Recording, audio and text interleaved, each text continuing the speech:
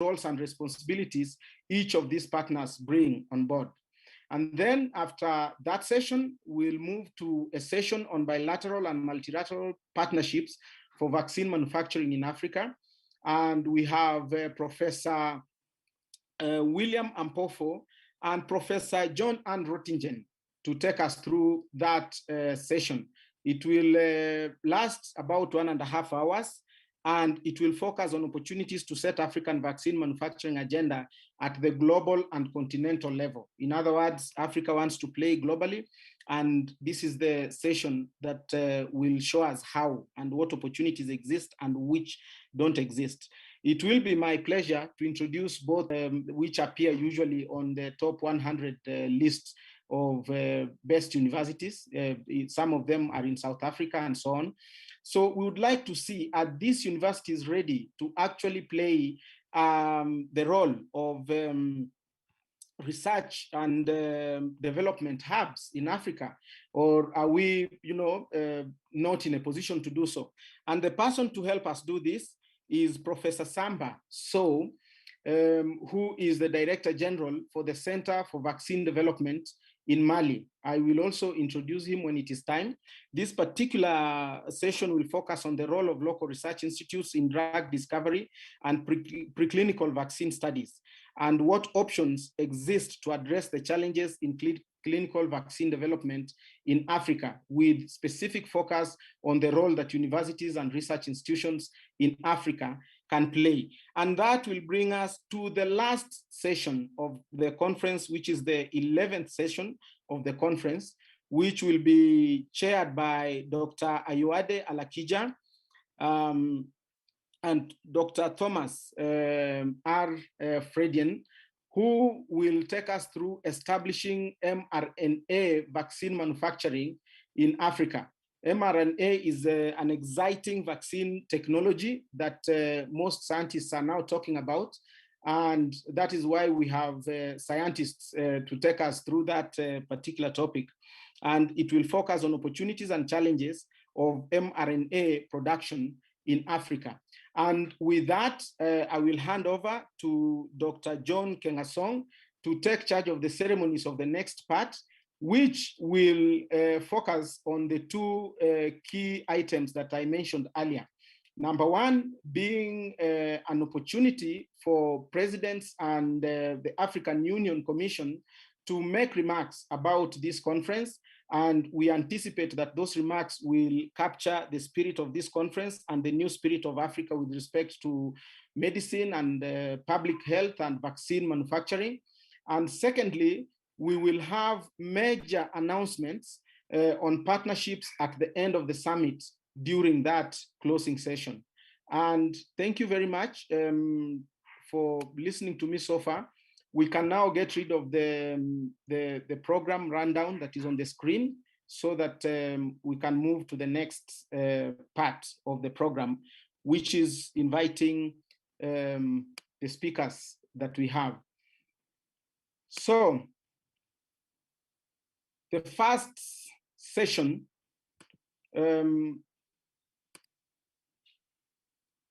which is on financing and investment of manufacturing of vaccines in Africa, is going to be presented by Dr. Donald Kaberuka, who is the chairman and managing partner at Southridge Group, a financial and investment advisory firm based in Kigali, Rwanda, which he co-founded.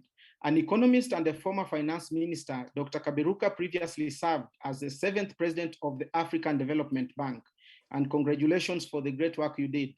Dr. Kaberuka is also currently the African Union High Representative for financing the Peace Fund and an AU Special Envoy for COVID-19 response. To help him moderate that session will be Mr. Sheikh Umar Saidi, who is the director of, who is the Africa director for the Bill and Melinda Gates Foundation. Sheikh Umar Saidi joined the foundation in 2018 as director for Africa from the World Bank's Group's International Finance Corporation, IFC, where he was the regional director for Sub-Saharan Africa, based in Nairobi, Kenya. In his role, Umar managed IFC's investment and advisory operations covering the region's 49 countries, financing and investment of manufacturing of vaccines in Africa. Over to you, Dr. Kaberuka.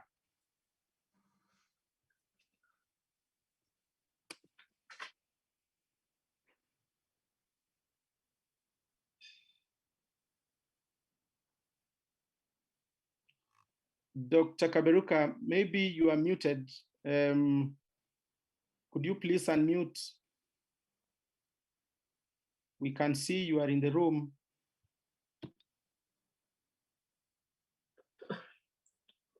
Hello?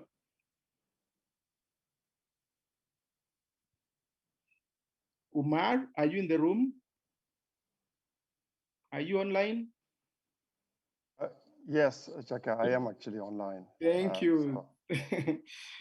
Thank you. I hope you are not uncomfortable starting while we wait for Dr. Kaberuka to jump in. No, I'm not actually. So first of all, I want to make sure, can you hear me and see me? Yes, I can hear you and see you, and assume that others can. So I'd like to thank all of you for joining us today, distinguished guests, friends, partners, and we'll all protocol observe. So in our session today, we have assembled an impressive group of panelists to discuss vaccine financing and investment in the continent. So I thought that we should probably first talk about what is it that we're trying to solve.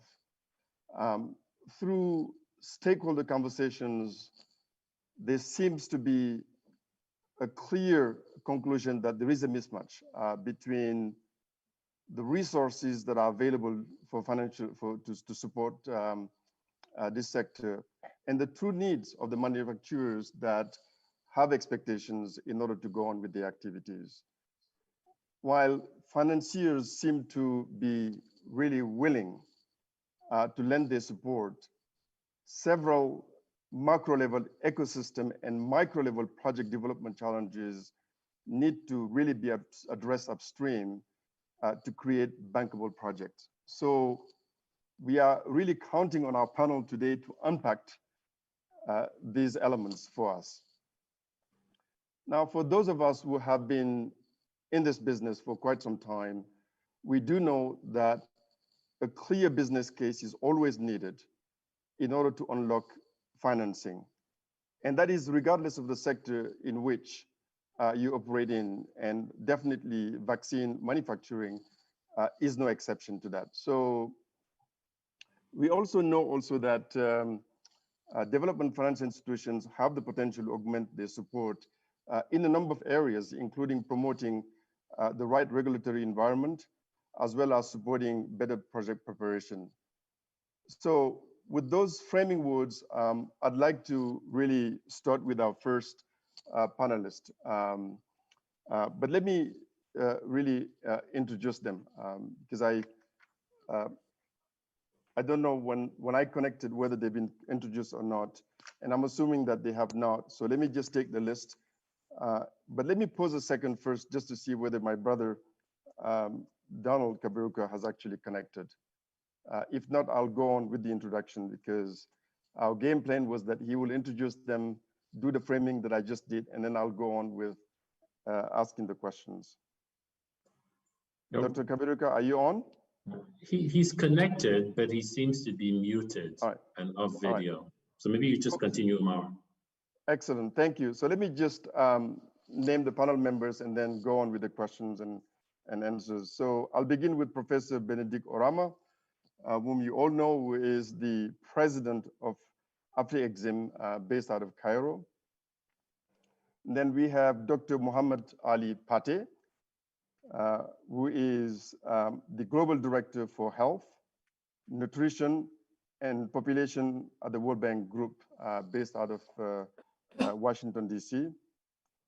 Then we have Solomon Quaynor, who is the Vice President, Private Sector, Infrastructure and Industrialization for the African Development Bank. After Solomon, we have Dr. Bandar Hajar, who is the president of the Islamic Development Bank out of Jeddah in Saudi Arabia. We then have Mrs. Nafisa Jiwani. She is the Managing Director, Health Initiatives for the United States International Development Finance Corporation from Washington, D.C. And finally, we have the voice of the country, Mr. Mobeni Mwefe, who is the Deputy Director General at the Department of Sciences and Technology at the National Treasury here in South Africa. I'd like to warmly welcome each and every one of you and look forward to this session with you. And would like to thank you also for accepting to join us in this forum. So my brother, Professor Orama, I'll begin with you. As you know, local manufacturers are always looking for investors and funding in order to increase their production. Can you tell us a little bit about the appetite and level of interest you see from funders like Afri-Exim, who are willing to support vaccine manufacturing on the continent? Over to you. Well, thank you very much, Umar. And let me begin by thanking His Excellency Musa Faki Mahamat, the chairperson of the African Union Commission, for convening this very important summit. I will also quickly thank our brother, Dr. John Kengason, Director of Africa CDC, for giving me the opportunity to make an intervention today. My appreciation also to you, and of course to His Excellency President Kaberuka and our colleagues on this panel, including Dr. Haja, who is coming in from abroad to join us here today. Over the past 2 days in this summit, we've heard about vaccine nationalism and how that is hurting access to vaccines for the continent. The arguments have been illuminating in many ways, throwing light on Africa's vulnerabilities arising from over-reliance on global supply chains for its critical health needs. And a consensus appears to be emerging that as we as a people must do something about it, that determined we must be. But notwithstanding, we must also realize that any change would take time, will not happen overnight. We must therefore have short, long, and medium and long-term plans. Several studies have been done and identified low-hanging fruits for vaccine manufacturing. Many of them point to the existing facilities, such as the Aspen Pharma in South Africa that is already manufacturing Johnson & Johnson vaccines, Institut Pasteur de Dakar, that is expanding its facilities, as well as Vacera in Egypt, that's also expanding. There are others in Nigeria and Algeria that are planning to also do something about manufacturing. It's planning a fill and finish facility. But we believe there's room for entrepreneurial leadership in creating new capacities. China and India about 15 years to be able to realize their ambitions about vaccine manufacturing. We believe it will take Africa a much shorter period, maybe half that period, because of advances in technology. However, entrepreneurs can only emerge if the enabling environment is right. One key enabler in our view that have been cited in many studies is the issue of demand certainty. Because when you talk about financing vaccines, banks, unless they are donors, will have to finance something that is bankable. And demand certainty is always that issue. While the African public vaccine market exceeds $1.3 billion, much of the procurement is through Gavi. However, manufacturers in Africa may not be able to access Gavi if they are unable to achieve low enough prices, or if donors are not supporting them to subsidize their cost. COVID-19, Ebola virus disease, and malaria are diseases against which new vaccines are emerging. They offer a new window for a more commercial vaccine market, providing opportunities to expand demand beyond the public market, which is currently covered by Gavi. Under this scenario, one way to address the demand certainty issue is perhaps through the creation of a continental platform for pooled procurement of vaccines. This approach has already been tested in the last few months with the setup of the Africa Vaccine Acquisition Trust by Afreximbank and the AU's Africa Vaccine Acquisition Task Team. The AVAT Trust is a vehicle that was used for the procurement of 400 million doses of vaccines from Johnson & Johnson for the continent, supported by a $2 billion advanced procurement commitment guarantee from Afreximbank. One idea we want to leave for the African Union to consider is for the AVAT Trust to remain and be used for any future AU-led pooled procurement vaccines. And as we look at developing the commercial vaccine market, that vehicle can, with the support of banks such as Afreximbank, African Development Bank, AFC, TDB, and others, enter into long-term vaccine procurement contracts with identified vaccine manufacturers. This will make it then possible for those manufacturers to access term financing, project financing to implement their projects and also make them viable. And a lot has also been said about standards, Omar, you mentioned it. And I want to thank Dr. Hajar because Afreximbank and the International Islamic Trade Finance Corporation just last year provided a grant of $1.2 million to the African Organization for Standards, which has been used to support the harmonization of 121 standards on pharmaceuticals and medical devices on the continent to facilitate production and trade of products that are key in the fight against COVID-19 pandemic.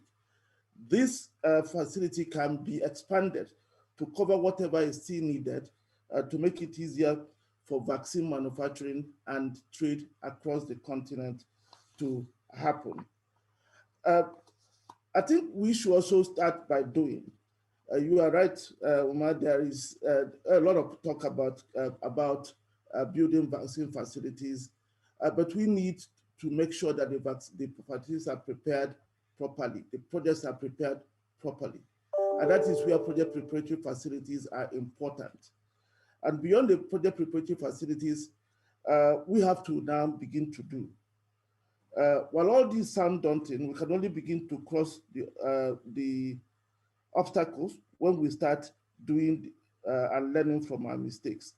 It is for this reason that we will be signing as Afreximbank and AFC a cooperation agreement for joint development of pharmaceutical parks and vaccine manufacturing facilities across the continent. We believe that when institutions such as Afreximbank, AFC, and similar institutions come together, we then have a strong convening power, credibility to attract additional funding. We will be committing initially $300 million to be able to build the initial park we are planning. So having said that, we are also available and actually are looking at other opportunities that have been presented to us to support vaccine manufacturing across the continent. We are also willing to provide project preparation facilities for those who are interested. Thank you very much for the opportunity. Thank you very much, Professor Orama. And I take note of the many initiatives that you put on the table and may come back to you to get a better sense of exactly what those opportunities entail for our audience. But let me now move on to our next panelist that I refer to as the voice of the country. And this would be Mr. Mubeni Muofe. I hope you are connected.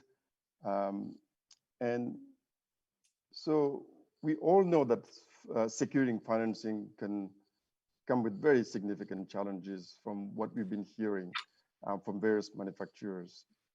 Can you, from your perspective, help us really better understand those barriers to securing the required financing, and also give us a sense of why is it that these barriers are still not being addressed, or perhaps are not being addressed the right way. Yeah, thanks very much, Program Director, and I want to also appreciate the opportunity to be able to speak to everyone today. I think there are really a number of challenges, especially when you look at Africa. In some instances, you find that we are compared with the situation in the developed countries, which I think in many ways is unfair.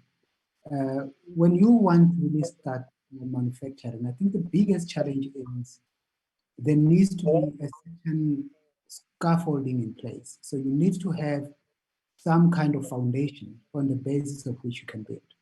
And in most cases, you find that in the African continent, we may not necessarily have that foundation. That's the one thing.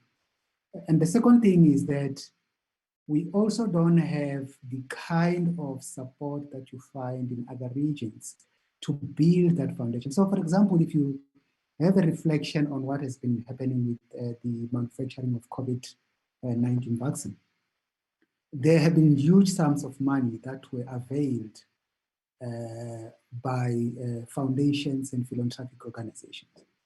And very little of that. In fact, I'm not aware of a single cent that was actually sent Africa's way. So what that means, it means is that for anybody who wants to become involved in funding, you don't have an aspect of partnership in carrying the risk that you would either find elsewhere. So if you are the African Development Bank, you don't find that the job is not as easy as you would have been if you were some kind of a European Development Bank or something like that. Because there you find that, you know, there will be already other funding that is coming in. So I think that lack of scaffolding is quite critical in us ensuring that the funding could actually come in. So you realize that money tends to follow other money. So I would therefore want to say we need to really have that call to those that are African, that are, you know, poised towards philanthropically contributing to the continent, to even consider the fact that we really need to help build this capacity. That's another point. Now, the one point that follows again is that vaccine manufacturing is quite a very difficult area to venture into in terms of its requirements, the skill set, the basis and dependence on research and development. And if we really face it again, we do not have as big research groups as they are in other parts of the world. And that is really where we also need to start building. And that building needs a lot of work to be done by government, a lot of work to be done by our own private sector, so that we can begin to also link. And I think that's really one critical aspect about what the funders also need to consider. And this goes to various treasuries in a continent, is to consider research and development as an investment, because you all build the capacity to manufacture vaccines on that basis. You can't just call anybody from the street and say, let's come and manufacture vaccine. So we therefore need to start by putting more money in that. It will make it easier for our financing institution to then have those barriers at least lowered enough to be able for them to jump.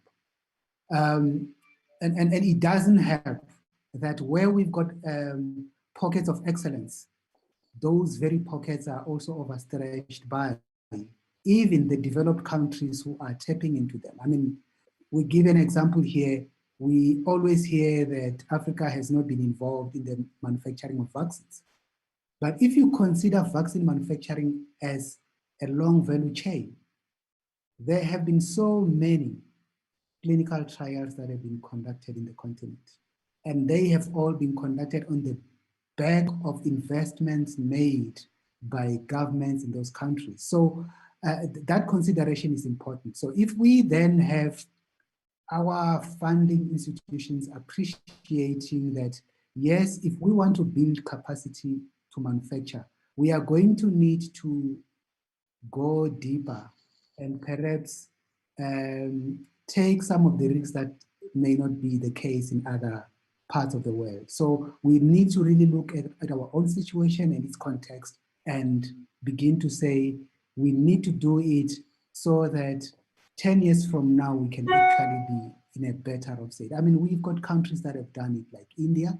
They are now basically manufacturers of most of the vaccines and also drugs. So I think as an African continent, we need to start today to say, when we have the next pandemic, which could be very soon, we should actually be either ready or on the way to being ready. So our financing institutions should also be able to say, yes, we appreciate, this is our context, we embrace it, and we want to build on it. Thank you so much. Thank you. That was very helpful, and you're absolutely right. We cannot wait for the next pandemic. This is work that needs to begin now. And I take your point on de-risking and also research. Now, let me turn to Mohammed, Dr. Pate, my brother. So the two speakers have kind of alluded to this, but I'd like you to tell us a little bit more about some of the macro level and upstream ecosystem activities that you think would be required to enable vaccine manufacturing in the continent. And also, if you can say a little bit more about how do DFIs like yours, the World Bank, can also put in their sister organizations in order to make this a reality. Over to you. Thank you, Omar. And thanks to the Africa Union leadership and the Africa CDC for convening this important conference on expanding Africa's vaccine manufacturing capacity. I know that yesterday's discussions, but also even the discussion paper that had been circulated ahead of this conference, had laid out adequately the issues, the challenges. So here I will focus my remarks on our perspective, as you've asked Omar, as the World Bank Group, on how development finance institutions can help solve the major upstream barriers, which have already been touched upon. And I will share also what the World Bank and IFC are already doing. A lot of work has been done over more than a decade, looking at the options for scaling up pharmaceutical and vaccine manufacturing in Africa. The World Bank and IFC have been involved at various levels, globally, regionally, but also in several countries. A more recent example is the Kilinto Industrial Park in Ethiopia, of which we are co-financing with various partners, some of whom are here, and progress has already been made in several dimensions. The progress, however, on manufacturing of pharmaceuticals and vaccines, as has been mentioned, is uneven across countries. And one potential solution would be to sort of think about regional manufacturing hubs and ensuring a common market to allow for the demand issue to be scaled up. I think Professor Orama hinted on that as a key issue in terms of demand certainty. For the vaccine manufacturing to really be successful in getting expanded to the level that we would like to see, important ingredients must be in place, and these are critical. Overall leadership and coordination of all key actors towards a common direction, as we are seeing now with the Africa Union, Africa CDC, with AfroExim, the African Development, and several other stakeholders and national governments, along with the multilateral financing institutions like ours, other regional development banks, bilateral organizations, private sectors, have to come together in order to bring this effort to fruition. And we must advocate for the political will to be sustained. Even though we are going through a COVID-19 pandemic, which has precipitated much of this discussion, this needs to be sustained. And to mobilize the required resources, different types of resources, including things like fiscal policy measures that need to be adjusted. For example, the tariffs on imported raw materials to help producers of vaccines or even manufacturers pharmaceuticals. Secondly, strengthening regulatory environment and harmonization within the continent. The World Bank has been supporting the African Medicine Regulatory Harmonization Initiative for more than 10 years with a regional approach that has been delivering joint dossier assessments, which then informs national decision-making on marketing authorization for pharmaceuticals. It has been applied to essential generic medicines in EAC, in Southern Africa, ECOWAS, and several other parts of the continent, and is supported by the regulators all over the continent. And the African Union, NEPAD, of course, on behalf of AU is coordinating and ensuring the ownership of this effort. And we're happy to support that continental effort on regulatory harmonization. The bank also supported the work to help define the development of the African Medicines Agency, including contributing in terms of the business plan that was adopted by the AMRH Steering Committee. World Bank is ready to continue with this work. This is critical because the regulatory environment needs to be, in a way, strengthened not only in terms of the inter-country harmonization, but also the capacities of the national regulators, including their own technical capacity as well as the financial capacity, so that they can play the critical role to enable the actors actually operate at the level that will ensure successful development of vaccines and other critical inputs that are needed in that space. Then finally, the gap in specialized human capital and talent has been mentioned as a key area. The World Bank has been supporting the African Higher Education Centers of Excellence project since 2014. And the goal of that effort is to improve the quality, quantity, and the development impact of postgraduate education in selected countries throughout the region.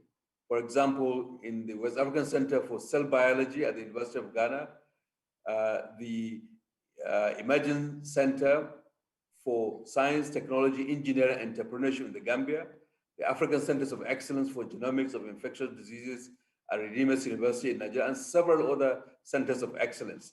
We need to do a lot more in that direction to build up the human capacity that will fuel the development of vaccines and the entire value chain, not only vaccines, but also other biologicals as well as pharmaceuticals. In addition, the vast trained African diaspora will be key to harness, and the World Bank is open to approaches that could enable the continent to harness its diaspora resources as well. Then improving access to finance for upstream business case development will be a key one. And I think Professor Orama alluded to what AfrExim and the exemplary leadership that it's doing together with AFC.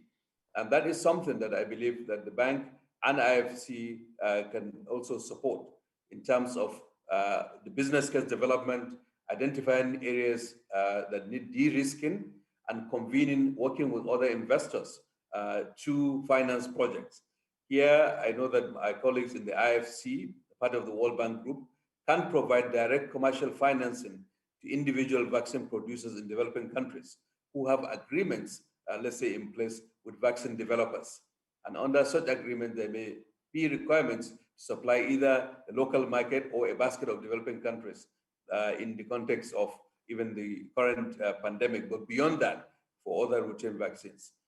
These financing from IFC would be able to fund upfront capex, raw materials, and other working capital needs for production before they can reach a milestone for things like advanced market commitment payments. And a link to things like advanced market commitments, such as what you are seeing through COVAX, if organized through, let's say, the African Union Vaccine Acquisition Task Force, can mitigate the demand and price risk and will increase the creditworthiness and enable more conducive commercial financing, and will also eliminate the need for grant funding or even more advanced payments to take the risk of the manufacturer. That is something that IFC is very much moving forward on. For private sector investments that are highly product dependent, IFC can also provide financing to the vaccine manufacturers with a backstop from grant providers on the risk of research and development.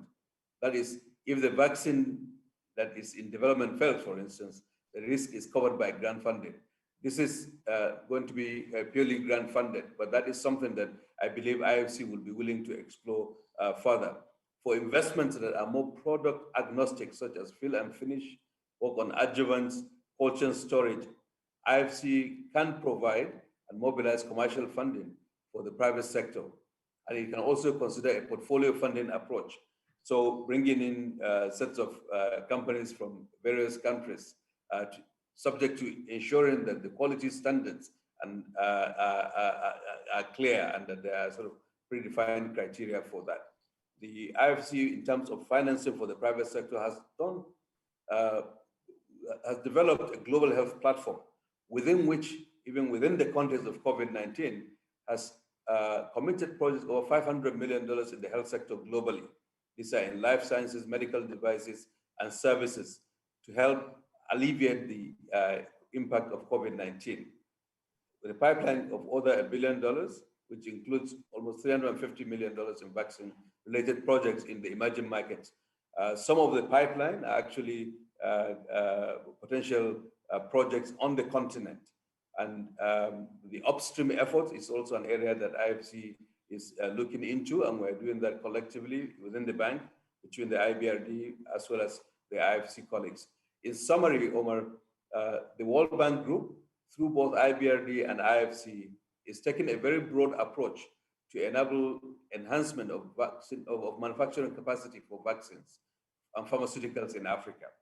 And this conference is a great start. And we really want to thank the African Union and the Africa CDC and all the panelists here for this great initiative, and look forward to working with you all on the next steps. Thank you, and over to you. Umar, Dr. Kaberuka is in the room, Yes, just for you to know.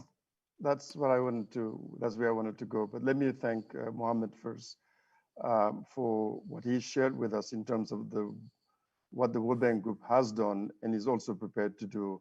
And as we have time, I may come back to you just for you to think about one or two things that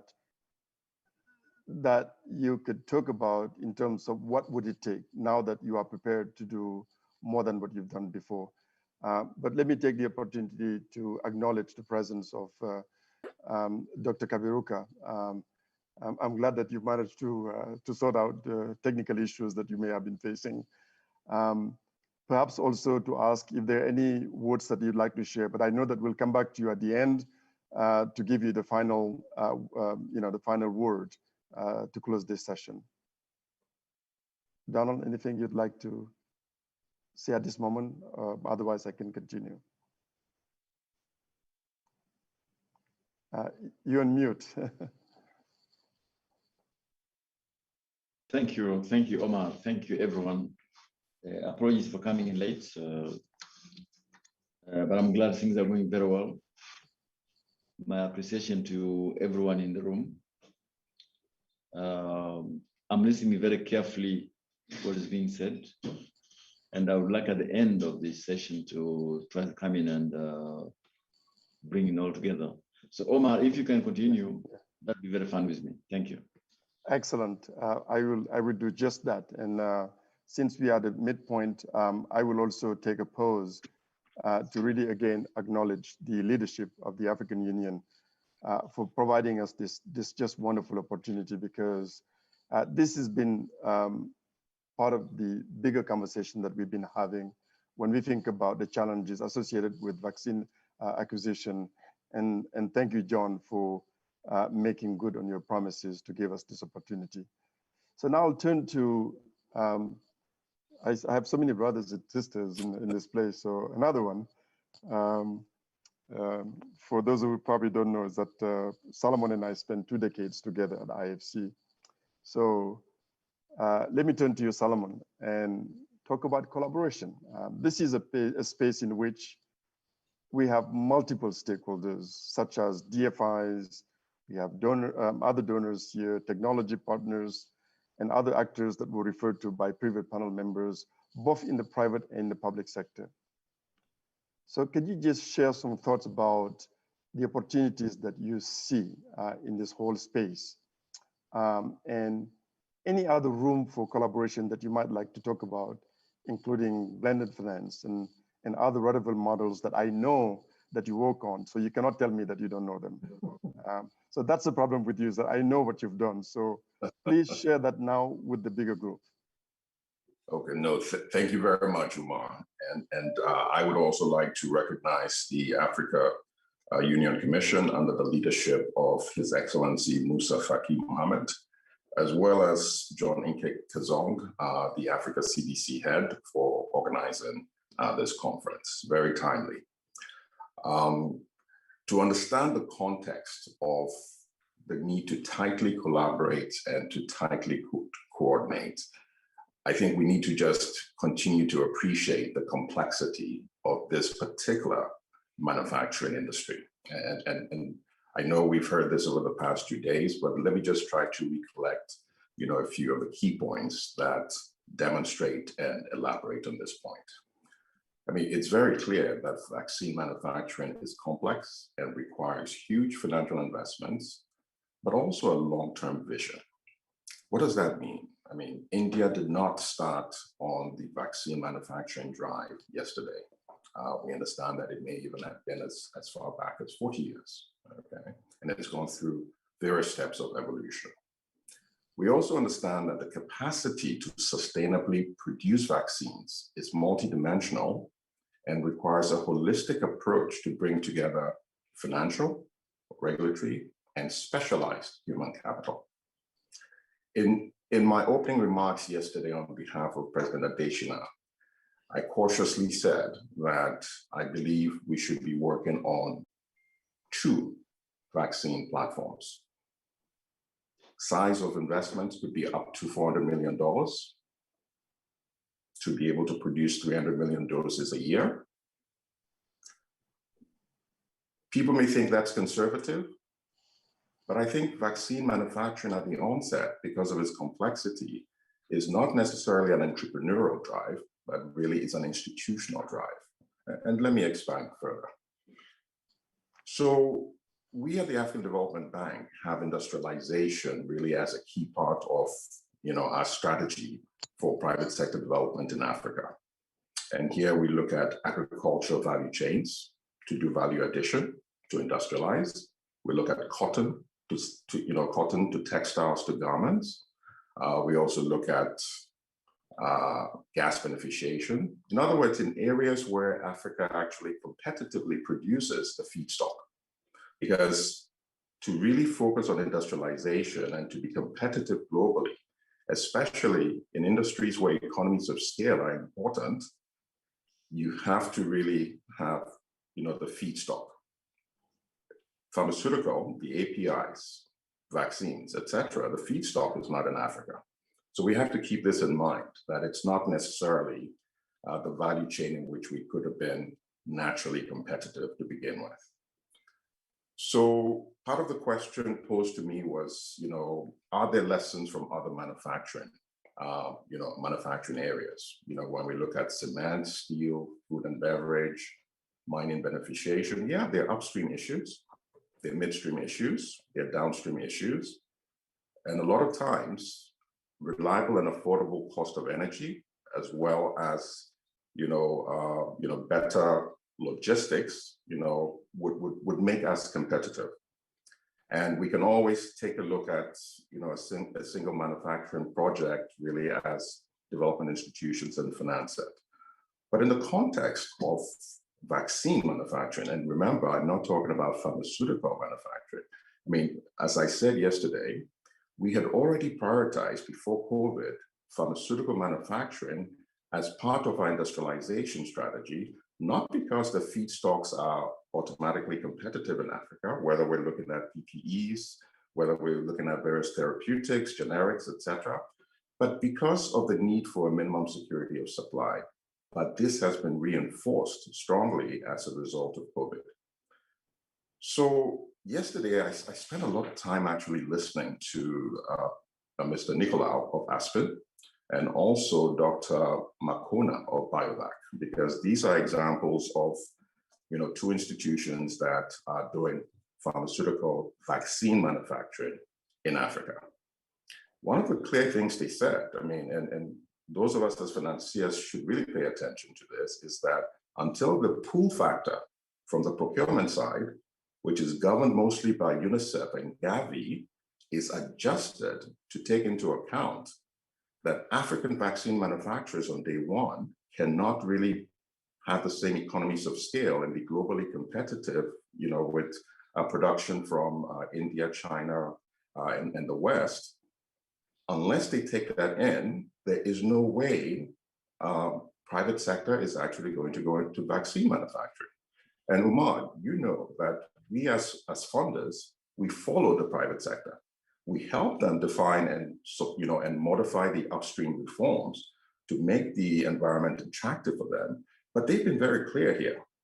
Unless the vaccine procurement mechanism actually changes to account for Africa at this stage of development not being as globally competitive, but trending towards global competitiveness with the support of 10 to 15-year offtake agreements, there will be no vaccine manufacturing in Africa. And this is part of the reason we need to be selective. We need to start off with a few models and try to make sure we work through those, notwithstanding the fact that some of the vaccine technologies may actually be modular in the future, but we're not there yet, really, on a global basis.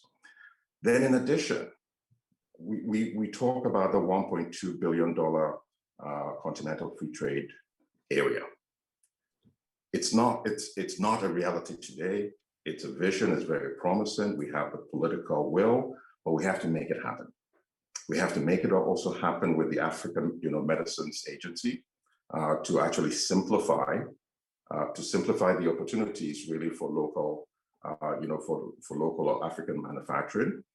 We have to really work, with vaccine technology development partners. We also have to work with technology transfer partners. And so this is where we're working with the Gates Foundation on malaria vaccines and other, COVID-19 vaccine technologies, because remember, downtime for a $400 million project, when hopefully we resolve COVID-19, cannot be afforded. That vaccine production facility has to be doing other vaccines as well. It's also a complex supply chain. I understand that Pfizer has 280 separate inputs. This was announced really at a Chatham-hosted global COVID-19 vaccine supply chain manufacturing summit. We have to keep in mind that even when we start to do vaccine manufacturing in Africa, it's not going to be totally disconnected from the global supply chains. We're going to need to get key inputs from global supplies. So this is part of the reason that we need to be selective. We need to have the political will from governments to understand that we're going to have to work with vaccine hubs. Now, let me present the example of the financing of BioVac as I've come to understand it, because I think this would demonstrate why all of us multilateral development banks and DFIs need to work together, but in a more tightly coordinated manner. So BioVac is a PPP model, about 48% owned by the government of South Africa and about 52% owned by private consortium members. It has both equity and debt to support really the bankability and viability of this platform. It also has fees for handling vaccines. It has a long-term offtake supply agreement with the government of South Africa. The local development banks, so I assume this would be DBSA, IDC, et cetera, have put in some loans. There are bilateral grants in kind, and also, through grants. There's a technical support agreement from the WHO, and there are grants even provided by the government through the Department of Trade and Industry. This really means that to even get one platform going successfully, you need a combination of financial resources. And blended financing, is definitely one of those. For institutions like ourselves and, the World Bank, we should be able to provide partial risk guarantees to anchor the supply agreements. Dr. Orama has talked about, utilizing a VAT, over the long term. That is the Africa Vaccine Acquisition Trust, to really support the procurement of vaccines for the African vaccine manufacturers. So all of this demonstrates that we're going to have to work together. And once again, the definition of partners here, like you said, is ecosystem partners, not just financial partners. But if ecosystem partners don't work together, the project is not bankable ultimately. So the MDBs will have to work together. African MDBs and DFIs need to provide leadership on the ground, but we need to work with the World Bank, we need to work with the G7 DFIs, we need to work with the European DFIs, and we even need to work also with the Asian DFIs because they're going to be support, they're going to be supports to the global supply chain from those areas. So let me end there, Umar, for now. Thank you. Thank you very much, Solomon. What you talked about, I can best describe as, let's start with the reality check and then figure out how to do it, knowing that the market forces out there that we cannot ignore, and also a history there that is also looking at us. And then you talked about collaboration. And as I think about this platform that is given to us, I'm also thinking about these realities have been there in the past and they continue to face us. When do we just say, you know what, we've known enough. Can we just now start a fresh look as opposed to saying, okay, we're going to be doing this? So that's what I'm hoping also that we can come to in terms of that conversation, not just on financing, but on other aspects of vaccine manufacturing that you've seen throughout this, this conference. So thank you for that, Solomon. Very much appreciated. So now let me turn to a very important institution that was referred to earlier in the conversation by Dr. Orama in terms of what the Islamic Development Bank has been doing. And Dr. Hajar, so I'd like to come to you and just as we look at the various types of financial support that we see in different forms of combination of debt and or equity that are available to institutions like yours. And then the landscape that include, other donors, impact investors and financiers, and what you've heard earlier. Can you just share with us, with your experience, the things that you've really seen have actually worked? And then in the countries and sectors in which you've had them, and anything that you also would like to talk about, because there've been a lot of conversation here about, things that work, the ecosystem, et cetera, et cetera. So I'll hand it over to you now. And let me also, and I should have done that right at the beginning, that for many of us, this is the beginning of Ramadan, and would like to wish Ramadan Mubarak to everyone. Over back to you. Thank you, Omar, for the question. And first of all, allow me also to thank the organizers, the African Union and the African CDC, for holding such an important and timely conference. As you may know, that the Islamic Development Bank is working to improve people's life in 57 member countries, and more than half of our member countries are located in Africa. So we are very honored to serve many of our African sisters and brothers, and we commit ourselves to achieve that goal. And since inception, our ISDP group has approved more than $6 billion for various health programs.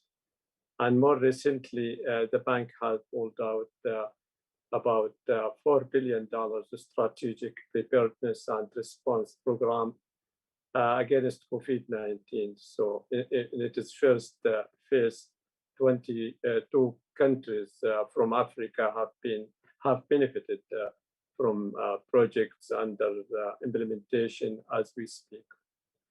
As an MDB, we have several windows of financial support, leveraging this wide range of instruments bring positive developmental impact to our member countries. Our principal instrument is the sovereign concessional loans, which we have deployed, for example, to support the yellow fever vaccine production project for Senegal with the French Development Agency or the avian influenza control project in Egypt.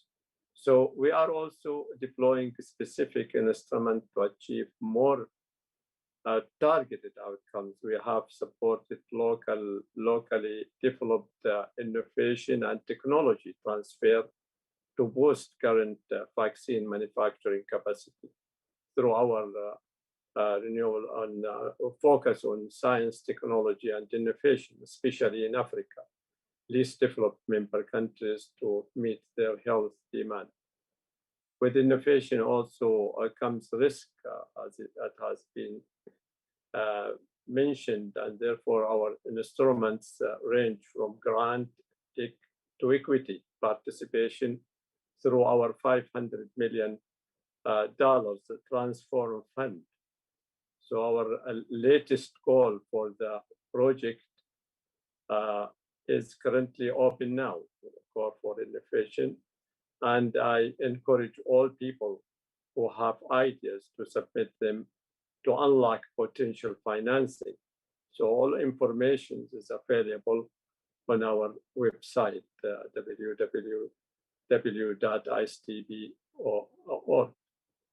I believe we as MDB need to innovate ourselves, which is why we have deployed blended financing through our partnership with Bill and Melinda Gates Foundation and other partners in the Life and Livelihoods Fund, where we are financing vaccine against polio at scale.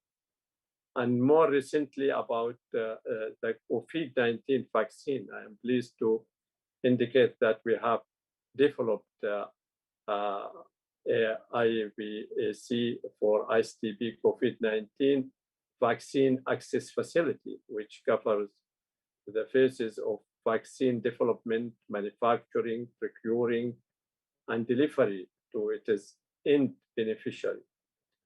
So it is a program with the initial financing of $875 million, allowing us to leverage our different entities' mandate.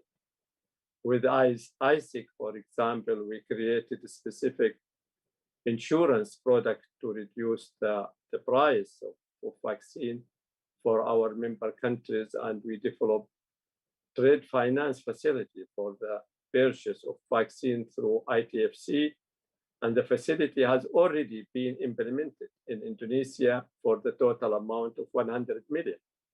So we also are looking at PPP modalities to support both the construction and operationalization purchases of health infrastructure. All this work is guided by our new focus on global value chains and our member countries' comparative advantage. Here, I just would like to highlight two important points, which Omar, you mentioned at the beginning. First of all, the mismatch between finance and resources and need. In fact, the global market, the global capital market has more than $200 trillion looking for investment, and investing in vaccine is no exception. But as you mentioned, we need really a bankable project and we need clear business case. I do strongly believe in support this view. And the second point, which is very important, as also has been mentioned, that investing in innovation and in the area of R&D is a high-risk transactions from the banking point of view. So here, the role of the government is very important, and a multilateral development bank. We are the first and the only multilateral development bank who established this transform fund with $500 million to bear the risk of developing and participating and contributing in developing and finding solution for the development challenges facing development countries. So this is really very, very important that to focus how we can help our member countries to build a STI ecosystem. This pandemic is not the first, and it will not be the last. And investing in science, technology, and innovation is a long-term investment. So we really needs a collaboration, as it has been mentioned.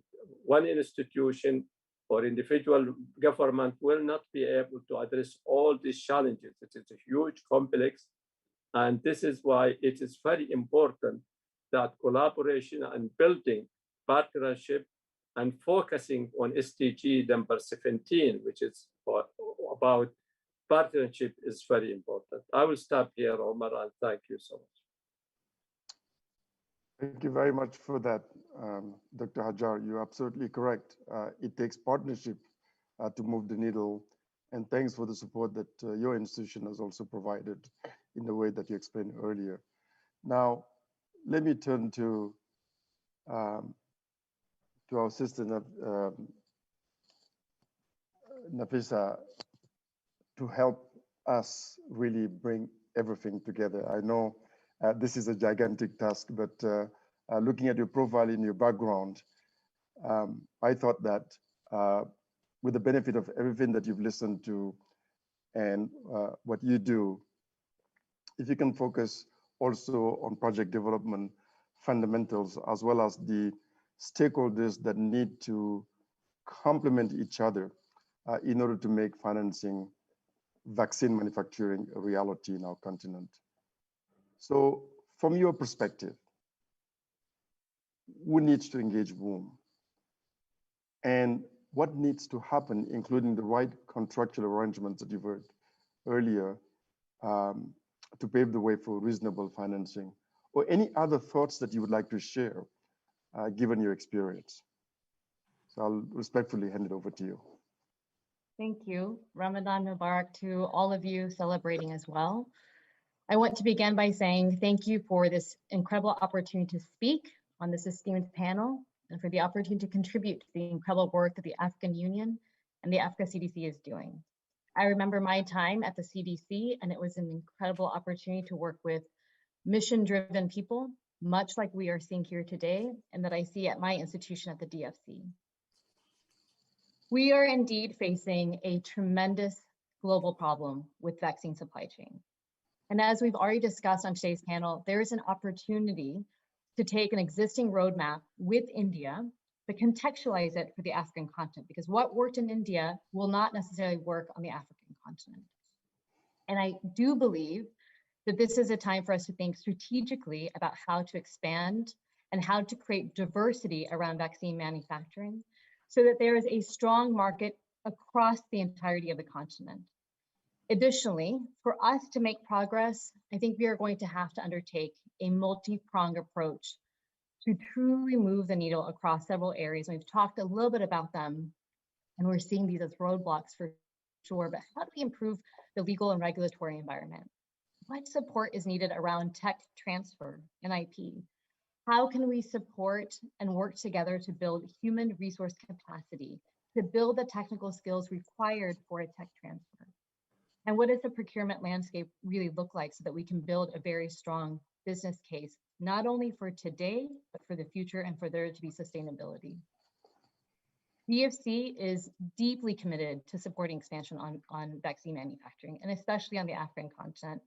We are currently in discussions with manufacturers on the African continent to better understand what the roadblocks are and how we as an agency can help support and bring in partners to help companies get ready for expansion.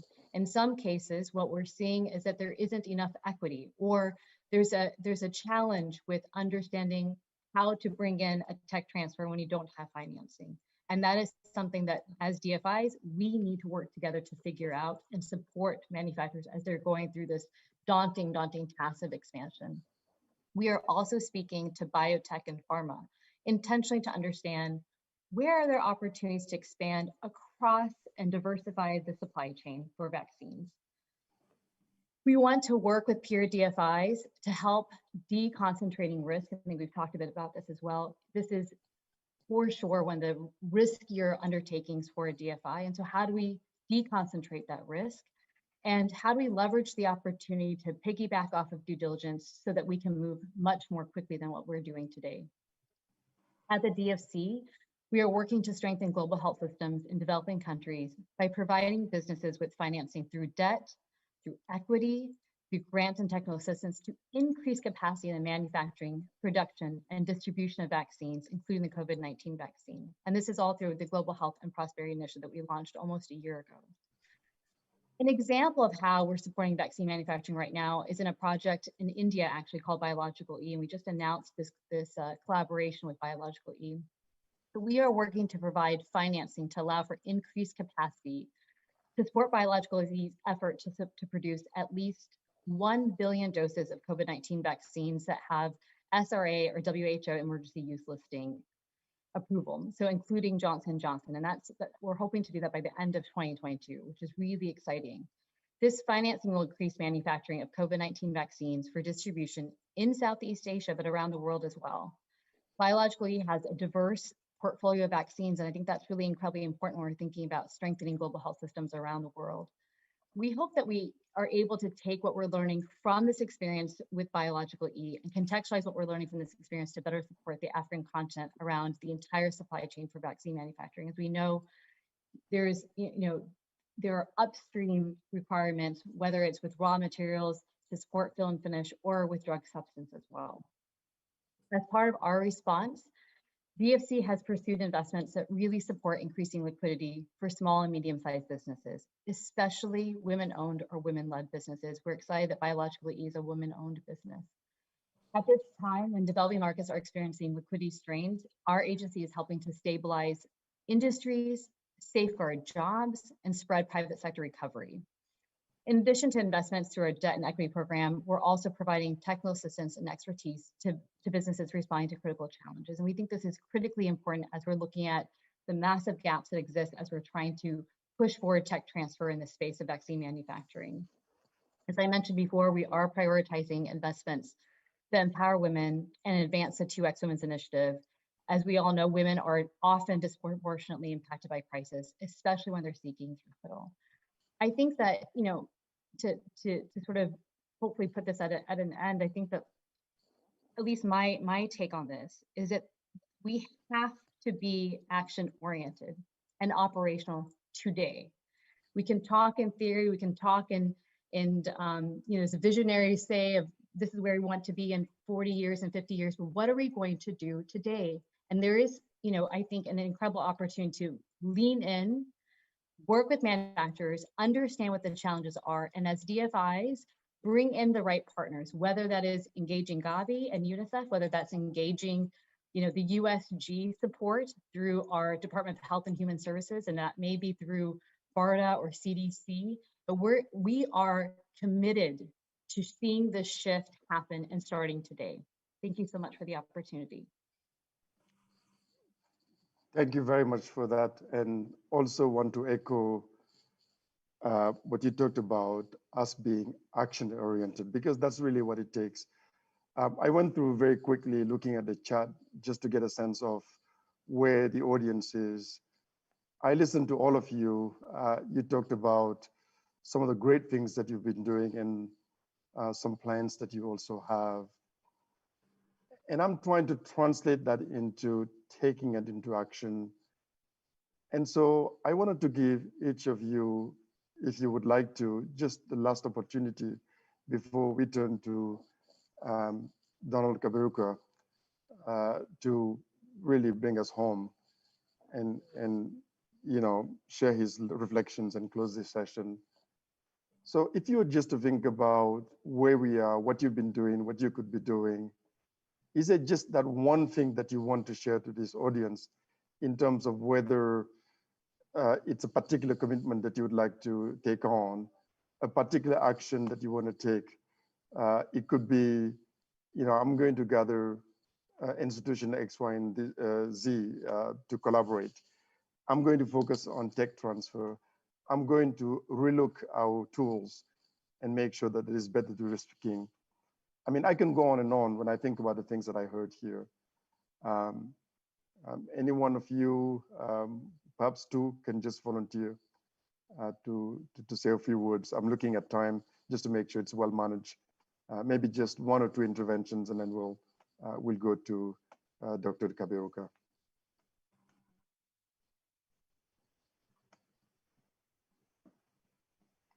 Well, Umar, let me just volunteer to. All right.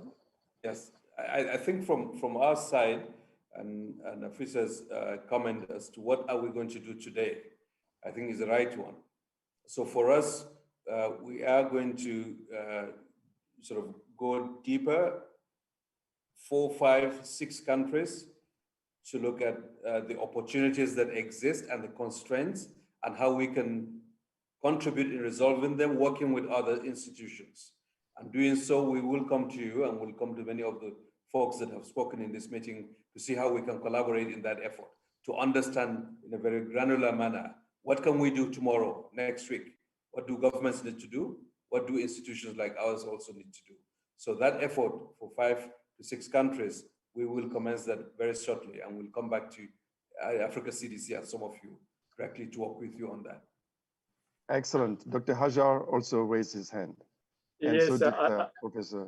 I can confirm that the ISTP is committed to further developing initiatives, particularly in Africa, and to invite other partners to effectively support the African continent, including the Arab Coordination Group, UN agencies, philanthropic organizations based on the coordinated response. And to be successful, we will need full support from the African governments to effectively and efficiently implement the various response package. And I feel myself of this opportunity to reiterate to the Islamic Development Bank continued support to the African Union and the African government in the fight against the COVID-19 pandemic and improve the situation. And on the other hand, the whole approach of the pandemic has been guided by response, restore, and restart. And the subject of our discussion is linked to the 3 Rs and how to restart while being more resilient. And the ISTP under this track, the vaccine development and manufacturing at biotechnology firm and manufacturers in member countries. So this effort will be coordinated with the coalition of the many partners. Once again, I would like to thank you for this opportunity. Thank you. So we'll end with Professor Orama. Thank you very much for the opportunity, and let me also thank all our colleagues on this panel. I think from our perspective, doing nothing is not an option because we've been involved with the effort of the African Union to fight this pandemic in many ways. And we saw so many things that as an African that I thought were humiliating. We are talking about vaccines today. Earlier on, we are talking about PPEs, test kits, therapeutics. We had a situation where President Bank actually approved money, but we are told to our faces, I mean, the envoys, African Union envoys that are here on the panel, we can't sell to you. And we look around, we couldn't find anything to buy. And if you go back to HIV, it took Africa 12 years or so, Dr. Kegerson can tell you, to get retroviral drugs. And between that period, millions of Africans died. So we have to look at our whole pharmaceutical industry and really do something about it. We shouldn't let this opportunity go to waste. It's a devastation that this has caused, But one thing it has done, it has mobilized everybody. You can see what everybody is talking about. The World Bank, our brother party, Quena, the ADB, the Islamic Development Bank, and the same thing from everybody, and the government. So what do? Research and development is important. But if we want to develop through research and development today, it will take us years. We should go and fight about trips. Our government should fight to get the trip waiver.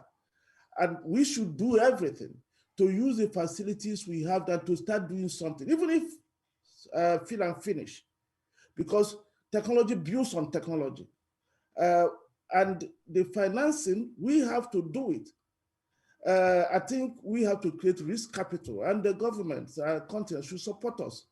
Institutions like a Present Bank, like the ADB and others should put their risk capital out there to push development of some of these projects, knowing that you're taking a higher risk than normal, but the rewards in terms of what it does for the continent overall will be higher.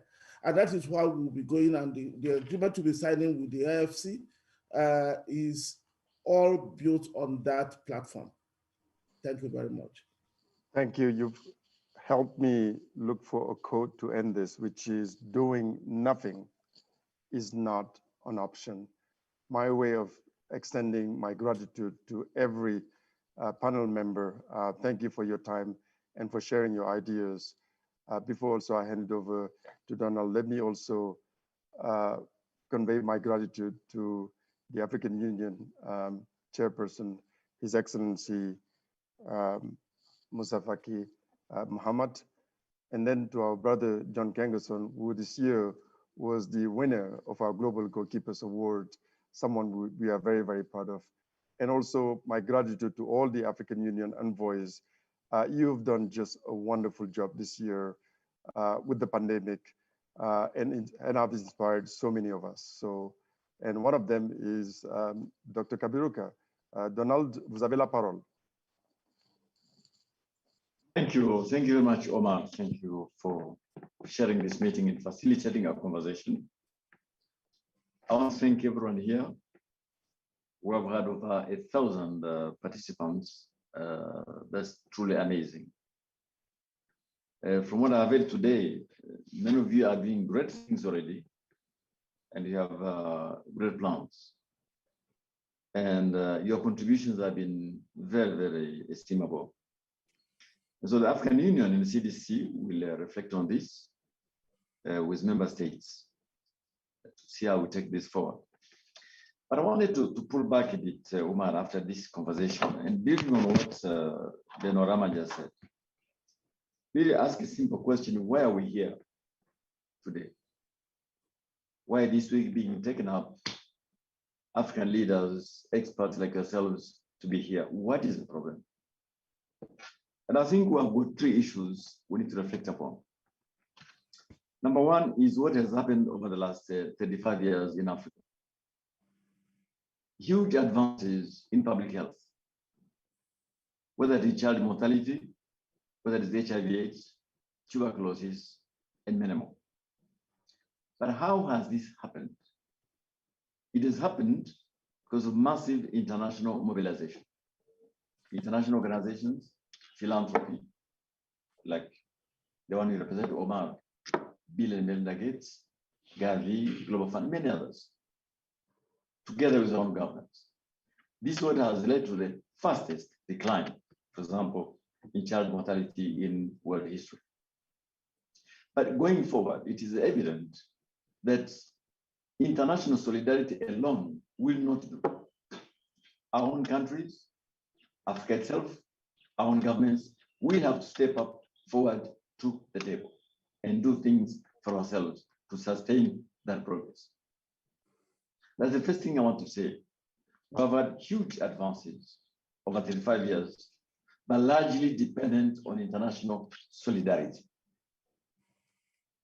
And yet, as we have seen during this crisis, international solidarity is very fickle. It's very volatile. And therefore it means if we're going to sustain the gains, there has to be some rethinking of what we ourselves do in Africa. That's the first point I want to make. The second point I want to make is what has happened over the last 6 years, from the time we had the Ebola. What have we seen? That in spite of enormous theoretical build-up of international architecture for global pandemic preparedness, we have been caught wanting, whether it's Ebola or now COVID. The international architecture for dealing with massive pandemics has simply not been there. And if it has been there, it has been inequitable. It is a global health security issue only if it impacts significantly rich countries and people in wealthy countries. But if it is a threat which is not impacting wealthy countries, as was Ebola, and as has been now HIV/AIDS, no, that is an issue for humanitarian organizations, development institutions. So we're seeing an issue of global health security against global health equity. And what is my third point? What have we seen in the last 1 year of COVID-19? As Ben Orama was saying, we're now discussing about vaccines, but it's not simply about vaccines. African countries, even those with money, struggled at the beginning to get testing equipment, to get protective equipment. Very few countries were producing testing materials, well before even thought about vaccines. But there were even a limited number of countries had even simple things as masks. Then, of course, some efforts were made. So we have learned a lot of things, as Ben says. And then let me perhaps pull this back to what many of you know, because they're from the financial institutions. In 2009, we had a global crisis. But this time it was a global financial crisis, which affected the financial stability of many countries. And the world came together, in spite of the differences, and provided solutions, including through many of the organizations. The DFIs were recapitalized. The resources of the IMF were increased vastly. Special drawing rights were increased by 10 times. And we were able to reestablish some normalcy in the international financial institutions.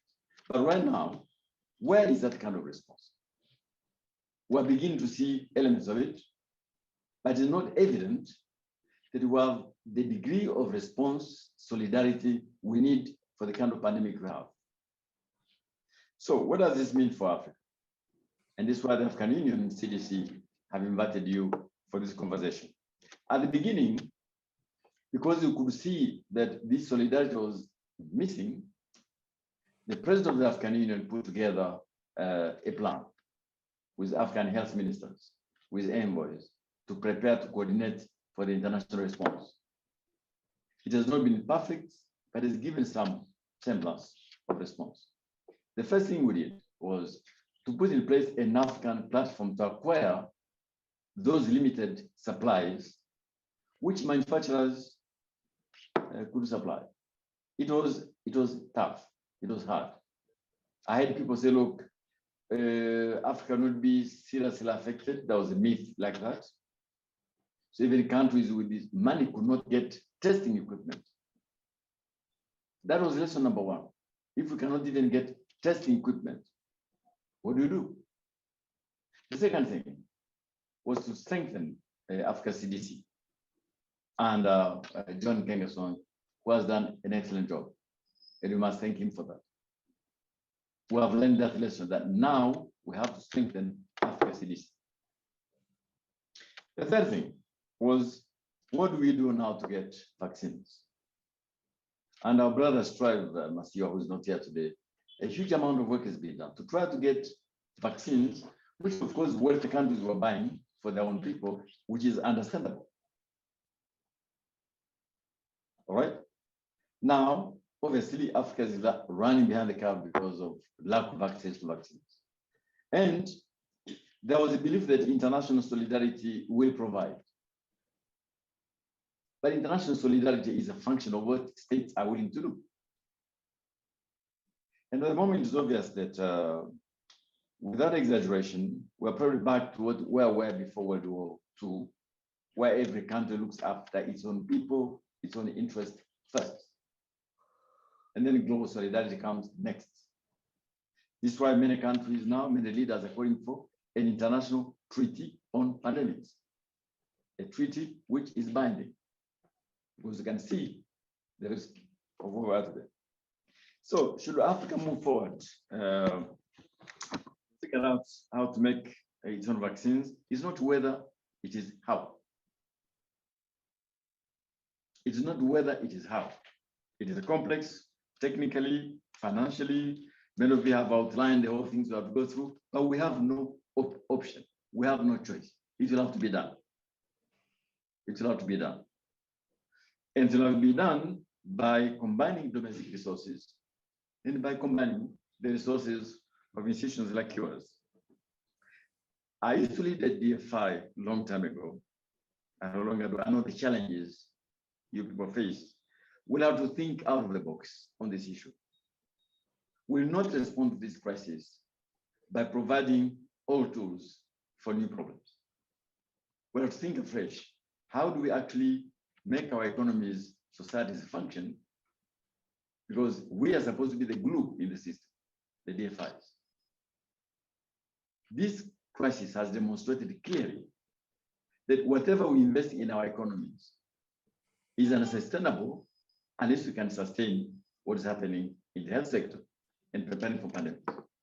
So I want to urge you, with all the issues you have mentioned, you have the willingness, you have the knowledge of financial engineering, you know to do about complex supply chains, you know how to link up with manufacturers, we know issues of bankability, de-risking. So there's, you know, tons, you have knowledge.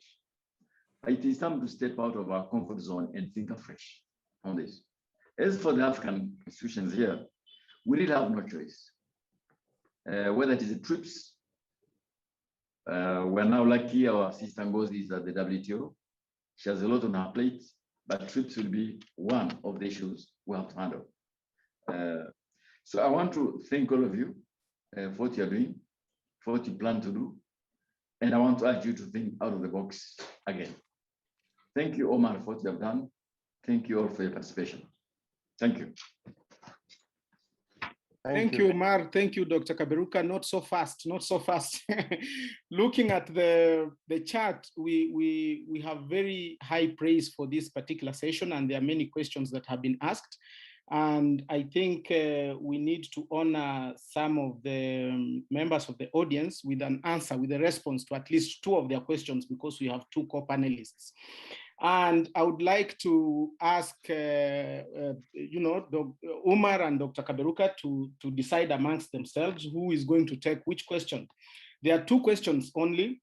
And one question looking at the chat that keeps coming up is the question of philanthropists in Africa. Does Africa have its own philanthropists who can catalyze the financial scaffolding that this session has mentioned, and which is necessary for this kind of support and for success? Number two, the second question is, what kinds of funding commitments would AU member states need to make? And those are just two questions picked out of 1,000, but they revolve around themes. The first theme is that of philanthropists in Africa, and the second theme is that of political goodwill and what AU member states need to do. So please, Umar and Dr. Kaberuka, over to you before you leave the stage. Thanks. I think the first question is a trick question.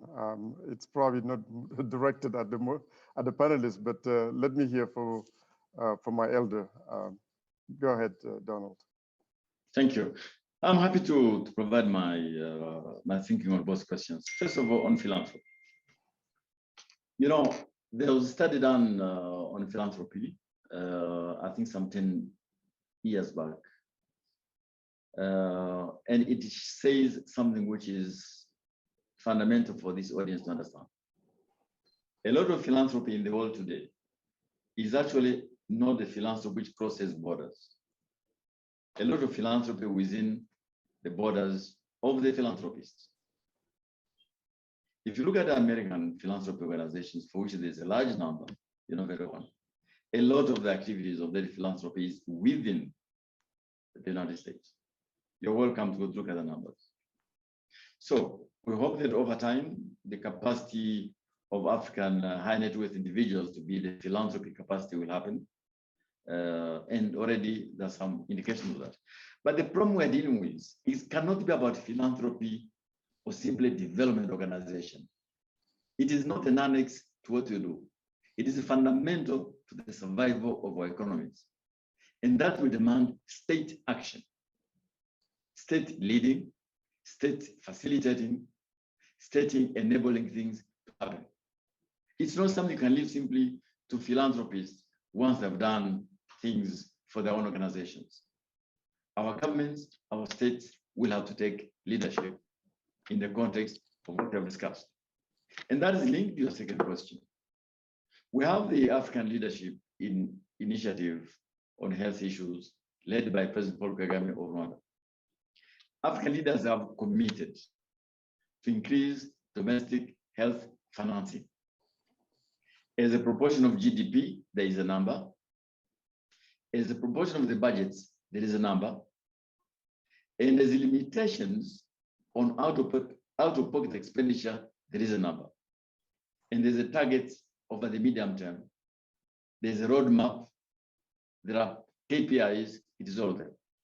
It is time now to accelerate that particular initiative, which will include ways to work with the private sector to increase domestic health financing now that we can see the damage which they can do for our economies.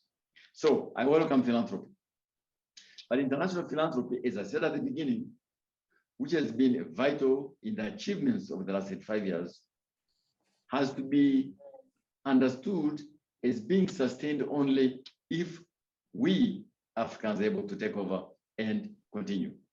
Even the philanthropist will tell you that. Now, my fundamental belief is that this initiative in Africa to increase domestic health financing, we now to take probably one of the highest priorities for the African Union. Because now that we know that international solidarity, global health equity issues have their own health limitations in the face of a pandemic like this. But over to you, Omar. Yeah. Thank you. So maybe in the interest of time, I'll just focus on one of the questions, given, I guess, the relevance with me, since I am part of a philanthropy. I lead a philanthropic organization in the continent, to say a few things. The most critical things I would say, given the 3 decades I spent in development, it takes all of us. And that was part of the theme that we talked about, is that this is a collaboration that includes financiers, that includes government, that includes, in this case, technology providers, philanthropists, and everyone.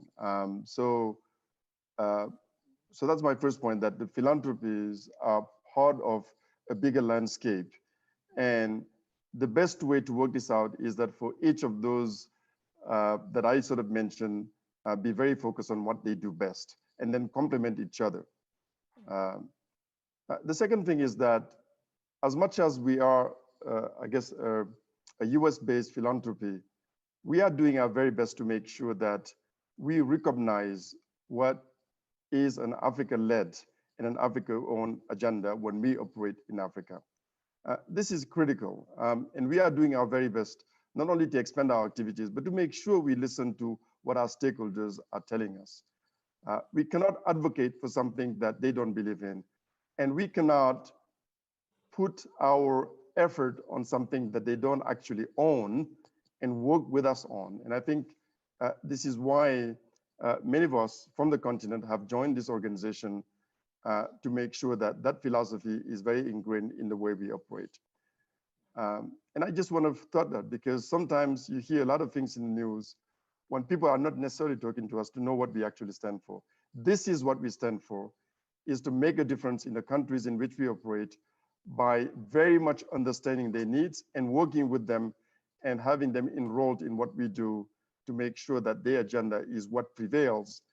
And without that, I cannot understand what happened. And then the final trend, which is very, very hopeful as I see when I talk about the first theme about it takes all of us to do it, is what I've been seeing about local philanthropists in this continent who are really going beyond what I would call the call of duty to make a difference in this place. And, and I've seen some of them really inspire me. And one of them is Strive Masiyiwa.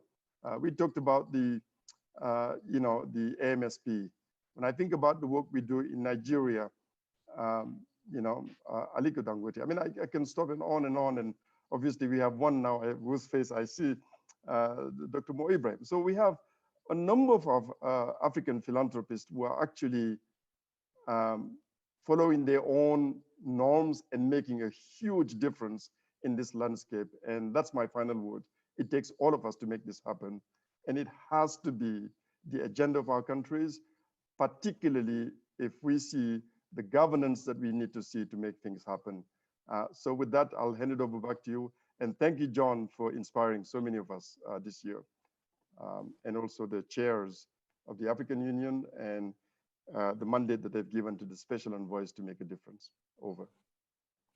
Wonderful. Thank you very much, Umar. Thank you very much, Dr. Kaberuka, for a very wonderful session. And thank you for setting such a high tone for the day. So we now move to the second session of the day, which is the role of Africa's private sector in advancing an enabling manufacturing environment. And this session will focus on current gaps, potential opportunities, and short and long-term solutions for African private sector leaders to unlock the enabling environment for vaccine manufacturing in Africa, and roles and responsibilities for Africa's private sector.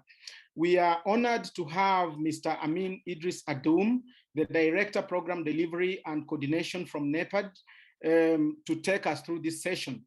Mr. Amin Idris Adoum is responsible for coordinating the African Union Development Agency Programs Delivery and Coordination Directorate to drive and accelerate quality implementation and delivery of programs in infrastructure, energy, environmental sustainability, trade and industry, education and human capital, and innovation and technology. That is quite a huge portfolio, and we are honored to have him with us today.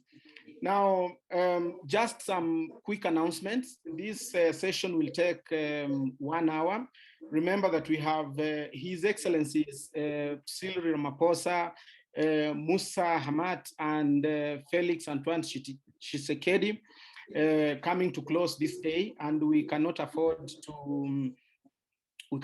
to delay them. So for that reason, we are going to keep time, and I would request Amin to keep looking at the chat, because I'll be sending him text messages to remind him about where we are with time and stuff like that. And I would like us also to have a few minutes left at the end, say 10 minutes, to respond to questions from the audience. And over to you, Amin. Thank you very much, Program Director. We will make sure that the time is kept. So, ladies and gentlemen, good afternoon. It's my pleasure to moderate this session that will be conducted by Dr. Mo Ibrahim, who is the founder and chair of Mo Ibrahim Foundation. Dr. Ibrahim is the founder and chair of Mo Ibrahim Foundation, which he established in 2006 to support good governance and exceptional leadership on the African continent. Dr. Ibrahim Mo is from Sudan, and he's a distinguished business leader. We would have as well Mr. Shamil Joseph, who is the Group Chief Executive Officer for Vodacom Group in South Africa. Mr. Shamil joined the Vodacom Group in 1994, and he currently serves as the Chief Executive at Vodacom Group Limited, a position he held since 2012. We have also the pleasure to have with us Mrs. Zuwera, Madam Zuwera Yusufu, who is the Managing Director and CEO of the Aliko Aliko Dangote Foundation. Madam Zuwera Yusufu is Managing Director and CEO of Aliko Dangote Foundation, which is the largest private foundation in sub-Saharan Africa based in Lagos, in Nigeria. She leads the foundation's efforts to improve the health, nutrition, education, and economic empowerment outcomes for African citizens, and primarily in Nigeria also. We have as well Dr. Edem Adzegeno, who is the co-chair of Afro Champion. Dr. Edem is an accomplished investment facilitation, government affairs, and international crisis management specialist for global investors and business across the continent. Africa, actually Asia, Middle East, but also Europe and North America. And then, so those are the speakers for this session, which is around the private sector role in promoting and accelerating the manufacturing of vaccine in Africa. Ladies and gentlemen, today, several barriers have been defined and highlighted across the continent that could prevent vaccine manufacturing to be realized even in long term in the continent. So from an agenda setting and coordination perspective, no current unified and operational continental strategy is witnessed, and there is really no clear ownership of role for the stakeholders. On top of that, on the regulatory side, a continent-wide harmonization is not yet implemented, though we have the AMA, which is the Africa Medicine Agency, and there is no regional harmonization as well, expanded, you know. Additional to that, you have demand certainly appears to be one of the highest barriers to overcome. You know, there is low demand volumes and uncertainty unless, you know, there is also the issue of the financing. Financing is limited for local manufacturing in Africa, primarily due to perception of high risk and unclear business case articulation in the continent. As you know, most of our countries are really perceived as highly risk for businesses. There is also a skill shortage on pharmaceutical, biotechnology, and industrial talent as well, you know. And there is an unreliable infrastructure actually for vaccine production in some countries. The issue of power and water, facility level, you know, the issue of transportation and supply chain and logistics for domestic or regional export, but even national actually transportation. You know, all those issues actually prevent the possibility to export local products toward other African countries. And finally, intense and coordinated collaboration between government and private sector is also not very clear. This is actually needed to advance the conversation on local vaccine manufacturing. So, ladies and gentlemen, we are going to go through all those questions with the panelists. The first one who is going to intervene is Dr. Edem Adzegeno. For him, I have this question. Dr. Edem, the private sector is key to drive local manufacturing on the continent. How do you think the private sector actually can signal its support to local vaccine manufacturing? Dr. Edem, you have the floor. Thank you very much, moderator, and thanks to Africa CDC for having us. I think the role of the private sector has to be defined within a context of how we architect the entire value chains for vaccine manufacturing. Because for too long, we tend to emphasize on the end product, which is the actual vaccine. But when you look at private sector within, take an ecosystemic lens within the broader private sector and the capabilities and potentials that exist, you have to look at it in the following. One, that there are so many adjuvants, conjuvants that go into making of vaccines that if we are not careful, we'll focus too much on just the vaccine and end up spending 80 to 90% of products that we need to go into the vaccine to be still imported. And private sector only sees value where they can create economic value for themselves. And there's so much capacity in the continent, particularly with respect to people who we would normally never consider within the private sector as being part of the key people to go to when you think of vaccines. So the tendency is always to go to pharmaceutical companies, which are doing an amazing job, or to go to biomedical institutions who are doing an amazing job. But there are people who are more nimble, who may not have the brand, who may not also have the, who have entrepreneurial, but also capacity to do things like fermentations, people who are doing things in the, in the probiotic space. And these are people who are actually much quicker to arriving at the vaccine than somebody, say, doing paracetamol. And we will miss those latent people within the ecosystem that are so powerful and also are part of the private sector that we need to bring along. And you can look in also in the IT industry, things to do with protein folding, which is very essential. So we've got experiences on the continent where we tend to produce, but the production mentality is really to look at all the intermediate costs, intermediate products that go into the production to come from external places. And in doing so, you end up finding out that the cost of production is going to be extremely high.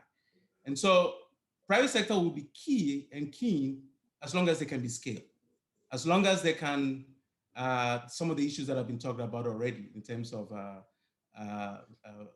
evading things like vaccine nationalism, looking away from things like harmonizing of regulatory issues, among others. And if we can give that space to the private sector, you'll be amazed at the latent power that exists within the ecosystem of the private sector. And you don't have to signal them.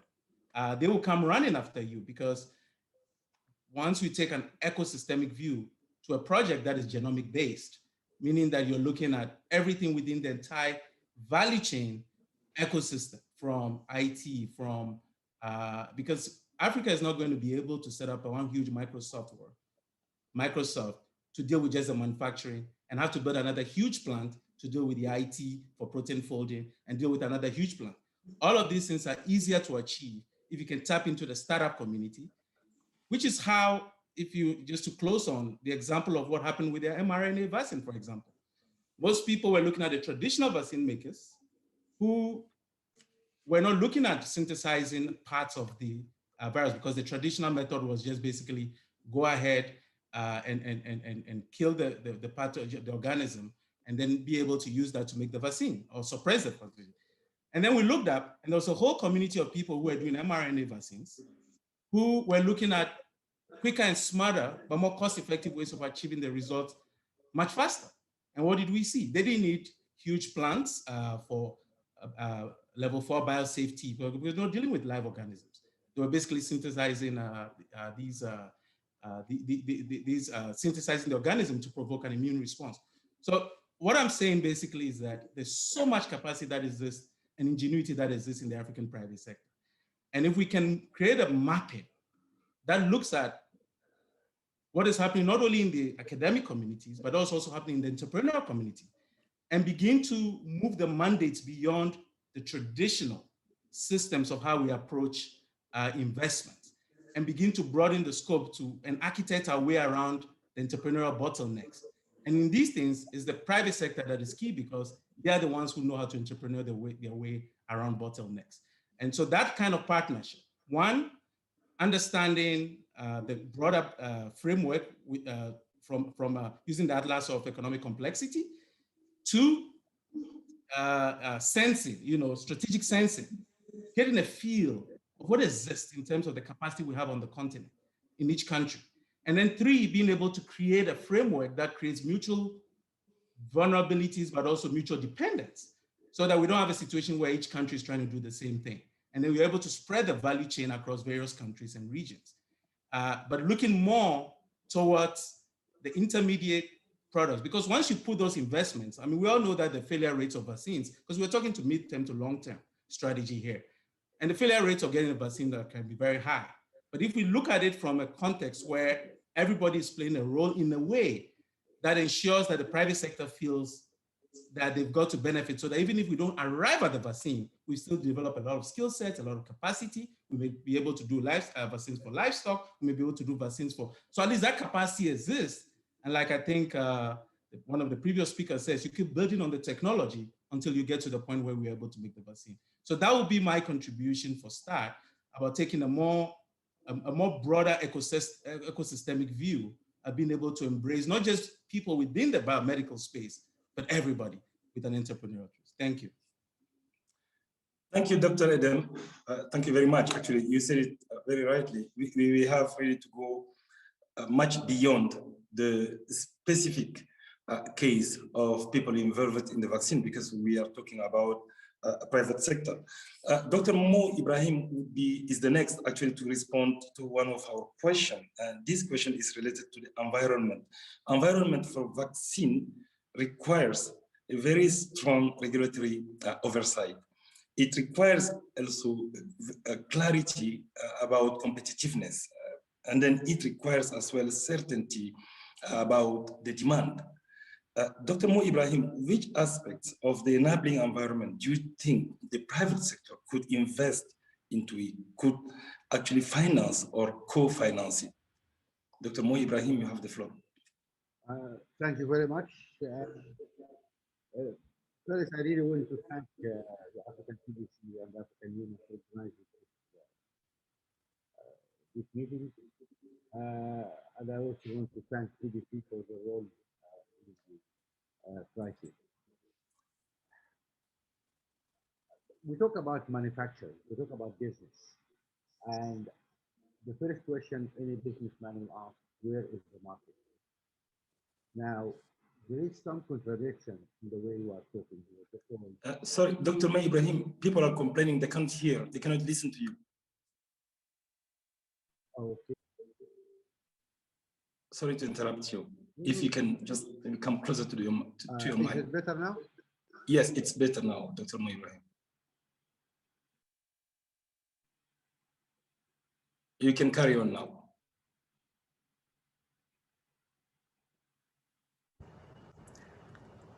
Can you hear me better now? Yes, much better. Absolutely. Thanks. Yes? Yes. Okay. So I cannot hear you anymore. I don't know why. As long as you can hear me at the moment, it's fine. Yeah, I was just saying, let's really look at this issue. We talk about manufacturing and business. The first question any businessman or woman will look for is, where is the market? Is the market the one country where you're going to go put a facility, or is the market a 54 country? The market is size of the market is very important. It is no coincidence that developing countries which succeeded in building successful industries had the critical mass of population. India or China, or over 1 billion people, you have the critical mass, and that is really important. Now, we are 54 countries. If you take 3 or 4 countries out, Nigeria, Ethiopia, Algeria, the rest of the countries, the average population is around 10 million per country. That is not enough market to really support the industry. So if we're talking about African manufacturing, we need to talk about Africa.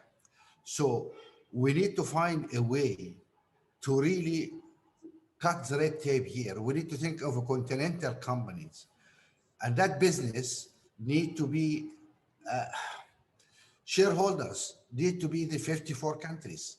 Of course, the business will lead in funding, but there must be a special structure. Let us call it a corporation where it can transcend borders. And that raises the issue of regulatory also. In Europe, for example, there is one regulatory body which approves a vaccine or a medicine for the whole of Europe. Do we have such a thing in Africa? We're going to need that. Otherwise, how it will work? So we need to find a right structure to create a market. That market will create the certainty needed for success of that business, to cross red tapes, to enable us to move. And to be honest, it's not just vaccine for what we're suffering from now.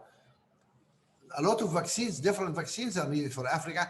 A lot of medicine, we don't have any manufacturing capacity really for medicine. We import over 95% of our medicines.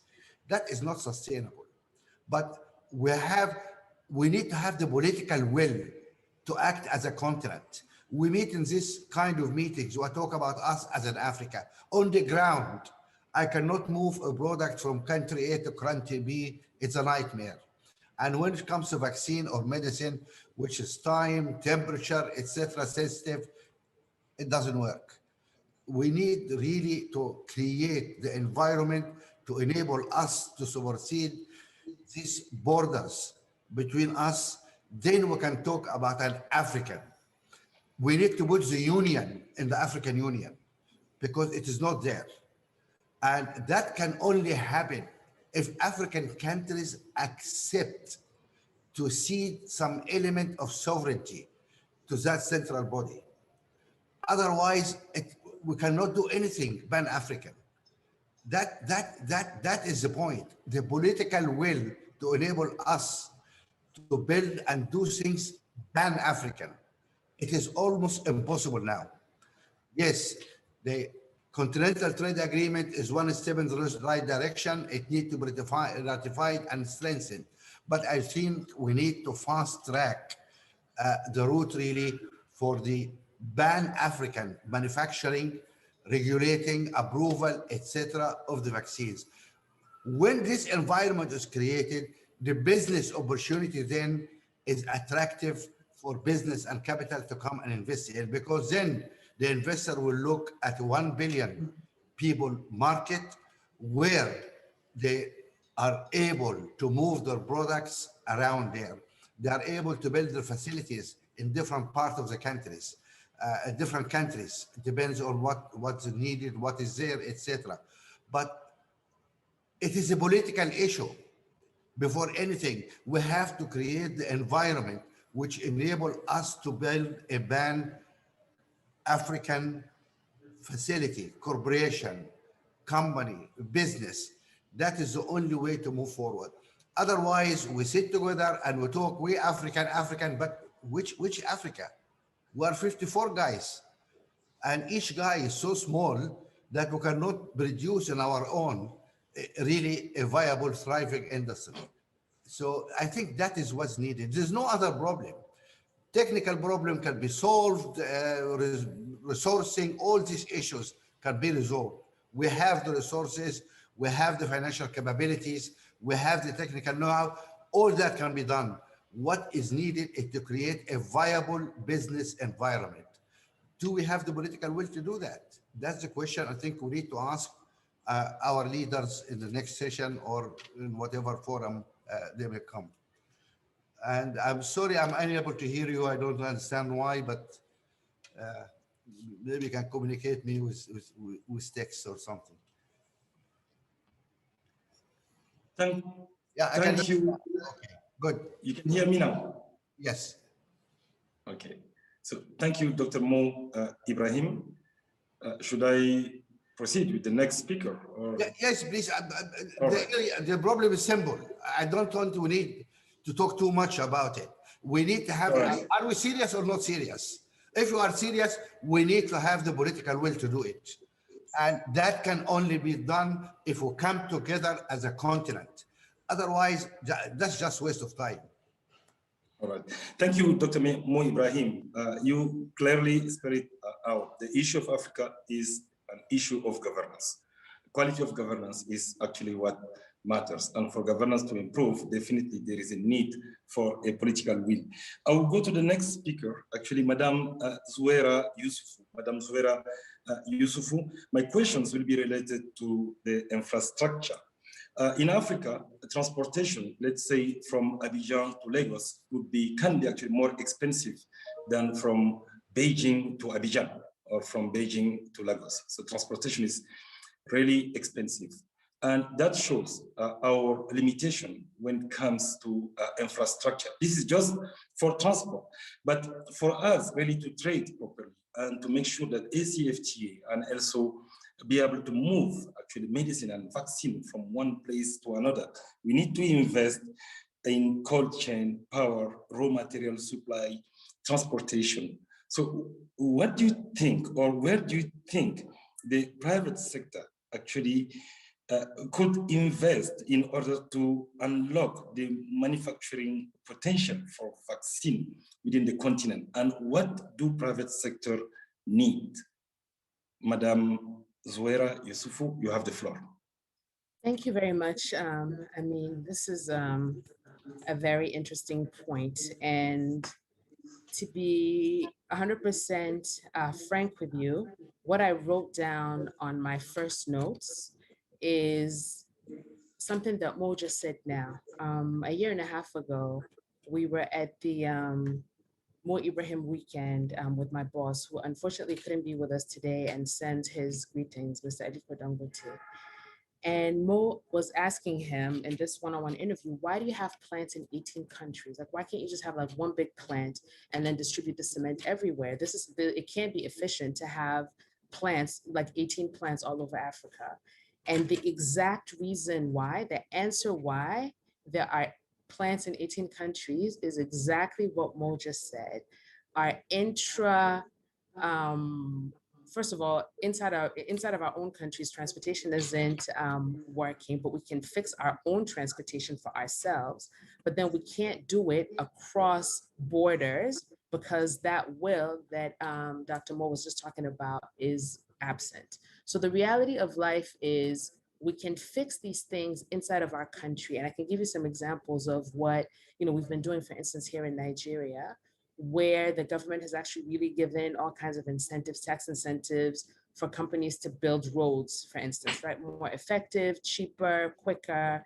And so we've been doing those. So I know that as a group, we've built about 7 of those, including the highway from the Lagos airport into the city. So that's an example of what the private sector can do.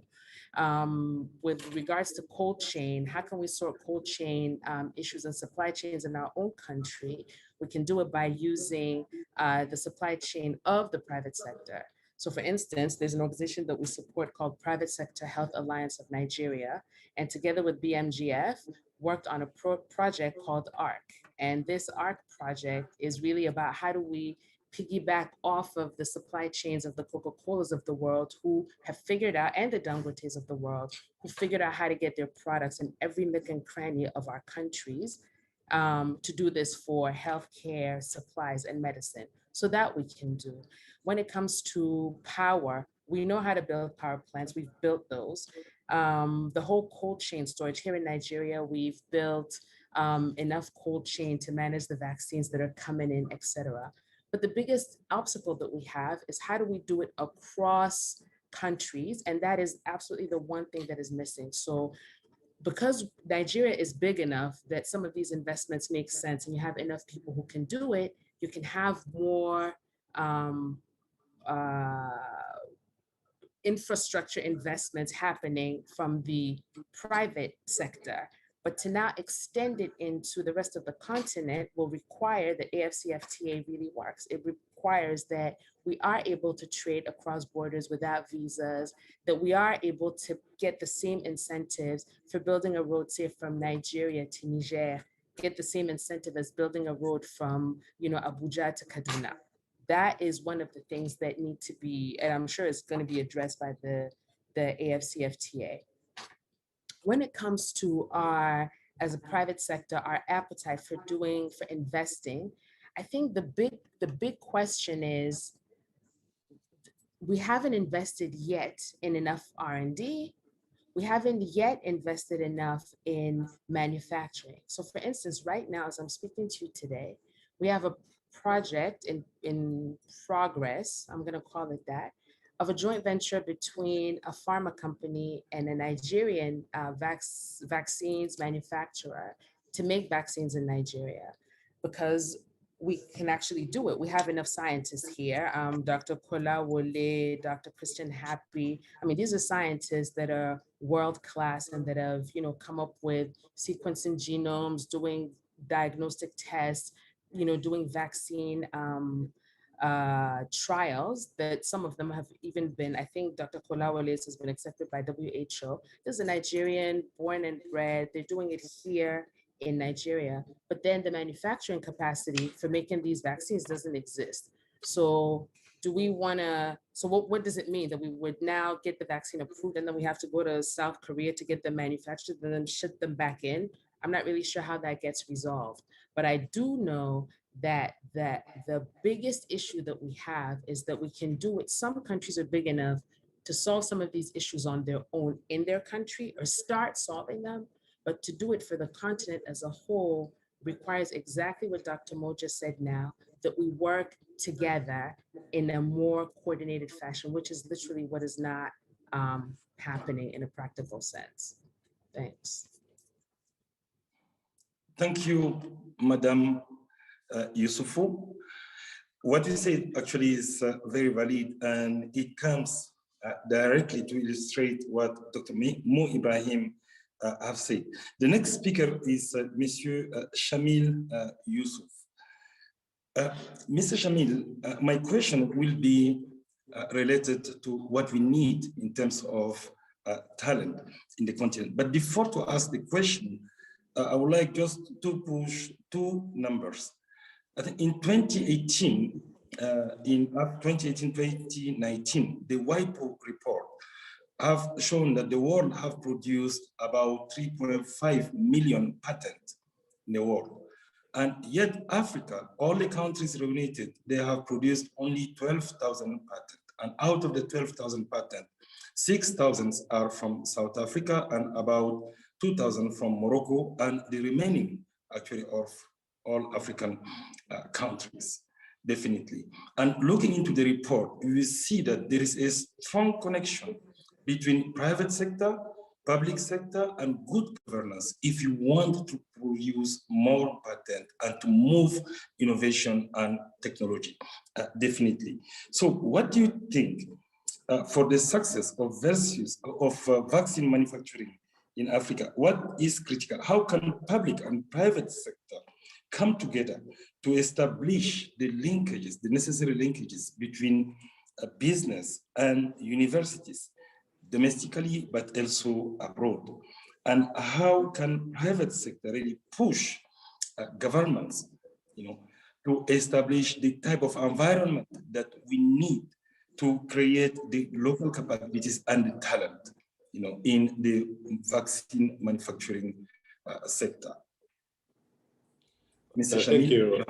Thank you, Mr. Adjudicator. I think so for me, I think first and foremost, I think COVID's been a wake-up call for Africa in many respects, in that our ability and capability to produce our own vaccines have been seriously lacking. And therefore, we need to create the right skills.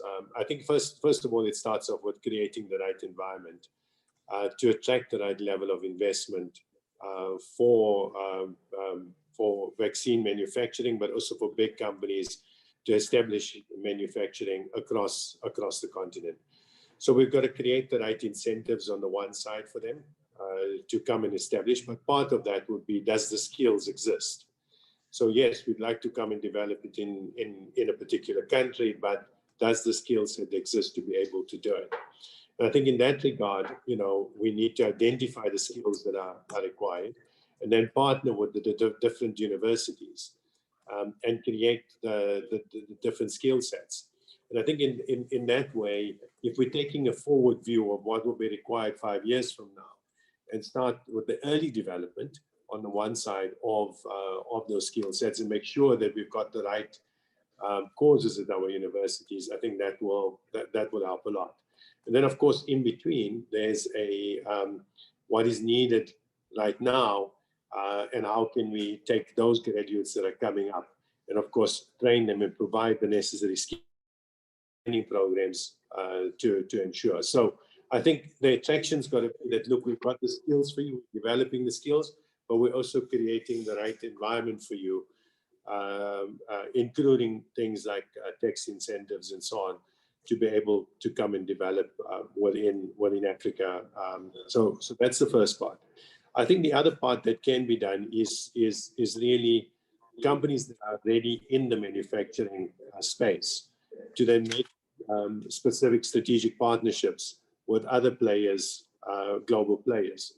and then do cross-pollination campaigns. And then companies can also do their own upliftment campaigns within, where they basically take different levels of their own staff and essentially upskill. So you look at the skills gap and you basically then create the right skill sets that are required. And given the varied number of skills, there's various different ways that you can address some of the problems. So unemployment in Africa is right. The opportunities are there. So I'll give you an example. One of the things that we do in coordination with government, which can be done, the same kind of programs can be adopted into the vaccine space as well. One of the things that we do in South Africa, as an example, is we have we run 97 teacher training centers with government, where effectively we provide support to government to run those teacher training centers and run it on behalf of government. But they also double up as youth centers. So in 10 of them, what we've done is we actually physically take unemployed youth off the streets and put them into a development program. And in that way, we have a partnership with Google, with Cisco, and with Microsoft, and we develop a certain skill sets in in ICT, and then once they finish the course, then we recruit from those skill sets. And I think the similar kind of thing could be done in the vaccine space as well. And then we have very deliberate programs that also speak to it. And again, the same kind of thing can be emulated for the production of the vaccines. Just to give you some of the things that we do, we've created, for example, a female leadership program where essentially, as a company, we go and identify specifically female talent, and in our case, Black female talent, where essentially we need to develop more Black females. So we go and identify these leaders in other companies. We put them into our development programs, enhance them, but keep a tracker on them to see how they're enhancing in their careers. And that gives us a nice part to recruit from. And I think that's, that becomes a nice way to develop. We do the same with female farmers in Kenya through Safaricom, where we have where we use technology and have what we call a female digital farming program called DigiFarm, where we develop female farmers and use the platform to basically provide opportunities. So I think we have. The point I'm trying to make is I think that we have solutions, but it does take a deliberate set of actions, a deliberate focus from governments together with private sector to create some of these opportunities, whether it be, the partnerships with the universities. Big pharma can already start to make certain where you basically recruit entire classes and you embed skills that you're looking for, so that those skills and those specific things that you're looking for can be embedded into the programs early on.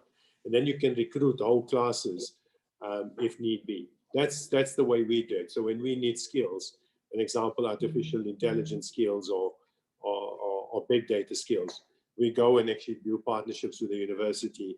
And then as they're coming out, we're trying to hire the entire class, because we know the skill sets are short. So I think those type of development programs can definitely be put into action quite quickly. And then upskilling your own timber and drawing people from the broader population and effectively developing them. But it's got to be a deliberate program in each country for us to be able to deliver. Thank you very much, Mr. Shamil. We still have like 15 minutes, ladies and gentlemen, and I have collected some questions from the attendees. Most of the questions, if I put them together, are around the issue of financing, but also the challenge of business environment.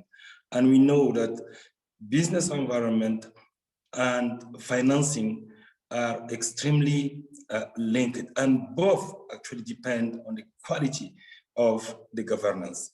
Basically, questions that are being asked, and I would like to push this question to Dr. Mo Ibrahim.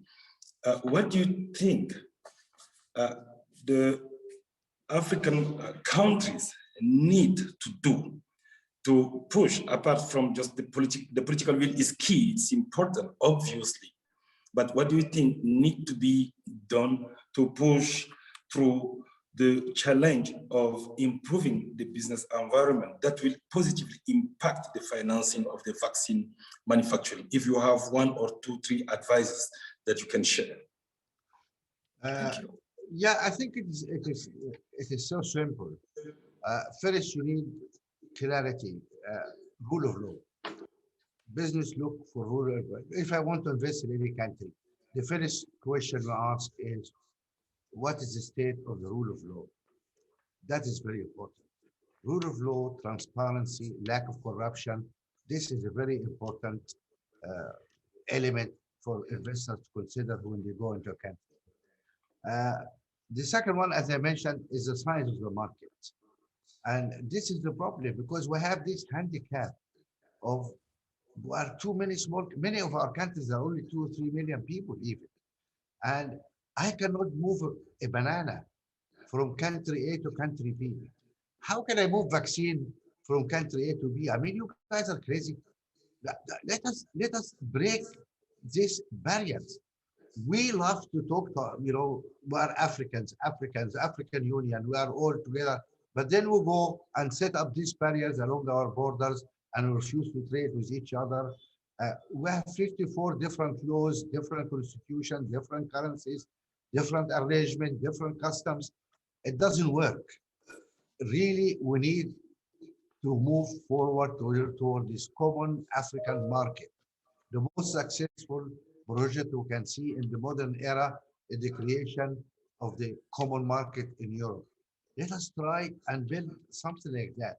That will enhance the GDP of our countries, enable our young people to move around, to get jobs instead of buying in the Mediterranean. Look, it is so simple. And again, I keep saying it. It is the political will and leadership that we need to move forward. We have to accept that, yes, we can cede some of our sovereignty for the group. We are sharing sovereignty. We are not losing sovereignty. If we strengthen that African Union, again, let us put the Union in African Union. Let us make it something really substantial and we can be proud of. That's what will help us to move forward. Thank you, Dr. Mo Ibrahim. I would ask this question to Madame Youssoufa. I collected actually all those questions from the attendees. Private sector is pushing, of course, trying to work with government, and philanthropy really pushing, and actually for the vaccine, you are doing a lot. But at the same time, while working on the vaccine and while trying to improve people's livelihood, what kind of structural actions you can take that could help actually pushing governments to improve the business environment and then to improve manufacturing and access to vaccine as philanthropy? So thank you for that question. I think that African philanthropists are being asked to do a lot. Sometimes I wonder, how much mission creep we're doing vis-a-vis what government is supposed to do. So when I look at some of our interventions, for instance, trying to improve the primary healthcare space, if the primary healthcare centers don't work, meaning the first place that people go, their first line of treatment, if that's not effective, then nothing else that we do is going to work. So whether we're talking about immunizations, normal ones, we're talking about testing for COVID, anything that has to do with anything health related. If the primary healthcare center doesn't function, if that system isn't working, we're not gonna be able to get anything done. So why are we then, as private people, trying to intervene in something that is perceived to be 100% government's role? So that's already one big, gigantic, let me call it mission creep, that philanthropies in Africa find themselves having to do in order to have higher level interventions. In terms of having structured support as a philanthropy, here in Nigeria in particular, Adeja Aliko has spearheaded the CACOVID group. CACOVID is a coalition of private sector players in Nigeria. Let's put money together. Let's see how we can support the government in getting more testing, more equipment, more PPE. Now we're, looking at how do we set up isolation centers? How do we get people trained? How do we get palliatives for the intense struggle that people were, dealing with during the lockdowns? So CACOVID was a quick proof that the private sector can actually quickly jump into action and provide support. But also, I think it was a reminder that we don't have enough organized ways for the private sector to support the government, specifically in health. I mean, that was very obvious. Part of the stress in the system, everybody has said this before, is that the normal donors that we seem to count on were struggling with their own COVID drama. Here we are today, we're looking for AstraZeneca vaccine, the cheapest one, the one that COVAX was supposed to get for us. And well, Serum Institute of India is no longer exporting that. So what do? Right? So it just highlights how behind we are on everything. Pfizer tried to give us vaccines. We don't have storage capacity at -94 degrees in Nigeria. So what do? Do we just get a few, put it in, our few freezers the private sector can manage and just get 100,000 people vaccinated? Or do we say, you know what, let's look at a better solution that can support more people? So I think that the real job of philanthropy, which is really to use your own personal, let me say your personal money and your personal achievement and voice to support the rest of humanity, is really important for us to do here in Africa. Unfortunately, we've defined philanthropy very narrowly, right? So we think the philanthropy is just, the organized people who have quote unquote foundations, but there's very few of us on the continent. Yet we have a lot of resources we could mobilize to support. The difference is how do we design, and I'm saying words like design a framework where we can partner together. But the reality is people find it very difficult to just hand over cash to the government to say, okay, go and do. People want to know what's going to happen. They want accountability. Private sector people are looking for what is going to happen to my money when I put it here. I want to know what's going to come out of it. And so we're still struggling with how we partner efficiently with government. I think we, as a foundation in particular, at Liquid Dangote Foundation, we've been pretty good at figuring out how to do this because we've been doing it for a while. But I think it's a challenging proposition because the incentives and the payoffs and what people are looking for are not always in sync with one another. But I do think that I do think there's a huge role for African philanthropy, and I think we need to start redefining what that means. Whether it's taking remittances into account, whether it's looking at how people are actually supporting their families and their social circles and their communities. Thanks. Thank you very much, Madam Youssoufa. I have been reminded that we only have 10 minutes. And before we conclude, I would like to give the chance to Dr. Edem. If you are in 1 minute, if you can say one last word before we conclude. Thank you. In 1 minute, okay. No, thanks. Well, I think I want to say differently. I think there's a point where we can't just keep blaming our leaders anymore, even though leaders have to set the tone. I think leaders are also a reflection of their people. And it's important that we do exactly what the previous speakers have said, which is have a plan, with a design around how everybody plays in. It becomes a vested interest. And once it's a vested interest, we have to also remember that Africa is multi-jurisdictional, it's multinational, it's multi-layered, and each country has its own issues. So being able to have institutions like what CDC is doing, being able to galvanize others around them, because within Afro Champions, we have networks of people who are doing amazing things. In Egypt, Biogeneric is partnering with Sputnik. We've got Senegal, where we're doing we're investing with our Rango Fund in the Pharmapolis. But beyond that, we're also missing people who are ready to give resources. Just recently, this is the final example, just working with Africa CDC, being able to just tap into what do you call them, startup networks, and being able to identify a problem that needs a solution, and finding a leadership within institutions. We've been able to now create a framework. We've also been able to build a digital tool through which countries can now harmonize their travel restrictions, and countries are currently adopting.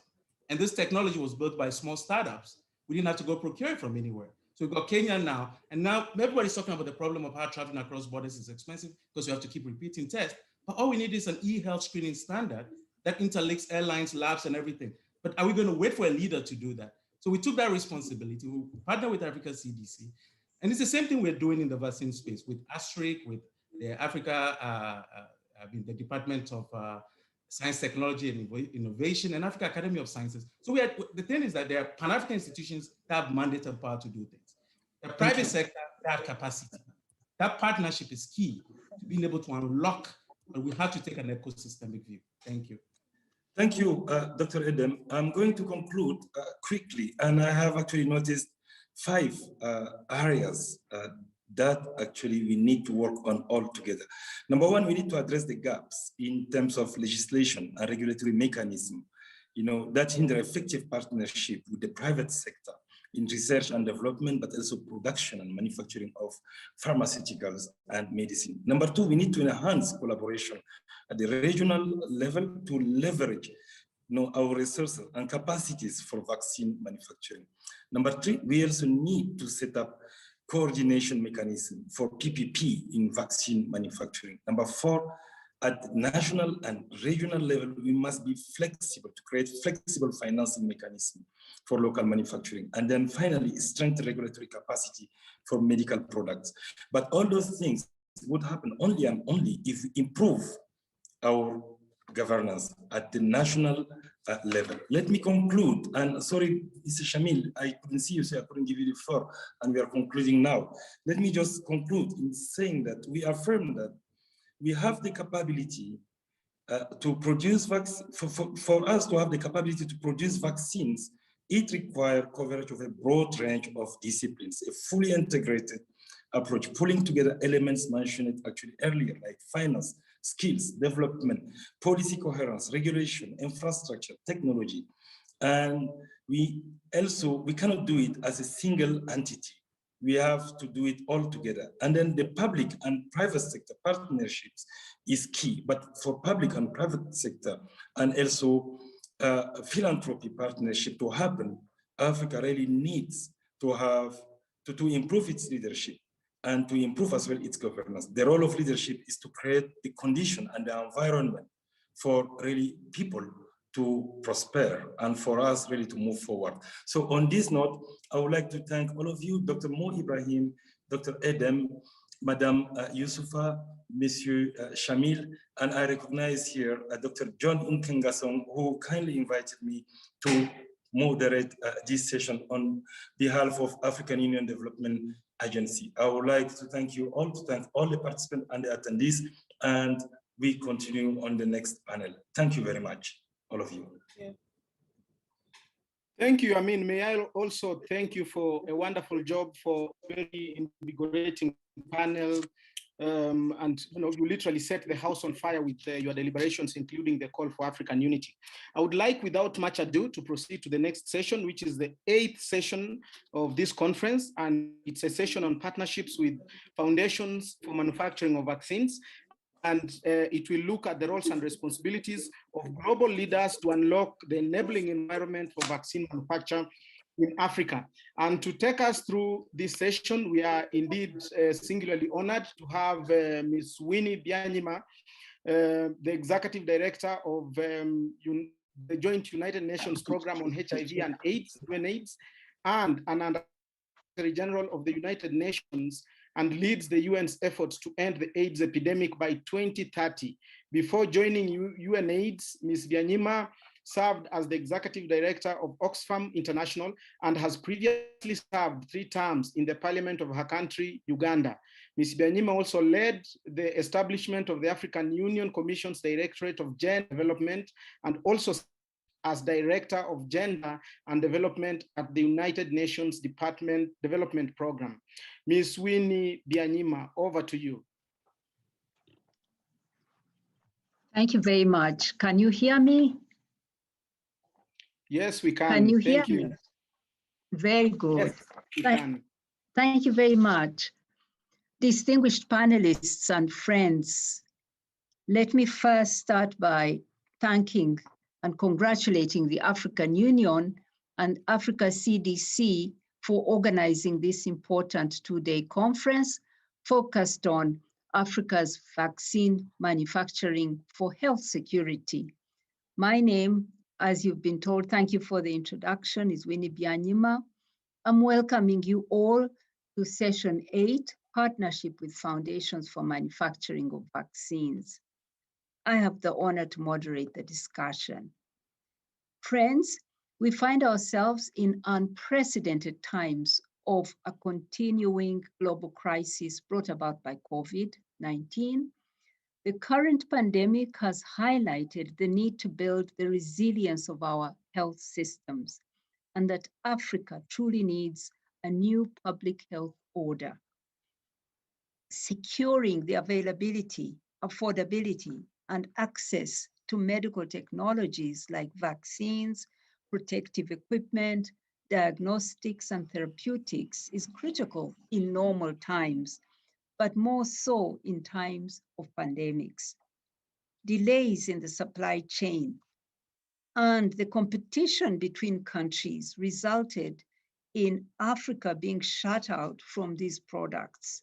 We saw this first with PPE availability, and now we see this in terms of the huge inequality in access to COVID vaccines and the unfolding vaccine apartheid in front of our eyes. Rich nations are today vaccinating their citizens at a rate of 1 person per second, while 7 African countries are yet to receive a single vaccine dose. This is why I'm proud to be co-leading the People's Vaccine Alliance, which is calling for COVID vaccines to be a global public good available to everyone, everywhere. The inadequate supply and unequal allocation of vaccines point to a number of critical issues. Based on the discussions on the first day of this conference and drawing on the experience of the past years to build an innovative Africa medical supplies manufacturing capacity, we can identify 5 key challenges. 1, the lack of a long-term vision of domestic regional manufacturing as a key strategic issue for African security, public health, and economic development. And 2, insufficient investments, especially domestic funding for scientific research and manufacturing, insufficient use of innovative financing, and an inadequate system for attracting potential local and international investors. Third, a lack of market incentives from the demand side. For example, buyers, normally governments, buying cheaper vaccines from abroad rather than allowing domestic producers to sell their products even at a higher price at the beginning of production. 4, difficult regulatory environment, including lack of coherent regulation across the continent. And 5, insufficient commitment to developing infrastructure and human resources. These challenges are not new. They were already highlighted in the Pharmaceutical Manufacturing Plan for Africa that was endorsed back in 2007. I have to tell you, we're so good at making plans at the Africa, the continent, but there was a lack of implementation. So I'm delighted to welcome now our panel of experts to discuss how some practical steps can be taken to overcome these challenges and what role partnerships with foundations can play to help African institutions to build medical R&D and manufacturing of vaccines. So joining us, I'm pleased to introduce Dr. Rita Roy, President and Chief Executive Officer of MasterCard Foundation, Dr. Trevor Mundell, President of Global Health at Bill and Melinda Gates Foundation, Mr. Paul Pattinson, Director of Oxford International Biomedical Ventures, Professor Gordon Dargan, Director of Wellcome Trust, Ms. Etleva Kadili, Director of UNICEF Supply Division, Ms. Padma Sampath, Senior Advisor, Global Access in Action, and Fellow at the Berkman Klein Center at Harvard, and Ms. Nisia Lima, President of Fiocruz Institution in Brazil.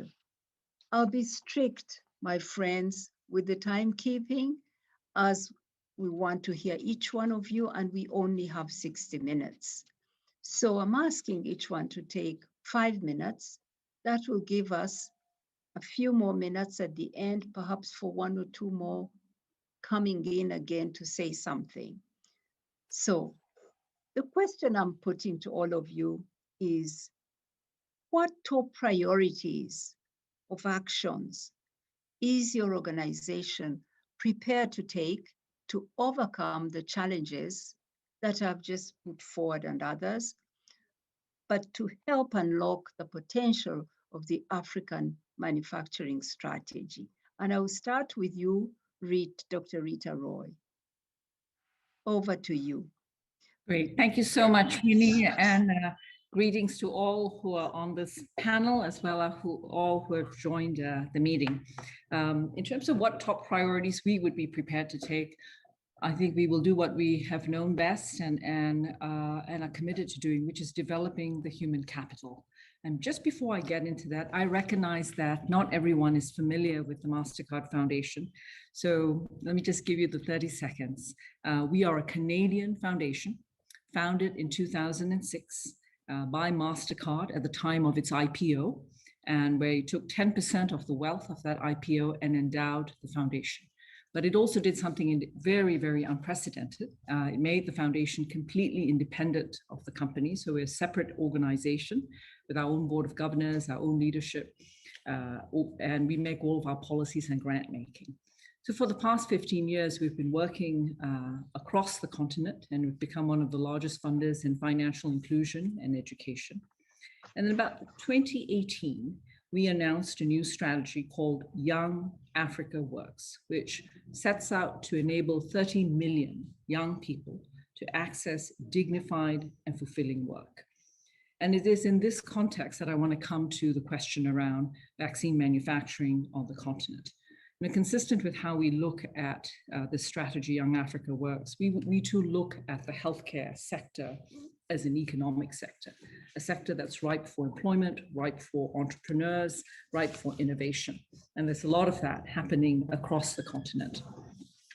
But in order to create, a vibrant sector, whether it's for manufacturing or even broader, it's clear that a vibrant sector and a sector that's also competitive, you need a lot of ingredients: the right policy, the right investment. We heard a lot yesterday about regulatory environment, technology, but also talent.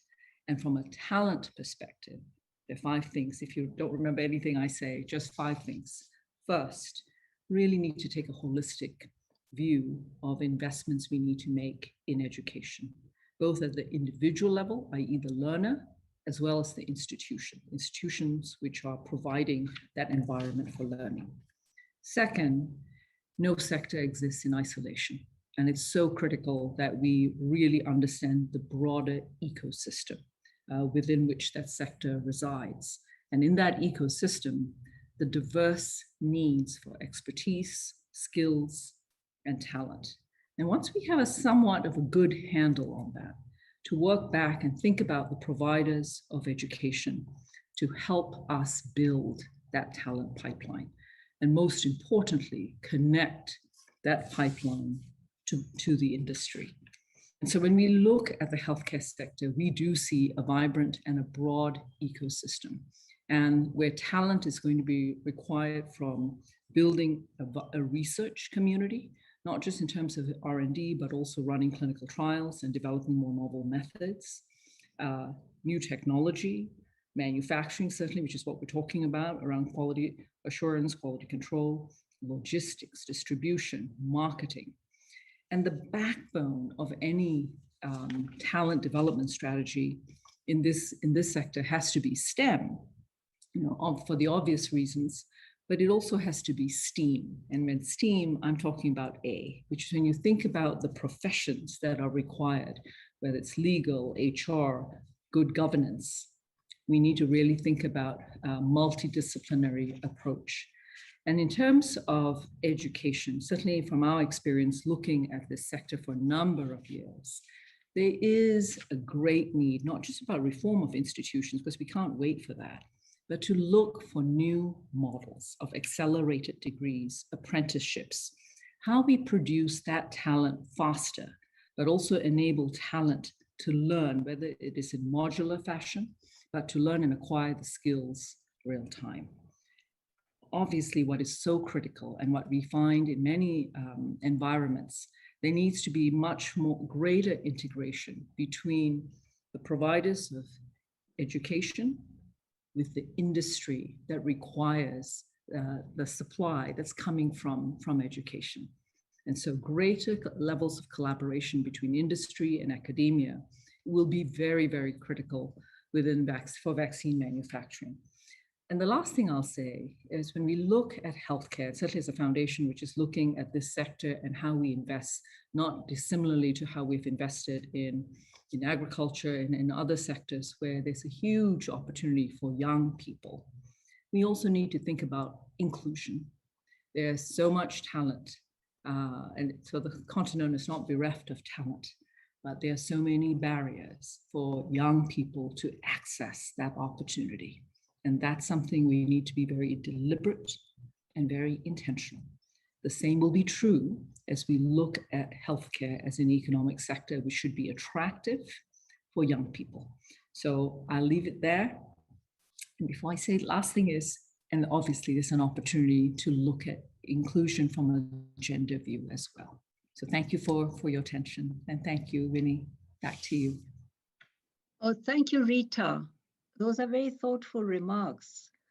I picked up particularly the point about linking closely industry and academia and inclusion and opportunity for young people. I would like now to pass on to Paul Pattinson from Oxford International Biomedical Ventures to continue the thinking around know-how and talent. Over to you, Paul. Thank you, Madam. I'd like to start by thanking the Just say Winnie. I'm Winnie. Okay, Winnie. Thank you, Winnie. Okay. I'd like to start by thanking the Africa CDC and the Africa Union for this conference. The question is correct in that we're focused on the unlocking of the talent. There is plenty of it in Africa. By providing the focus onto vaccine manufacturing. OIBV have a live project to build a facility for vaccine manufacturing in sub-Saharan Africa. So this is a very real problem to us, and we need workable solutions. Whilst in the short term, we'll rely upon the diaspora and expats, there is a need to address the long term. We see this as a three-dimensional problem, and to solve it, we will have an OIBC institute based within the facility, specifically for this role of capacity building, not only for ourselves, but also in support of the wider community. The Institute will coordinate the activities and will leverage the facility, equipment and people where possible. So let me describe what we see as a comprehensive 3D problem and some of our solutions. The first dimension is the range of science and technology required in a manufacturing facility.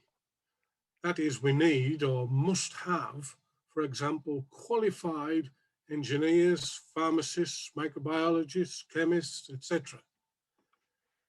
And to help tackle this, we've had discussions with UK universities who have specific life science courses to link with our host country universities. We have already seen examples of this type of thing. the Addis Ababa University and the University of Connecticut in the USA, concentrating on water resource management. Or the University of Malawi and Michigan State University, and again in the States, concentrating on natural resources. The second dimension is that in each of those sciences, we need a depth of skills, not just university degree qualifications, but also technicians and operators. And we'll address this with vocational training or apprenticeships. Firstly, within the manufacturing facility itself, particularly in GMP, good manufacturing practice, which is required by everyone. And then secondly, by placements with cooperating partners, such as equipment suppliers, our technology stakeholder, and relationships we have with institutions like the London School of Hygiene and Tropical Medicine. And the third dimension is time. We need a pipeline of people coming through. So we need to enthuse at an early age youngsters into this type of industry. It's new. And we'll do that by summer courses where local students will have an opportunity to join other international students on topics, on relevant topics such as tropical medicine, whatever. And by stimulating young students with debates, symposia, café de science. And by the facility itself, which will be designed to include viewing galleries where people can actually watch what is going on. Overall, we feel there's a need to raise the profile of Africa within the life sciences community to support these activities. Everybody's talking about the need to catch up. So the Institute's aspiration will be to establish a knowledge transfer network. This will involve OIBC's academic partners, patrons and advisors on a number of levels. And the intent is to create an internationally recognized center of excellence and think tank within its scientific field, thinking big. Specific activities for this will include annual or biannual international conferences, bringing experts of renown to the host country in Africa. Think tank workshops that address regional and international problems, again relevant to the host country and the region. Finally, I would like to reassure everyone that vaccine manufacturing is an operation where women have equal opportunities and normally represent over 50% of the workforce. Thank you, and back to you, Winnie. I like that you've both ended on a note of inclusion. It's so important. You only get the best by opening and being inclusive. You get the best innovations. So thank you for your contribution. This is an amazing model, the three-dimensional model of building capacity in Africa for scientific innovation and manufacturing. I want now to shift attention a bit, and thank you both for keeping within the time. I'd like now to shift to Professor Gordon Duggan from the University of Cambridge, and perhaps to focus us now on one of the challenges I earlier mentioned of regulatory systems, how to strengthen these. Over to you, Gordon. Yeah, so I'm here representing Wellcome. I'm the head of the Infectious Disease Challenge Area at Wellcome. It's nice to meet you, Winnie. So one of the things that Wellcome's renowned for is its scientific strength and its investments over a long time and for its training capacity. We were involved in the formation of CEPI, the Coalition of Epidemic Preparedness, and have contributed to COVAX. So we're sort of well versed really in the idea of affordable vaccines and vaccine equity. But around 10 years ago, we decided to test the water really by forming a company which we call the Hulaman Laboratories, which is a joint venture between Wellcome and Merck, where we have 50% representation. And the reason we did this, we felt if we were going to get into the production of vaccines, we needed the expertise of industry linked into this, if you know, the scientific know-how of Wellcome. We set that up in India, in Delhi initially, because of the burgeoning Indian companies that were there setting out to make affordable vaccines. And it's not been an easy road, actually. I mean, to try to make a vaccine affordable in itself, you have to start right from the scratch. And we've driven through a couple of projects. One project, for example, is a project on cholera called HillCol. And one thing we had to do is to try to find a regulatory pathway to actually getting that vaccine through to licensing.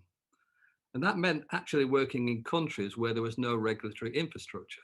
And for example, we were working in Bangladesh to do some of the testing, and there's no validated regulatory structure there. And so what we had to do was try also to capacity build within those environments by either trying to offer training within the regulatory system itself, but also finding entities that could actually manufacture vaccine lots to the level of WHO pre-qualification and accreditation. And that was also quite challenging because there you find that companies are really keen to do it. The company we work with in Bangladesh, but of course don't have the proper trained workforce to do it. So you have to invest in that workforce. Then you have to get them through the first inspections of outside entities. But we learned an awful lot from that. The other area we did, we worked on a heat stable rotavirus vaccine. We got that right through to the stage where we were inspecting manufacturing plants in India and went through all the details of the challenges of just local taxation issues, local issues around trying to get the right kind of workforce and the right kind of contracts to set these kinds of operations up. But in both cases, either we know it's a combination of manufacturing and vaccine development know-how linked to within country regulatory expertise. If you don't have a proper regulatory system within the country of your choice where you're doing the study, then of course you've got to move somewhere else and that country becomes disadvantaged. There's an absolute link between the ability to manufacture and the ability to regulate medicines, and you have to do both hand in hand. So what we've been looking at recently, we've all, I personally have worked quite closely with a company called Biovac in South Africa, where I've been on the SAB. And we're going to be looking now for partnerships within Africa, whereby we can take the knowledge that we've got from Hilleman, we have some candidate vaccines, and potentially saying, can we work together to explore the environment? We've talked, Paul talked about the limitations of trained personnel. How do you train personnel? How do you strengthen regulatory frameworks? How do you get manufacturing off the ground? You could use fill finish, for example. You don't have to have the complete product. You can have part of the product and bring it into local preparation and get training and know-how at all levels. And you can see one of the things I'm repeating is local training, local know-how, and local commitment. And that's really not something that we're going to do. It has to be brought from the people like yourself, Winnie, within Africa, who then have to take that responsibility on. But we're willing to partner, and we're in there for the long term. For example, with the Hilleman laboratories, we've been in there for 10 years. We've just moved a small outlet to Singapore to strengthen our technological base, and we're then looking to see whether we could potentially even set up a base within the African continent.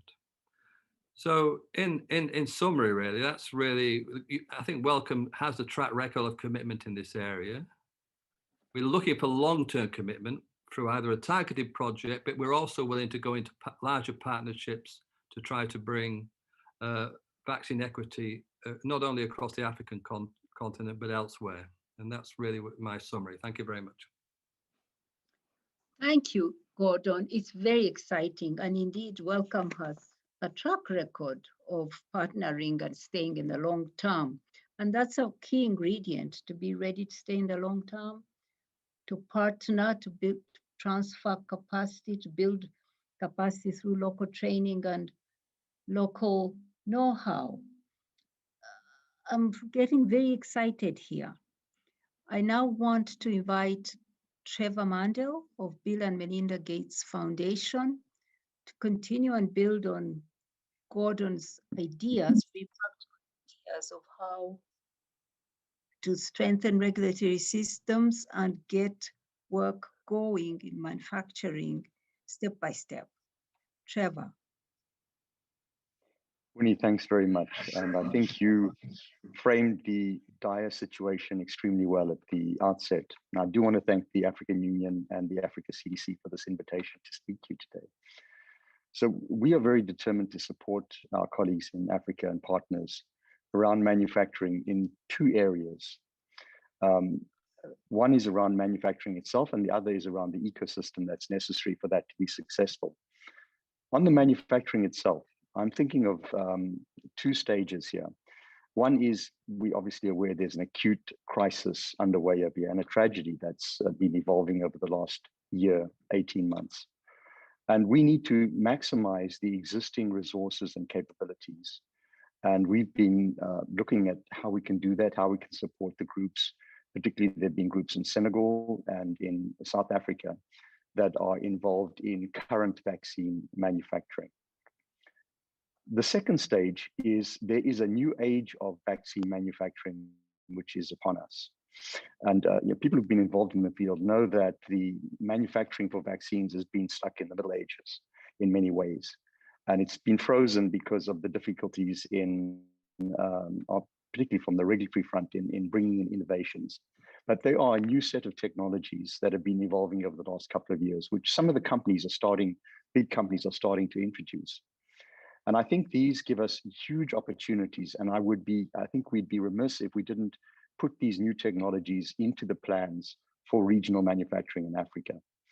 For example, there is the possibility to establish hub and spoke types of systems, whereby you have very modular and high intensity, but low capital investment types of manufacturing systems in a hub. And then you can have spokes that could do the full finish or parts of the system. And then you can evolve both those hubs and spokes simultaneously. And I think that kind of system is what we'd like to see established. On the ecosystem front, we have been working with regulatory systems in Africa, and you need a comprehensive regulatory environment to really ensure that there's good manufacturing practices in these sites. As it turns out, with the evolution of regulatory systems, you really need to get what people call maturity level 3 in terms of the regulation for vaccines. And so far we have at least 2 countries in Africa, Ghana, Tanzania, that have established a regulatory system with that level. This is for medicines now. We've been working with the harmonized East African community around improved regulatory systems. And then of course, there is the hope of evolving the African Medicines Agency with the African Union. And that has started off with some efforts in pharmacovigilance, exactly what you need to be able to pick up some of the side effects that we've seen with some of the vaccines. The other part of the ecosystem is that this is not just about pandemics. What do you do with these facilities in normal times? And that's where I think we could think about, can we utilize some of that capacity for the Gavi vaccines for kids and some of the new vaccines that are going to come along for adults as well, for tuberculosis, and we hope malaria and HIV. So we need to think about the normal sustainable use of those facilities in other times. On the human capital front, Dr. Roy and others have mentioned the need for the academic disciplines behind this. But at the end of the day, for actual vaccine manufacturing, you need a training experience, which most people get within companies. And how do we establish that kind of training experience with some of the big companies for people to ultimately gain those skills? We've been working, for instance, on a vaccinology project with one of the companies in Europe, where we bring people from Africa and other regions for 18 months to learn all aspects of vaccinology, particularly women, in fact, from Africa, Asia, and Latin America, in fact.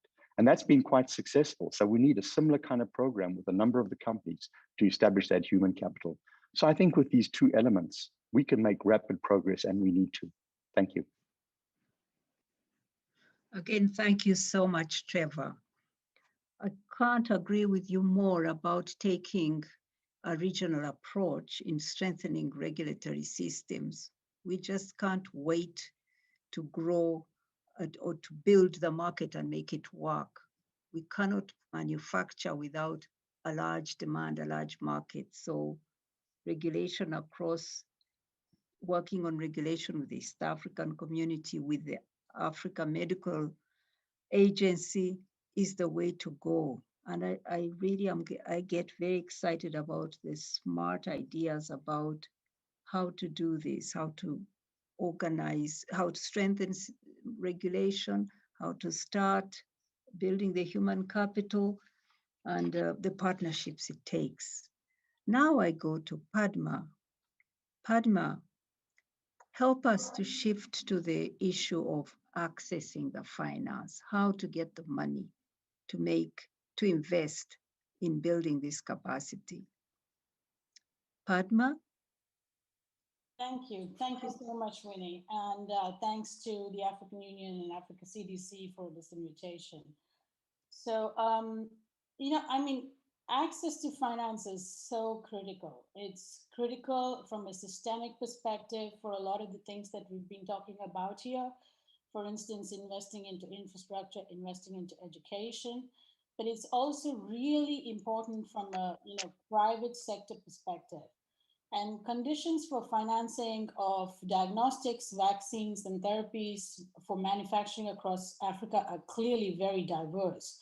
Some countries have very liquid financial markets and readily available foreign exchange, and others are facing really difficult constraints in terms of access to capital. But let me just make 4 critical points to move the discussion towards access to finance here. The first one is that if you do a continent-wide mapping of funding flows for local production, which I actually recently conducted with some of our colleagues, basically there's no real shortage in the global financial markets for local production for Africa. This includes capital for diagnostics, vaccines, therapies, and institutions like the World Bank, International Finance Corporation, and the African Development Bank, they've all pledged now to invest in local production.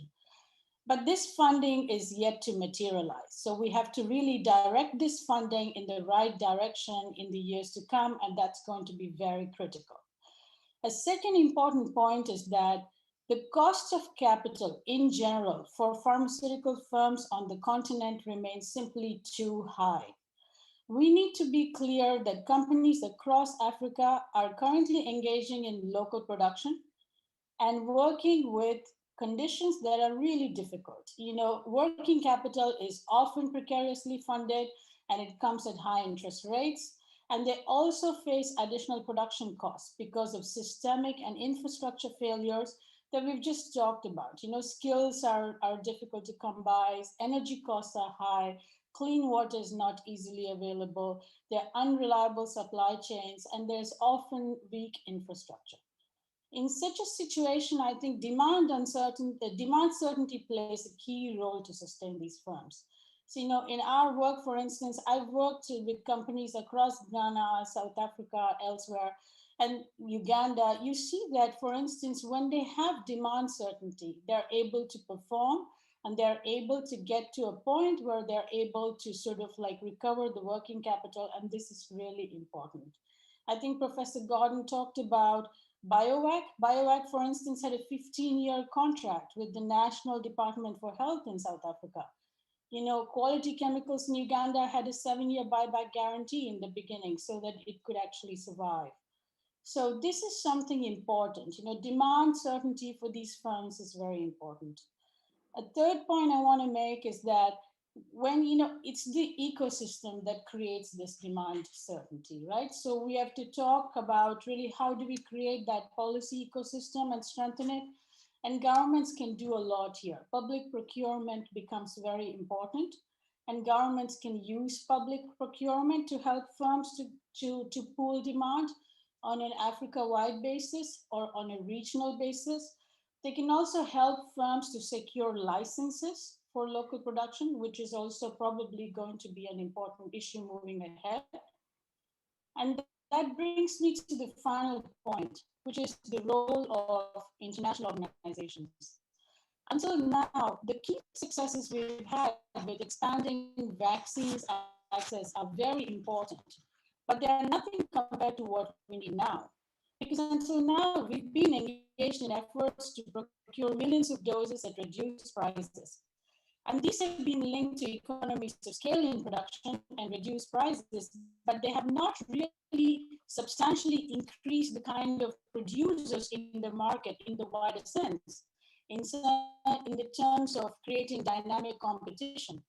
So if you look at the vaccines that Gavi currently procures, for example, vaccines like DTP, MR, measles, rubella, or meningitis A, or Japanese encephalitis, the economies of scale are the driving factor. The Serum Institute of India, biologicals from Indonesia, and Chengdu Institute from China are producing. But generally, the market continues still to be quite concentrated, despite new. Do you hear me? Poorly,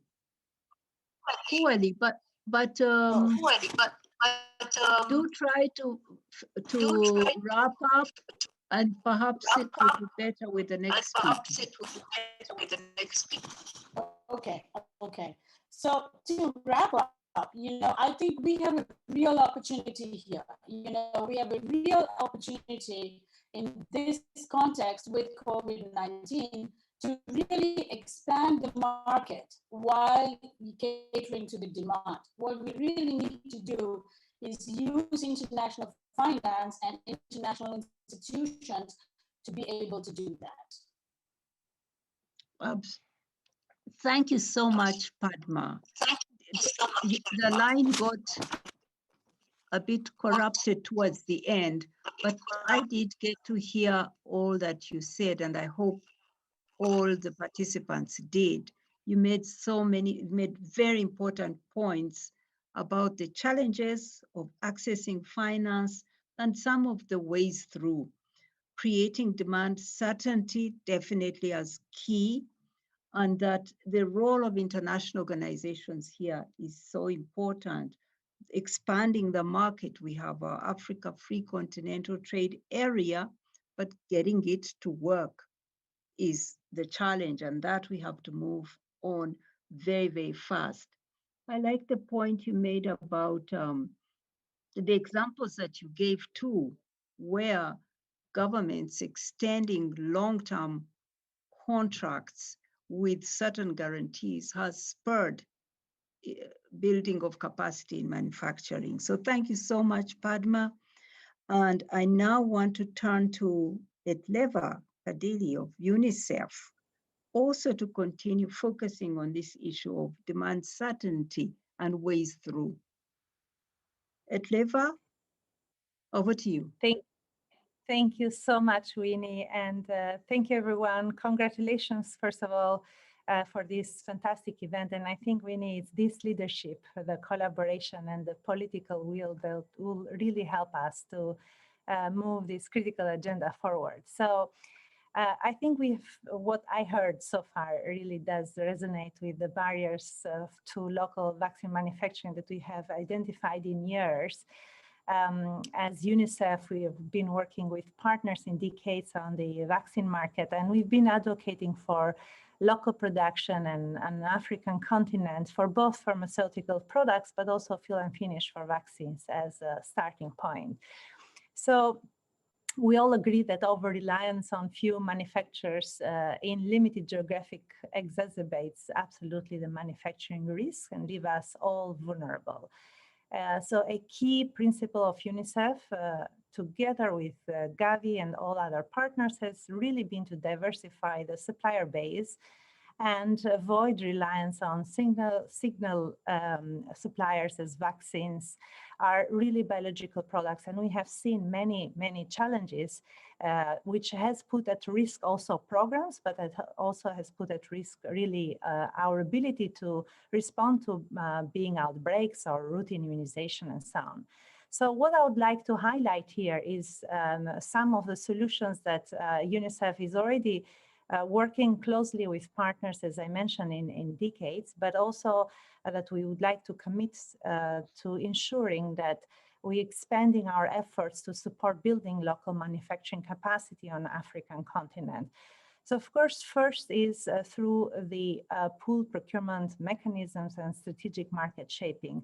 We, as I mentioned, we have been procuring in decades and only on yearly basis together with Gavi, but also for non-Gavi countries, we procure over 2 billion doses of vaccines for routine and outbreak diseases. And now with the COVAX, this is going to be doubled. So what we see is that by playing a critical role as honest broker between manufacturers and governments, mitigate the risk and increasing incentives on both the demand and supply side. This by first purchasing on behalf of multiple countries that can help countries really benefit from supply security over a longer time period, but also include better access terms. It is very important to highlight that absolutely vaccine security is #1 point agenda that has already been in the forefront for UNICEF and partners. So pooled procurement can help pool demand, but also offer manufacturers broader and longer visibility and certainty on demand forecast. So we have been introducing forecasting as a strategic tool to really communicate on demand scenarios, but also help for large global markets, specifically where the products and demand is uncertain. This is very important for manufacturers as they plan their, let's say, business, they do their business plans. It is very important for them to assess their capacities, but also to inform their lead times, investments that requires for manufacturers to scale up. UNICEF already sources products from suppliers and pre-qualified pharmaceuticals products in Africa. So this is not new. And we have long-standing relationship with potential future also suppliers that we've been having bilateral discussions, but also in terms of industry consultation as well, so that they can become really global, suppliers to global market. We were talking earlier here about the BioVac, with whom we also work very closely. So let me emphasize a few activities that I heard that probably the way we are managing market might be seen as barrier, but in fact it's the other way around. I would say that open and fair tenders, when we were awarding supply across manufacturers, we would consider, as we currently also consider, many different factors. Price is not the only, this is only one factor, it's not the only determining factor in selection and award of contracts. So this, what we also considers, for example, in Africa today, we have moved the agenda on local production of ready-to-use therapeutic food, where we have multiple manufacturers that are producing, same for medicines as well. So we'll really consider proximity to markets, which is really incentive for local production.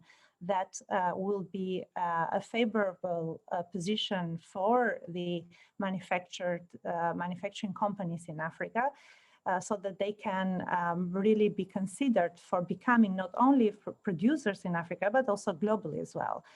So I would like to emphasize that, of course, this is not possible if it is not done together with governments, national regulatories, manufacturers themselves. More investments definitely is required. Also, it is critical in terms of the manufacturers in Africa to meet the regulatory requirement in order to be considered for procurement via UNICEF or Gavi, and that they also have a product presentation that is a fit for purpose, that is actually addressing the preferences of countries' needs. So as part of our commitments to create what we call together with foundations, with Gavi and so on, with WHO, a healthy global market for vaccines, we commit to ensure that we create opportunities for African manufacturers to become global supplier. Two other aspects that I want to highlight is on the financing, which we touched based upon earlier. I want to say that we have been supporting with pre-financing tool, which is called the Vaccine Independence Initiative. It's a mechanism that provides bridge financing to really address issues of delays on access. And we have seen that this has helped also governments in Africa to really leverage their domestic resources.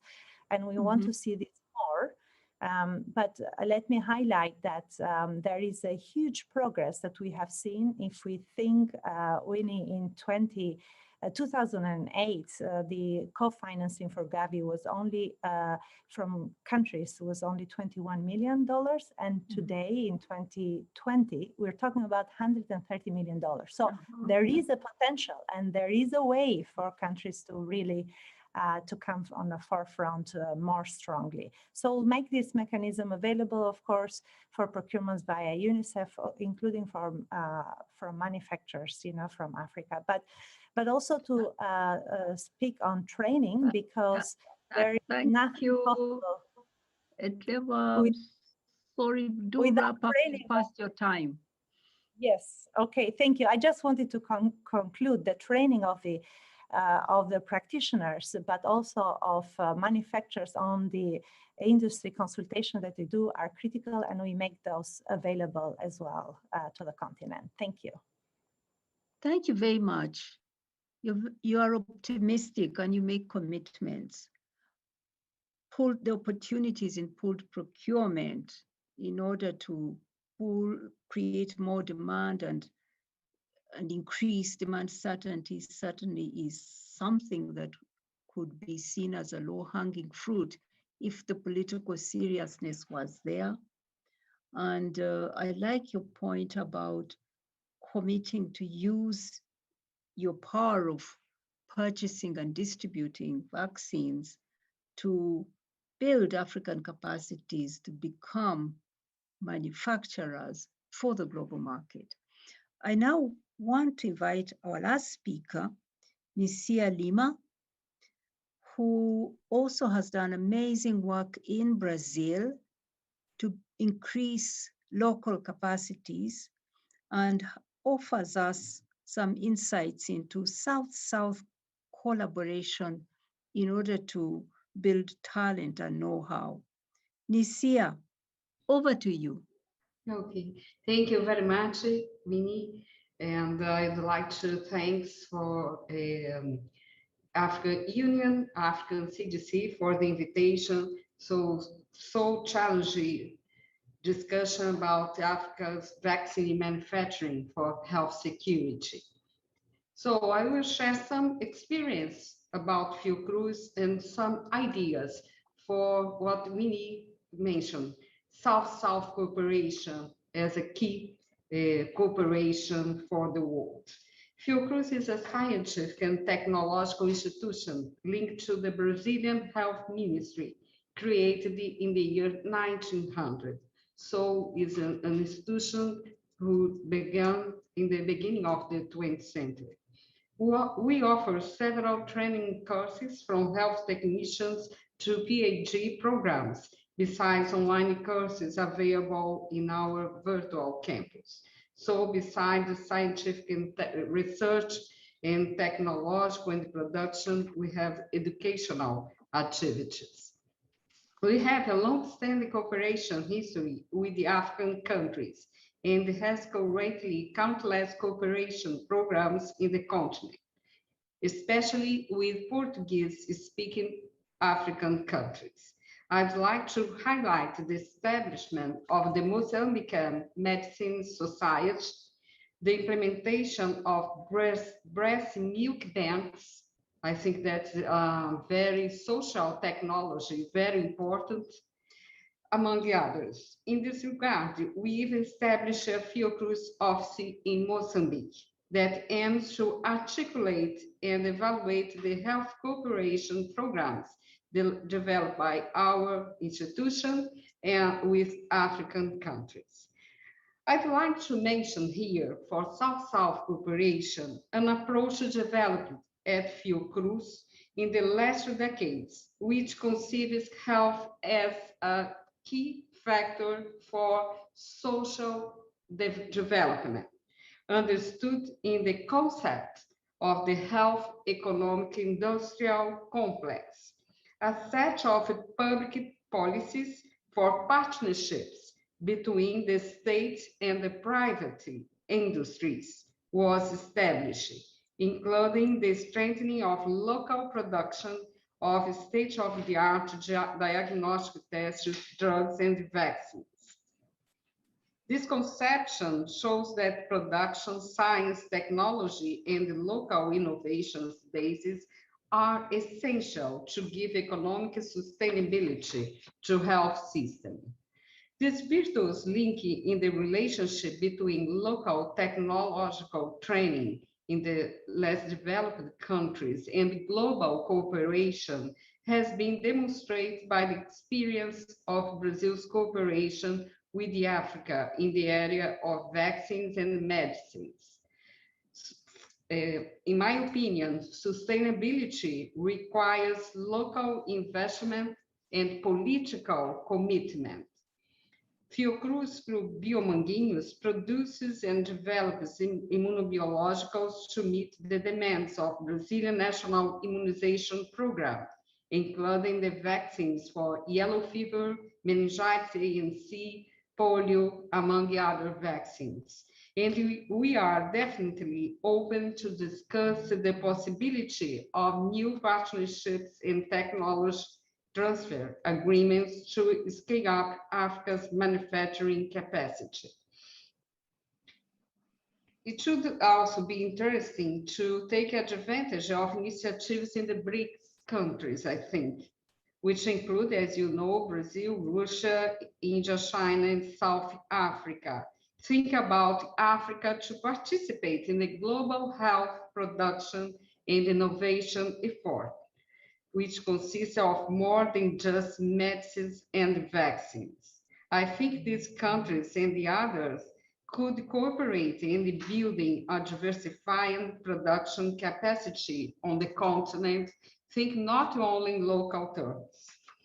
Regarding the COVID-19 pandemic, we have an agreement with pharmaceutical company AstraZeneca for the acquisition of batches and transference of technology regarding the COVID-19 vaccine developed by the University of Oxford. As of right now, Fiocruz is carrying out the entire final process of the vaccine at a rate of around 1 million doses per day, starting with receiving the active pharmaceutical ingredient, API, or drug substance, from AstraZeneca, including the phases of formulation, packaging, and quality control. Simultaneously, we are conducting the necessary adaptations to our plants to incorporate the production of APIs as to become self-sufficient in our processes phases of the second semester of 2021. I think we have a very close point for cooperation. I know that Johnson & Johnson vaccine is producing now in African continent, in South Africa, and I think that's a good point to think about cooperation. In this regard, we need to be wiping up. We need to be wrapping, but do wind up. You have another minute. 1 minute? Yes. Yes, sorry. Okay, I'm finished. The core relevance of strengthening science, technology, innovation for a new vision of public health in the knowledge society is the main point here. It becomes necessary to face the mother of all inequalities, the inequality of knowledge, innovation, and the production base. In addition, without a more symmetrical distribution of productive and innovation capacities, the growing concentration and monopolization of health will render national and global responses based on universality and equity unfeasible.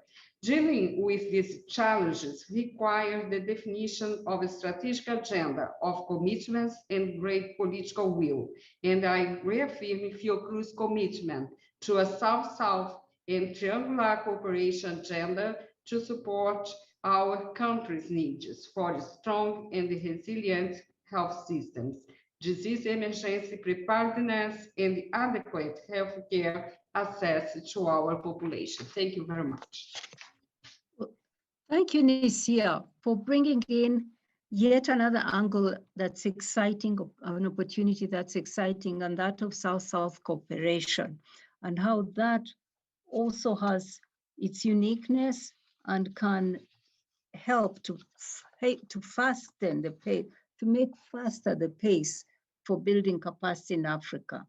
I like the points you make about closing the knowledge gap, the gap in innovation capacities, and how that will take political will, partnerships, and like others, you point to inclusion as being key. So I want to thank you all for keeping to the time and for being so clear and constructive about practical steps that can be taken. We didn't spend the time just analyzing problems. We had commitments and we had practical steps that can lead to a change. I do not know, I see we also have Dr. John Kengasong here. Would you like to make one comment before I close the session? We have just a few minutes I hoped we could use for Q&A. Dr. John Kengasong of Africa CDC, would you like to make a comment on what you've heard from the panel? No, absolutely. Thank you, Winnie, for and all the panelists, Trevor, Paul, Richard, and everyone for the very brilliant comments. Let me endorse what you just said there. But we believe that my only comment would be that this our roadmap and blueprint for vaccine development on the continent will only be a reality if we bring in trusted partnerships. And the trusted partnerships are those that will align with the continental vision and promote it. And the trusted partnerships are those that will say, will bring in the can-do attitude and not question if we'll be able to do it, because a journey of 1,000 miles begins with a single step. And we are here to say that, I mean, if we want to begin that journey of 1,000 miles, we have to start today. India started in, I believe I was researching and recognized that India did their first vaccine, I think polio vaccines in 1970. And they started somewhere. And if we start today, going forward, we'll be able to, it's 20 years down the road, the people that will be sitting where we are sitting will be able to say, yes, the people who sat there had the right thoughts and did the right thing. So thank you so much for the spirit of partnership, the trusted partnerships that will drive this movement forward. Absolutely, you've done the summary for me. What we've heard are partners showing their commitment and practical solutions and a desire to start right away, start small and build up. There's no magic bullet for this. We have to get started, and it's about partnerships, about political commitment, political will. It's about, indeed, you said trust. It's about inclusion and giving opportunity to all young people, brilliant young people, to be part of this exciting future. I want to thank you all, panelists, congratulate the African leaders who have engaged the African Union, Africa CDC for this conference, for the leadership. Only together and in partnership can we achieve an inclusive, resilient future that leaves no one behind. Thank you all. Thank you, panelists, for this debate. Please join now the next panel, session 9, which will discuss bilateral and multilateral partnerships for vaccine manufacturing in Africa. I thank you all. Thank you. Thank you, Winnie, for announcing the next panel. And so my job is easier. I'll just announce the people to take charge of that panel who will be hosting the panel. And that is Professor William Ampofu and Professor John Ann Rontingen, both of whom are academics as well as scientists.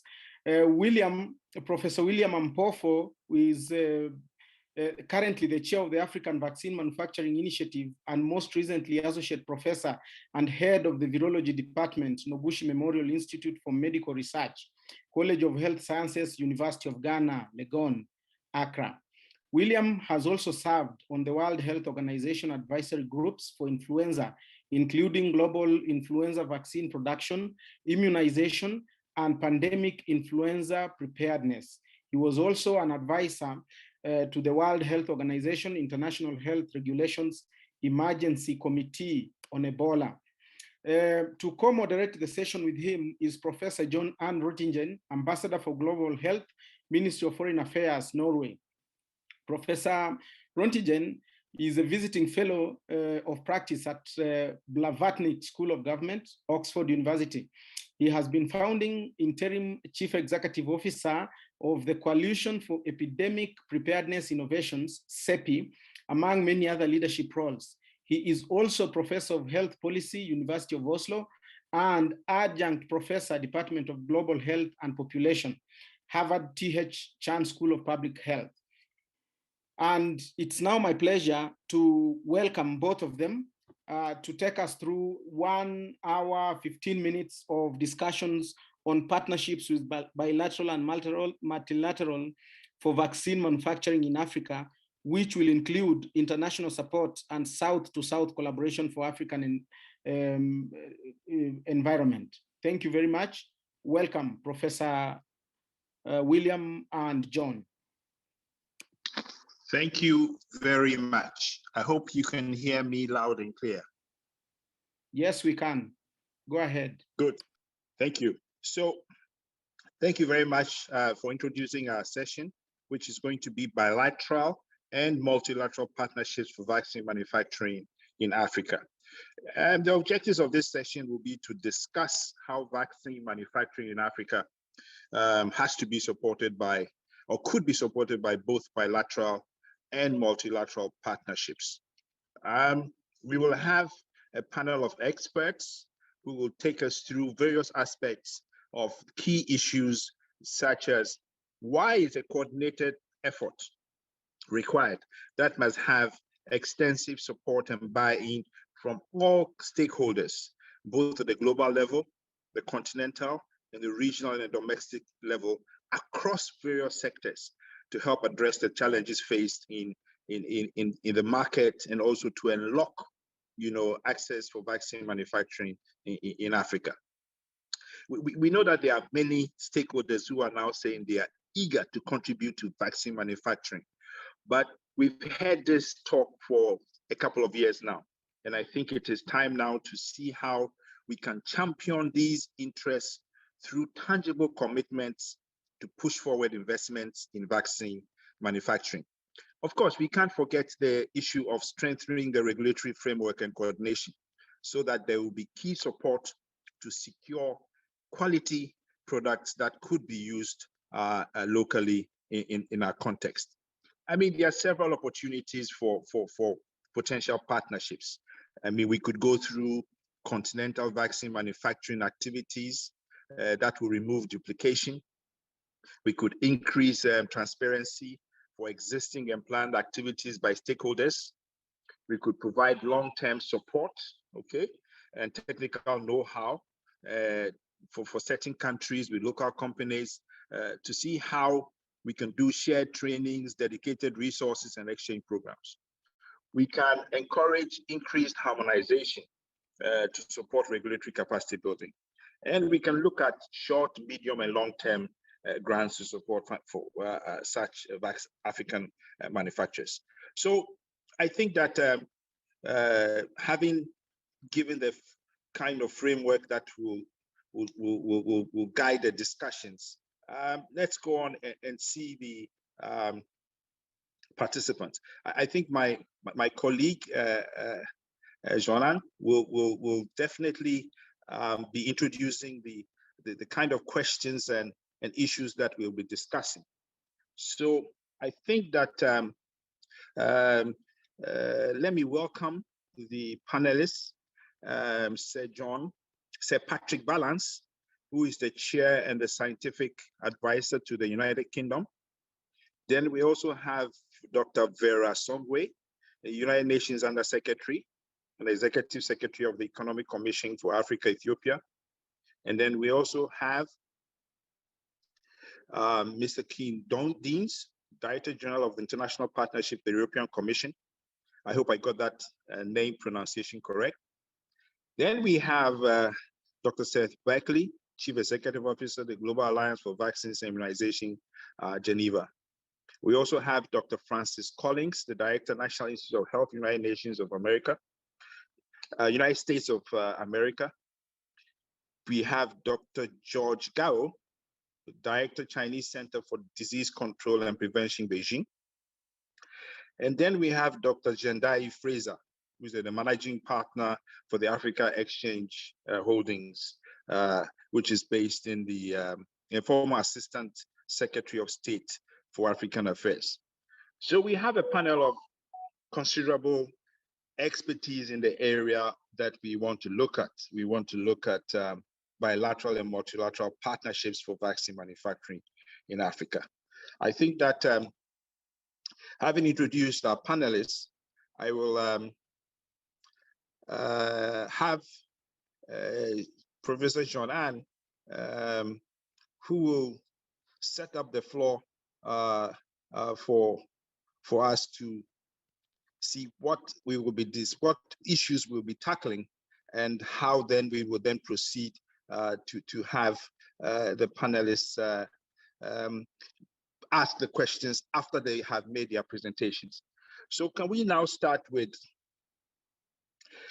Sir Patrick Valance to take us through what kind of what do you have for us, Sir Patrick Valance? Over. Great, thank you. Can you hear me? Yes, we can hear you. I can hear you. Thanks very much. It's such a pleasure to be here, and such an interesting and important and timely topic. I think what the pandemic has exposed is fragility of supply. Now, that may sound odd given the number of vaccines that are now produced, but there is a fragility, and there's been quite a concentration of manufacturing, partly driven by the technologies which have predominated in vaccine production over many years. The second thing that I think has been exposed is the need for national or regional capacity in manufacturing, exactly the topic of this meeting. But the third is that there is an absolute dependency wherever manufacturing takes place on global supply chains. So the idea that you can have sort of totally independent manufacturing, independent of global supply chains, is really not credible when you look at the multiple components. So whichever way one looks at this, there's a need for partnerships, and those partnerships need to be across the world as well as bilateral. What I thought might be useful is just to say a few words about some of the features of what we've had to do in the UK, where we realized that we did not have the manufacturing base in vaccines that we needed for this pandemic, and how we approached that, because some of those points I think are relevant more generally. So the first point that, when we set up a vaccines task force was to recognize that this was both a national and an international issue, and therefore things like COVAX were terribly important in terms of making sure that this was done in the right way. But for the domestic approach to what we needed to do, there was a few lessons that I thought would be worth just sharing. And I don't know how applicable they are in other places, but I suspect some of them are. The first is, this only worked for us because we brought people in from industry into government. It's not something that's easy for people who are solely in government to understand the complexities of what is required, and you end up with a language barrier between those you are trying to work with in the private sector. So experts into government. The second was an understanding that this was a long-term investment that required an investment mindset, not a short-term fix, and that needed an appropriate scale and mechanism to be able to make rapid decisions in tune with what industry needed. The third is that getting vaccines, as you will know, is not a pure procurement issue. It requires an understanding of the R&D and indeed the manufacturing R&D that links to procurement, but procurement pull is essential if you're going to get a sustainable manufacturing base. So those things need to be considered together. From a purely operational point of view, because of the need to interact with multiple companies, whether it's because you're trying to get vaccines from them or because of the supply chain issues, single point accountability becomes important. I mean, I know because I spent enough time in industry to know that trying to navigate complex governments is very difficult for industry, and therefore the simplicity of having single point accountability is important. Involvement of the private sector very early on is crucial, and involvement of the private sector and the regulators together makes this much easier than trying to fix that retrospectively. It's obvious that any attempt to try and get manufacturing needs very clear objectives. And I'll come back to my starting point that there needs to be a view of the long-term legacy and what is really desired, not least because companies in the private sector require some sort of long-term consistency in order to be able to invest and interact. So those were some of the lessons that we certainly picked up.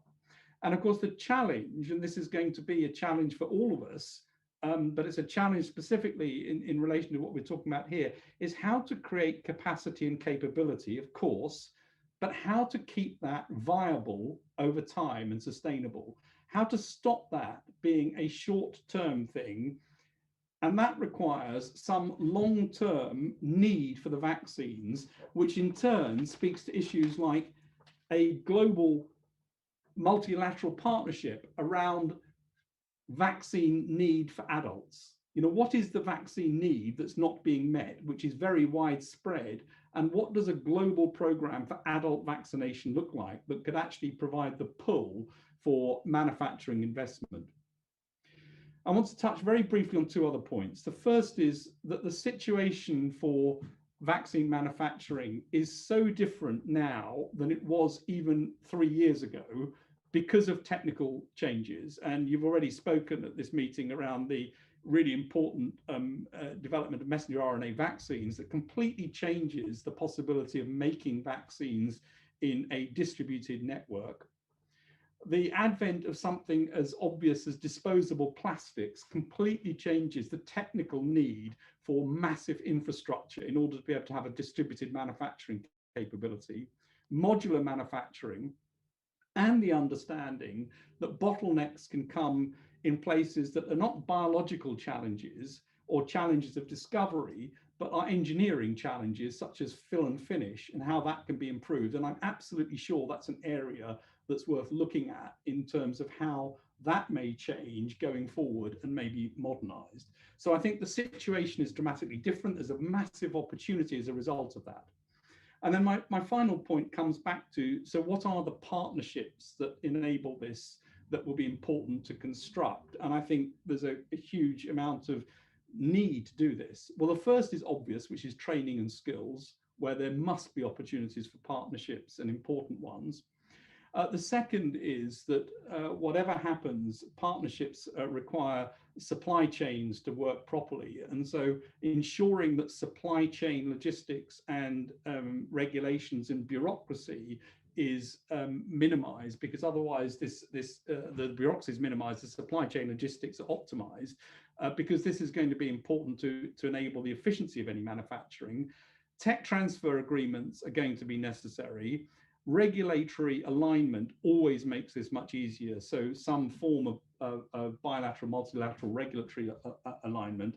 And then I'll return to my point from a few minutes ago, which is long-term keep facilities warm means long-term use. You can't keep facilities warm just by assuming something is going to happen in a few years' time. It needs to be at the cutting edge and therefore needs to be active all the time, which speaks to a global adult vaccination program as a pull factor for this. I'll stop there. Thank you very much, Patrick. That was a great insights from your perspective. So my colleague, John Ann Rottington, will now take over and direct the discussion session, posing questions to each of the panelists and guide us through. John Ann, please take over.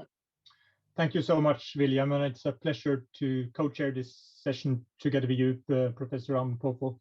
And also thanks to the Africa Union and Africa CDC for inviting me and to my friend John Lane Kenkasong for being able here to participate today.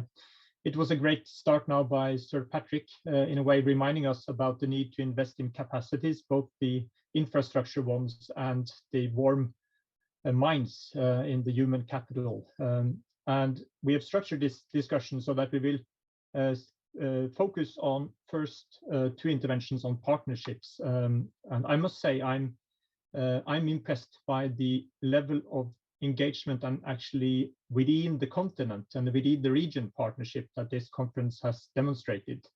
But as William reminded us, this session is about international partnerships. And we just heard from Sir Patrick on the need for public-private partnerships. And the next intervention here is by Dr. Francis Collins, the head of NIH in the United States. And I would like to hear from you, Francis, how we can now leverage the relative strengths of both academia and industry to expand capacities in Africa to manufacture vaccines, both to meet the pandemic needs and to address persisting disease burdens, as Sir Patrick in many ways reminded us. So the floor is yours, Francis.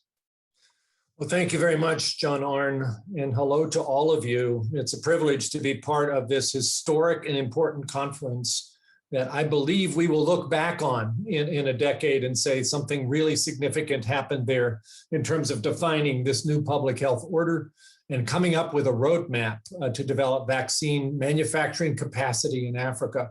Speaking as the director of the largest supporter of biomedical research in the world and the largest supporter of global health research in the world, the NIH, I am delighted to associate myself with those goals. And I think my agency is ready to do everything we can to assist in making sure that this dream has the possibility of coming true. Let's be clear that the COVID-19 crisis presented quite a challenge to the scientific community. And yet I think it's fair to say that science responded in really quite remarkable ways. The design, development, manufacturing of COVID vaccines, making it possible for immunizations to begin within less than a year after the original identification of the responsible SARS-CoV-2 virus, breaks all kinds of records in terms of speed. The role of public-private partnerships, which is our topic in this panel, was crucial to achieving that.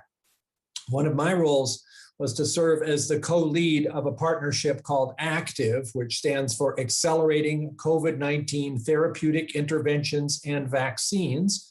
My co-chair of the executive committee, Paul Stoffels, you heard from yesterday as the chief scientist at J&J. That ACTIVE partnership came together in all of 2 weeks and involved 20 pharmaceutical companies, multiple NIH institutes, the FDA, the CDC, EMA, the Veterans Administration, our Department of Defense, and basically brought everybody around the same table to say, what are the priorities that we need to assemble quickly in terms of therapeutics that need to be tested and vaccines that need to be prioritized? How do we design and quickly implement master protocols so that those things can be tested in a rigorous way that the regulators will see as sufficient to make a decision about emergency use or not? And how do we pull together clinical trial networks that may not have worked together before at a time like this to ensure that such trials get conducted effectively and rapidly? This was an energizing and at times exhausting experience, and yet the willingness of all sectors to get engaged in this effort was truly profound and continues to be so to this day.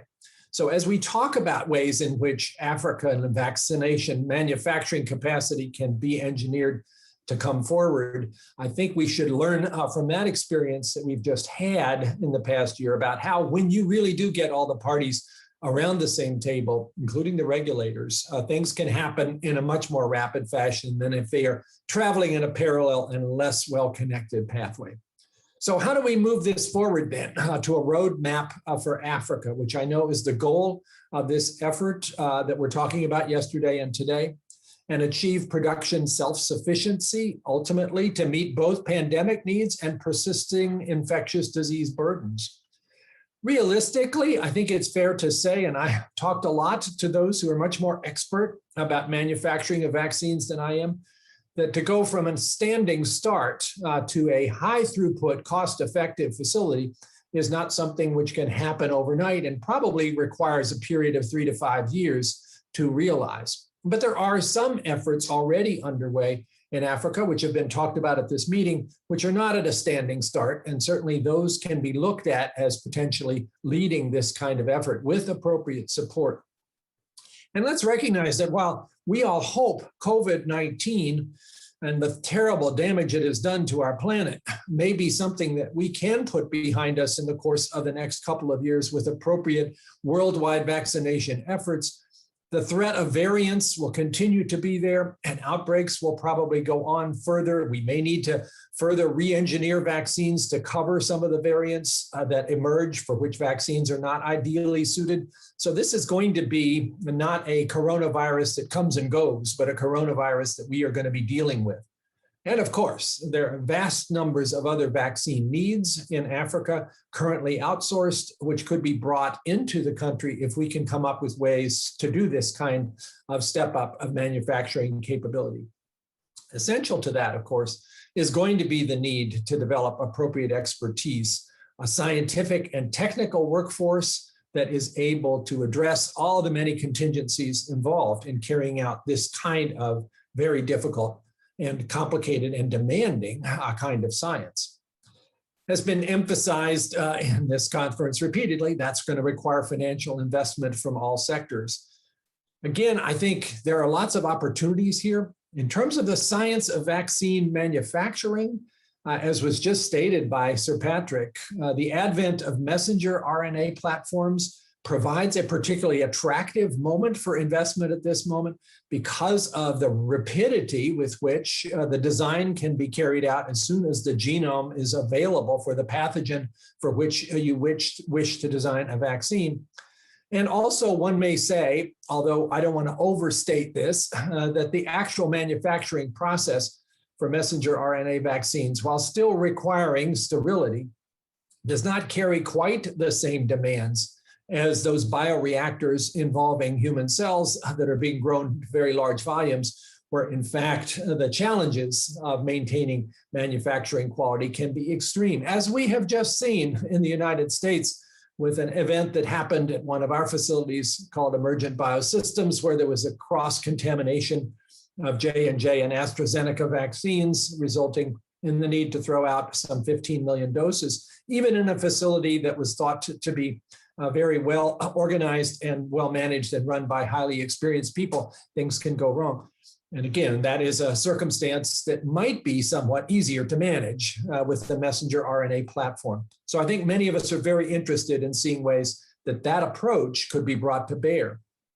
Maybe that particularly is on people's minds this morning as the announcement is now being made in the US about a concern about these clotting disorders that seem to happen rarely, maybe 1 in a million individuals that are receiving an adenovirus-based vaccine. And that, again, seems not to be an issue for the messenger RNA platforms. I don't want to overstate that, but it's one more development that's just emerged in the course of the last few hours. Another thing that we really want to look at, and again, this has been alluded to by Sir Patrick and others in the course of these 2 days, is that the fill and finish process, as essential as it is, hasn't really changed in 50 years. And if we're really thinking about reinventing the way that vaccines can be manufactured and delivered, that is an amenable place as well to contemplate some real innovation, some new vision about how one might be able to do this more effectively and more inexpensively. So with that background, how would we imagine going forward to try to empower this idea of manufacturing of vaccines to get on the on-ramp as quickly as possible? Again, if we're talking about partnerships, I think it's going to be absolutely critical to build strength in African universities and other research institutions. We would not be able to do most of the things that have happened in the US in the last year, focusing on COVID-19, without that strong academic scientific capability, working closely with the government and working with industry. The 3 parts of that were crucial. I'm glad to say that as NIH director now for almost 12 years, one of the things that I've really tried to help with, and I think we have seen some real movement forward, and again, working with partners at the Bill and Melinda Gates Foundation, the Wellcome, certainly the African Academy of Sciences, the African Union, projects like H3 Africa, which brought together institutions across the continent, provided them with funding to build up their technology and their training, has created a South-South network of capability in molecular biology, which could be quite a nice place to utilize in terms of serving as a foundation for some of the strength that now needs to be considerably greater in terms of vaccine development. On top of that, we are in the midst of reviewing right now applications from African institutions for a data science initiative, because that will also be critical for anything along these lines. And some $60 million of our NIH Common Fund will be funneled into those African institutions to further strengthen their capabilities. I really believe that the future of African science, which I think is very bright, will rest very much on our ability to strengthen those institutions, to get away from previous circumstances where, regrettably, North-South collaborations of a bilateral sort were not always in the best interest of the African institution, because they were project-based, they were here today and gone tomorrow, and they did not build that long-term research and scientific capacity, which is going to be needed going forward, and certainly will be needed for vaccine manufacturing expansion. In that regard, there are other things that we might think about as far as models that could be looked at in terms of how this capacity could be built. At the NIH, we have the Vaccine Research Center on the NIH campus, which combines basic science with structural biology, but also has been the place where a lot of the messenger RNA vaccine development went on, together with a small scale manufacturing capacity to be sure that if you have an idea, you're actually producing something that has the appropriate biological properties. I've been wondering if a VRC equivalent in a few places, very few, I suspect, in Africa might be a good start to build that kind of capacity. And we would be glad, based on the experience we've had in the US, to assist with that in terms of how we learned along the way what pieces of this need to be supported in order for it to be successful. Finally, I want to say, because I know there are many other panelists yet to speak, that as we talk about vaccine manufacturing capabilities in Africa, which, as I said at the outset, I'm enormously supportive of, I think we also ought to think about this in even a larger landscape of research and development capacity that needs to be developed going forward in Africa if the full potential of this for human health and for the economy are going to be realized.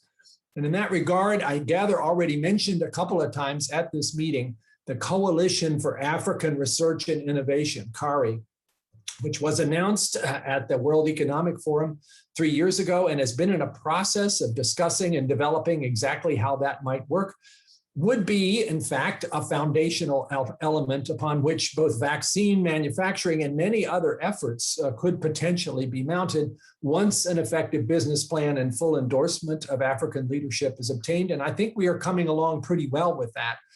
In that regard, I'm excited that CARI, this coalition, is now partnering with the African Union Committee of 10, championing education and science and technology, chaired by President Macky Sall, who's become a big supporter of this concept of developing this kind of coalition for building research capacity. And so as we talk, as we should, in a focused way about vaccine development and manufacture at this meeting, let's not forget that this could be actually a flagship of a broader effort across the continent to build greater strength in science, research, and development for other areas as well, particularly those that affect human health. Thank you for the chance to be part of this panel, and I look forward to the discussion.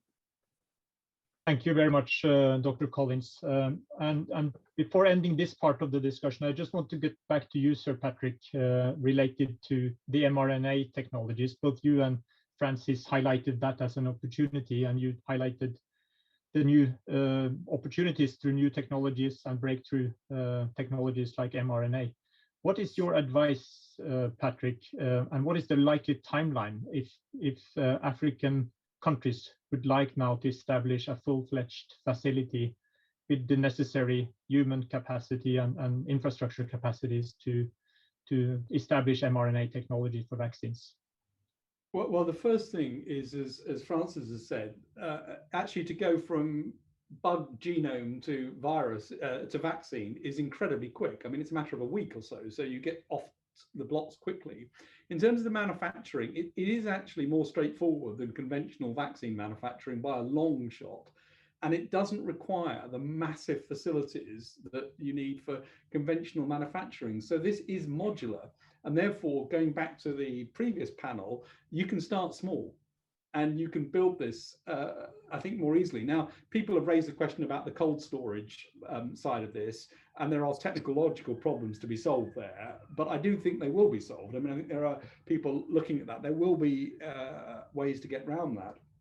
So I think the approach for setting up manufacturing, I think, needs to be a flexible, modular facility, which allows you to get messenger RNA manufacturing in place, and that should be possible, but also to allow, you know, one or two other technologies to be there as well. And I think the disposable plastics and bioreactors and so on allow you to do that and get this without, you know, putting everything on one horse. But I do think there's a horse that you should put something on, which is messenger RNA. Thank you very much, Sir Patrick. Then we move to the next part of the discussion, and that is really to discuss the opportunities for international collaboration to enable the African environment for vaccine production. And it's my pleasure to introduce George Gao, the head of the China CDC. And as we have seen in this pandemic, the China CDC, China has really boosted its own vaccine development and manufacturing capabilities. And you being responsible for a public health institute or a health protection agency, how do you see the relevant examples and experiences now from China that Africa can learn from? So George, the floor is yours. Hi, everybody. It's a great pleasure for me to be here together with you. Since this panel is discussing something about the international collaboration and vaccine manufacturing strategy in the future in Africa. So what I would say, you know, from the topic for this panel, capacity building is very, very important in Africa. I don't think, you know, with so many people and so wide graphical distribution in Africa and any countries, including the Europe or the US or in China or anyone who has many capacities for the vaccine development to cover the Africa. So we should, by using this chance, the COVID-19 pandemic, try to help Africa to build up their own capacity. And first, we already have a very good example. John Kennegaw is here. You know, China is helping Africa building up Africa CDC building. So the brand new building will be there. I think they already initiated the whole project. So we'll have a new building there with Africa CDC, and John will move to a new building very soon. So this is very good with the donation from the Chinese government. So this is we need to find a carrier, find a place, find donators to make sure we have enough money to have at least we can build up at least one, vaccine manufacturing institute or company there in Africa. For example, in Addis Ababa, like what we have in maybe a side by side to Africa CDC. This is the first suggestion for me. And then my suggestion, what can we do for that? Either we should try to get some fund, for example, from a Bill Gates Foundation. I myself, because my position for DG China CDC, we have a lot of program grant from Gates Foundation. We are running some program, but if we can attract some money from Gates Foundation and Gavi, so many NGOs or some government, if we can have a coordinated effort, this definitely needs to be a coordinated effort. If we have a coordinated effort, in addition to the Chinese government supported Africa CDC, we will have an Africa vaccine manufacturing facility there, maybe next to Africa CDC. So this is why In this case, we might introduce an international company there, and whichever company they have interest, we should encourage them to go there. I mean, to have the local capacity there. So that's my comment. I think all of this need to be coordinated. Let's find a way to first you need funds, and then who is going to run? Like we have a John here, we have another John, and to run another vaccine manufacturing facility. Thank you. That's my comment. Thank you, George. Those were very clear and concrete recommendations. It's my pleasure then to turn to Dr. Vera Songwe, who's from the Economic Commission for Africa. And we heard also in the session 8, the session preceding this, about the importance of South-South collaboration, and that this has the potential to really push forward the African vaccine manufacturing capabilities. So what opportunities do you see for Africa to collaborate with global South partners, particularly on supporting the enabling environment for vaccine production? Vera, the floor is yours. Thank you very much. Let me start again by congratulating Dr. John Kengasong, my brother, for this amazing 2 days of conversation. I think that are bringing together people that will normally not come together. In our line of business, we meet a lot with policymakers. We tend to meet with health policymakers, but when we're talking about, universal health care and what's the budget for it. So it's good that we're meeting to talk also about how we bring the private sector development partners together for this conversation. But I just want to step back a little bit and maybe be a little bit the voice of discord for 2 minutes, because sometimes you need a little bit of discord to get a sense of where you go. I think one of the fundamental problems in 2019, the Economic Commission for Africa decided to do a report where we kind of thought we had just had the honor and the pleasure of receiving then Madame Christine Lagarde at the Economic Commission for Africa. And a lot of the conversation we had was about sort of the youth bulge on the continent and the amazing possibilities that Africa could have. And I think somebody must have said it in these panels, by 2030, one in every other individual joining the jobs market will be from Africa. So we need jobs on the continent. And when we stopped at that conversation, we decided to also think about, yes, we're going to have jobs, but a lot of absenteeism happens on the African continent. People don't go to work because they're sick. And so we thought, how do we marry this notion that we're going to have a huge youth bulge, we're going to have a healthcare problem, and clearly our systems on the continent were not yet set to do that. So we started looking at, what's the healthcare system on the continent like? We realized that 90% of Africa's healthcare commodities are imported. 55% from Europe, 15% from India, 11% from China, and 10% from the United States, some numbers like that. So essentially, the expense of our healthcare system was borne by 6 million jobs produced outside of the continent. So that's one. The second big statistic that came out was that a lot of Africa's healthcare system is donor funded. And coming from a perspective of many of us who are budget people, if you're not budgeting for something, if you're not funding something, then you don't make the right policies around it.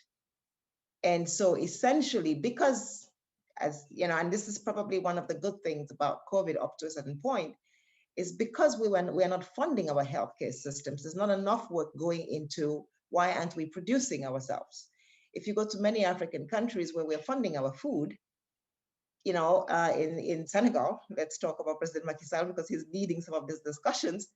They have an objective to have, rice production at a certain number by a certain date in a certain number of systems. If you go to Cote d'Ivoire in cocoa, they have a target. If you go to Ghana, they have a target for cocoa and for oil and for gas. We don't have a target about what is the sort of number of drugs you need to produce on the continent, whereas we are consuming 25% of the market is Africa. And so I think we need to start from that a conversation. This is not a conversation about manufacturing. In 1968, Africa already had partnerships with US CDC Dr. Francis Collins, I think you had tons of African researchers. This is not a question about lack of African researchers. They were researching about tsetse fly, and something that I grew up listening to all the time is something called the trypanosomosis, the tsetse fly disease. Yes, because my father worked at the CDC. So I know this. So this is not about capacity and the possibility of African scientists existing. Of course, Dr. Jen Kengasong is here, and we can, Dr. Happy, and there's tons of them across the continent. So I think this is part of the problem, is how does the international donor community interact with the continent on financing healthcare? If we continue to finance healthcare as a social service, the private sector can never come in because it's always outcompeted, because there's always some donor money that comes in. And the minute you have donor money coming in, then the private sector is not sustainable. So it goes away. And then we try to bring it in, and it really cannot work because the private sector has crowded it out. The public sector has crowded it out. And so we need to find some way. And that's where I worry a little bit, because now there is this huge, anxiety and desire to produce, vaccines. But vaccines alone may not be profitable. We do need to find, Johnson & Johnson does not only produce vaccines, by the way, right? Pfizer does not only produce, actually, the Economic Commission for Africa, because of the work we did in 2019, is actually working with Pfizer to look at something called oxytocin. Oxytocin is a false oxytocin on the African continent kills more women in childbirth than COVID has done, just to put a statistic out there. And so we are working to see, one, can we produce oxytocin on the continent? And two, can we ensure that we have legitimate legal drugs? And so I think that this conversation, as interesting and as important as it is, has to be about what is that combination of, pharmaceutical production that makes it profitable for the private sector to come in. Because as long as we compete out the private sector with public donations, we are never going to be able to come in. And the argument for not having had vaccine production on the African continent has been, oh, we can just concentrate it in a little factory in India and put all the donor money in it. But we see that in the United States, and we see that in Europe, it's a different policy process that has happened. You have encouraged your big business pharma companies to do more than just produce vaccines. They produce antibiotics, they produce prophylaxis, they produce, so there's a supply chain. And my sense is this conversation has to work like that. The second thing is, in Algeria, we have an Institut Pasteur. In Senegal, we have an Institut Pasteur. In Cameroon, we have an Institut Pasteur. These institutions have been functioning for I don't know how long, legacy institutions, each one of them varying. But we've just seen Algeria sign a contract to do some vaccine production. Senegal was already doing polio production. So I think there are already institutions on the continent we can build off of. Of course, in South Africa, we already have a private sector. Aspen Institute does not only produce vaccines, it produces a range of things. So I think the second thing is the governance of the existing scientific research institutions that exist. They exist. How well are they governed? Dr. Francis, Sir Patrick, you were just talking about that. We do need, when you go, and I joke with John about it all the time, and we spend a lot of evenings discussing these things, and he comes with his science and we come with our economics. And you do need that combination, both in the public sector and in the private sector. And you could not have been more right, Sir Patrick Vance, when you talk about it, because if I call Institut Pasteur Senegal today, Dr. Fall, who is amazing and has probably spoken on this podium, is telling you about the genomic sequence of COVID vaccines. And I'm trying to figure out what's the rate of return of an investment. We are not speaking the same language. And so again, I think you do need some kinds of systems that marry those things together so that they can work. But it also requires good governance, good policy reforms within our own countries so that scientists like John Kengasong can come back, and that we can, it's not that we lack them, it's just that, we need to concentrate them in a place where they can do well. And John is already beginning to do that. And then finally, I think the last thing that we have to do then is look at when we bring in the investments, and I see Kun Duns, his camera is not on, but Kun is here. When we bring in those investments, particularly from the private sector where we're trying to blend, we do need to make sure that those investments are not coming with Pfizer and are not only coming with Pfizer and a Johnson & Johnson subsidiary. I have a very interesting story from Uganda, which we sort of stumbled onto after 2019, was we started looking for some good pharmaceutical producers on the continent. And we found 2 that are certified. And this was because when Ebola happened, Uganda wanted to produce drugs in Uganda. And so the government then funded the public sector to work through that process. 10 years later, we have a certified, fully run African pharmaceutical producing company. It's not called Pfizer, it's not called J&J, it's not called AstraZeneca, but it's an African company. And this is what the CFTA wants to do. We need also to start creating those large, big African pharmaceutical companies, and we already have the foundations for that. We need to look for more of them. And I think the investments, and so this is to Kuhn, when you come with the investment, I think let's work to build African capacity. Let's work, yes, thank you, Kuhn. Let's work to invest in some of these local African manufacturers. And I think the wonderful thing about the mRNA that we're now all learning about, as you say, is that it's distributed. It's like, you know, small grid production in the energy systems. Maybe we don't need huge facilities, we need small ones. And so we can actually support smaller, you know, there's a young woman pharmaceutical company in Kenya, we can support her. We don't need the big guys all together. And so I think building up local capacity in the production space in Africa is going to be particularly important as well. So 3 points.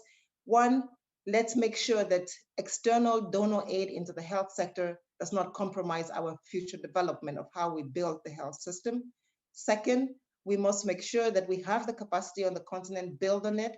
And 3, we need to grow local African industry. That's what the CFTA is trying to do. We need to build on it. Thank you.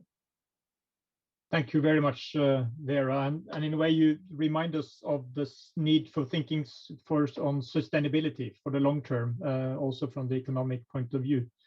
And the threats that donor funds, as well as, of course, large-scale companies that can outcompete because of the efficiency and scale of economies, of course, at least in the transition phase. So do you have one key recommendation on how to transition in a way from and actually to meet a clear target on increased procurement from Africa-based manufacturing? If you're giving one recommendation, how to bridge that gap? Yes, so one recommendation, thank you very much for giving me this opportunity. And I realize I'm the only woman in the panel, even the windows are opening and closing. I'm pulling at John's leg now. But my friend and colleague, Jendai Fraser, was going to join me and be the other female on the panel. Jendai used to be, of course, the Assistant Secretary for the United States for Africa, and she part of the team that created PEPFAR. Would have been great to have her, but I think she has a PEPFAR discussion going for Africa as well. So we're missing her on this panel. I think the big recommendation, particularly for African private sector, since that's what we're talking about, is to manufacture, you need a business case, you need market demand. What we are seeing is that you have 6 or 7 countries on the continent that can fill that demand. That's why we all went to India initially, right? But as we start doing pool procurement, you know, where we bring and we pool together, and this is the point, is you pull together that procurement, then you need to make sure that, you know, we don't have external aid companies coming and saying, but if you pull it, we can buy from India, right? And so we need to fix that system. We need to pull it, and then we need to work on the continent. We have shown and demonstrated that pool procurement works with, you know, the platform that John is running so wonderfully well, called the African Medical Supplies Platform for the purchase of PPEs. We showed it could work. So we know that Ethiopia saves 25% on the cost of drugs by pool procurement. South Africa is doing something similar. Can we now do it even sub-regionally or continentally? The minute you do that, then the local pharmaceutical companies can have, when budgets are done, they know that Ethiopia is going to order this, Cameroon is going to order this, Nigeria is going to order that. You have an order book. And so the order book that we are now taking outside the continent, we can actually bring back in and start ordering within our own countries or within our own sub-regions or within. And I think we also need to look at, when we talk about pharmaceuticals, the components into pharmaceuticals, as Patrick Valens was talking about, are huge and differential. So we could actually have a supply chain that has packaging done in one country and filling done in another, and the drug itself produced in another. So it creates a long series of jobs across the continent. And I think that's the other advantage, where we could sit down, and hopefully this conference does something like that, that it says, where are the comparative advantages? We go back to economics, and how can we then pull those together to ensure that you're producing the drug in the right factory space, but with different inputs from various parts. So pool procurement, and I think the African Union under President Cyril Ramaphosa, President Kagame, have actually passed that legislation already. So we have legislation continentally that could make this work, but we need the support of international donor agencies to come in and say, maybe the risk at entry is a little bit higher than normal, and we will buy it down a little bit, Kun, but, and you're already doing that, so thank you in some cases, but maybe we need to do more. Thank you very much, Vera. And in a way, a combination of pool procurement and then setting targets that you gradually increase over the 10, 20-year period could be, of course, a way forward, definitely. But it's also a great segue to Mr. Cohen-Doens from the Directorate General of International Partnerships, European Commission. You are, of course, now seeing that manufacturing of vaccines is topical and receiving the highest political attention in Africa. But memories may fade, and Vera just reminded us in many ways that this is really about development. It's about long-term thinking and partnerships. So with your responsibilities, what do you think will be required to ensure momentum on this topic being maintained going forward? The floor is yours. Well, thanks, thanks a lot, and it was great to have Vera speaking just before me, because I mean, for the business I'm in, international development, and the money we spend, official development aid, for this to make really sense, we generally need an alignment of stars. We need politics to be aligned with economics, and in this particular case, to be aligned with science. And it's been extremely useful to listen to the debate yesterday, today, to see how precisely because of COVID-19, we probably more than ever before have this kind of alignment of the stars, and that creates a very good context for us to come in. And let me start maybe with the politics. I mean, we're shaping up the next summit between Europe and Africa, hopefully to take place early next year. And it's already clear that there will be two major dominating topics, and this comes from all the contacts we have with African leaders and so on. It's of course the economic recovery, and it is vaccines and health.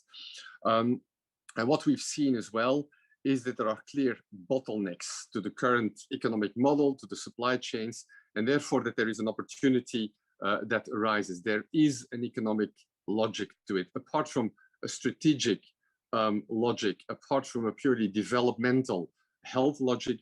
There is an economic logic, and Vera has mentioned a few elements. I mean, Africa imports 94% of its medicines, that's for sure, but on the other hand, it also is the only pharmaceutical market really where high growth is still achievable. I mean, the value of Africa's pharmaceutical industry jumped from $28 billion in 2017, from just $5 billion a decade earlier. So, and we've seen, if we look at the projections, it's probably poised to double to at least $56 billion by 2030. So there's clearly a business case to be made. Now, how do we look at this as donors? First of all, it's clear also from the previous interventions that whatever we want to do will require a comprehensive approach. It's not just enough to do one part or one leg of the solution. It needs to have a fully integrated approach where we will need to look at access to finance, we'll need to look at regulatory frameworks, we'll obviously need to look at production facilities, we'll need to look at technology transfer, we'll need to look at skills development, know-how, we'll need to look at scientific cooperation to build indeed this kind of research and science capacity. I mean, it's not that it's not existing, but it requires further development. And we will need to look at indeed local manufacturing, local pharmaceutical companies to arise, which means we'll need business plan, we need the economics, the return on investment to get that right, which no doubt will require a de-risking component and also the creation of a market, trade facilitation and so on. So it is an incredibly broad agenda that we will need to look at. That doesn't happen overnight, but we're also not starting from scratch. And I think there are clearly a number of countries in Africa, in North Africa, in West Africa, in East Africa, in Southern Africa, that have a nascent capacity, an industry that exists and on which we need to build. And that's clearly our intention. And we've been working over the past few months with pharmaceutical industry, with our partner countries and so on, to try and see now where can we start? Because it's important to really get traction on this in the most concrete way. Similarly, at regional level, when Chinese colleague has referred to the African Center for Disease Prevention and Control, I think that the ACDC has been partnering with a lot of us over time, by the way. There's also a partnership between the ACDC and the European Center for Disease Control. It's with the Americans, with the Chinese. I think this kind of emerging technical cooperation definitely needs a further boost. We are also looking at the African Medicines Agency and how we can somehow strengthen them, link them up if possible with the European Medical Agency. So there are a number of areas where we think the potential really exists. The funding, and that's my final point, will no doubt be there. I mean, since the politics move into that space, and since it is clear that this global pandemic requires a global response, and that this is unlikely to be the last global pandemic, so that it's a required, necessary investment for the future, the money definitely will move there. And on that side as well, on the European side, we are now in our new programming cycle, definitely, let's say, budgeting the necessary resources for this. We are working together with our member states in this kind of Team Europe approach, and several European member states are moving in the same direction. And we are working with our European development finance institutions, the European Investment Bank, Agence Française de Développement, KfW, and so on, who are also keen in really making a very solid Team Europe offer to partner with our African partners on those multiple aspects. And I repeat, for us to be able to move forward in a, let's say, strategic way, I think it is essential that we do that together with African partners and develop that in the detail so that we cover the whole wealth of the ecosystem and the different aspects that need to be covered. I'll stop there. Thank you very much. Thank you very much, Cohen. And then I have the pleasure to welcome the last panelist, Dr. Seth Berkley of Gavi. As we all know, Gavi has been instrumental in changing the situation of access to vaccines, in particular in low-income countries, over the last 20 years. And now Gavi has a central role in the COVID-19 response report through the COVAX facility. So, Seth, how would you say that the Gavi's operating model can intersect with a specific ambition like the one that we are discussing in this conference of establishing and expanding vaccine manufacturing on the African continent? How does that meet? And what specific advice would you have from Gavi's perspective with regards to the new manufacturers that want to supply to the Gavi pooled procurement, as we heard from Vera, opportunities? So the floor is yours, Seth. So thank you, John Arne, and I want to start off by congratulating my brother John Nkengasong for his insightful timing of bringing this together. And I think it's insightful because not just of COVAX and the of COVID vaccines and the importance of this pandemic, but as Patrick and Francis talked about, there are now new technologies, there are new ways of producing vaccines. Even conventional vaccines can be produced differently now in modular modular ways. And so it's a really interesting time to have this discussion once again. Let me just say that supporting immunization in Africa is a central focus of what Gavi does.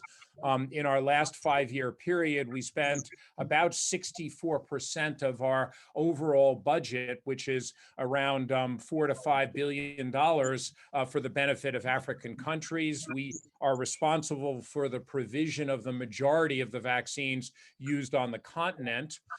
We do have one supplier based on the African continent, the Institut Pasteur of Dakar in Dakar, Senegal, has a long established relationship with us, which provides a yellow fever vaccine, which is very important because that vaccine is one that is important for the continent, but there aren't a lot of suppliers of yellow fever vaccines. So this is an important supplier for dealing with that particular disease. Now, when Gavi first started, we had initially suppliers, most of which were in the Europe and North America. So in 2001, 5 suppliers. And today we've shifted to 17 manufacturers around the world, of which only 4 are in Europe and North America. So the rest of them are developing country vaccine manufacturers supplying an overwhelming majority of the overall doses. So from our perspective, diversified global supplying is critical for improving supply security. But the challenge also is that vaccine manufacturing as a biologic process can be unpredictable. All of a sudden we can have a contamination of a lot, as Francis talked about. We can have problems in production and shortfalls from individual manufacturers. So having a diversified supply base with healthy competition is really critical to keep pricing affordable yet sustainable. And I think Vera made these points very well about the importance of having a marketplace that can really work. So we also look for diversification in terms of manufacturers under the oversight of a range of different regulatory agencies, which is important because if a regulatory agency loses its certification, then you have a problem because you lose that supply of vaccine, and that could be a real tragedy globally. So we require international quality standards for obvious reasons. If there were problems, then it might affect vaccines, all over the world. So that is WHO pre-qualification. And national regulatory authorities have to have a certification from WHO as being functional and having reached the proper maturity level. We also have a policy of self-procurement. So we have provided indirect support to local manufacturing to allow countries to self-procure as long as the regulatory requirements are met, such as the existence of a functional NRA. And let me give an example of this. Indonesia used Gavi funding to procure from its local company, Biopharma, vaccines that were locally licensed and not yet pre-qualified, but had a regulatory system that was recognized by WHO to reach this high maturity level. So we started out buying Penta and IPV and measles. Since then, Biopharma has achieved pre-qualification, and now they can supply through Gavi to other countries. And of course, Biopharma is now the producer of the world's first novel OPV. So that's a good example of how it can work. The cautionary tale, however, is Bangladesh, which wanted to use our funding to purchase vaccines from their local producer. But given that the Bangladeshi regulator didn't get that maturity level, wasn't able to get approval, we are unable to do that. So I think it's really important as we think about the many challenges in front of us is that we really pay attention to this regulatory side of things, making sure we have that long-term investment, the quality assurance, quality control that is necessary. So I think, from our perspective, although we are agnostic to the location of manufacturing, we do favor geographical and NRA diversity. And so we see this as a really exciting and potential important issue. Now, one critical thing to think about is that manufacturing capacity should be seen as part of the global solution rather than just serving regional or domestic needs. Vaccine nationalism is not only counterproductive from a public health and a global health security point of view, but it's not in anybody's self-interest. And I think, therefore, we've already heard this is a long-term undertaking. You need to put the time and effort to do it, and to make sure the governance is there has been discussed, and the regulatory system, the right business models that are going to be critical. And of course, it's going to need some subsidies at the beginning, because what we've seen now is large economies of scale by other manufacturers, and ultimately you need the African manufacturers to be competitive, but for a period of time they will not be, and that's okay as long as you go into it understanding that are willing to subsidize it. Just a couple of other quick points. One is you can't have cold facilities. So the idea that you might create a COVID manufacturing facility, but then mothball it for a while till the next pandemic doesn't work, because after about 5 years, they can't be used anymore. So what's absolutely necessary is to have facilities that are providing vaccines that are being used today, and then have surge capacity to expand in the time of a pandemic, and then going back to what it did before. So that's just an important lesson, I think. And lastly, to say that there will be opportunities around COVID vaccination going forward. There is now a COVAX manufacturing task force that is being led by CEPI, but we're involved in this, and I know John is involved in this, and we'll be happy to work on trying to look at how that can help with this process of moving forward. But just to say, I'm very excited by this conference and the potential for this work going forward. Back to you, John Arne. Thank you, Seth. And in a way, several of you have. Before you come in, Professor John, let me just clarify something. And I don't know Seth, sure. And we work very closely together. So, but just you sort of said the Africans will not be competitive, and I want to take exception to that very quickly, because I actually believe that it's same environment, same subsidies. We probably may be more competitive.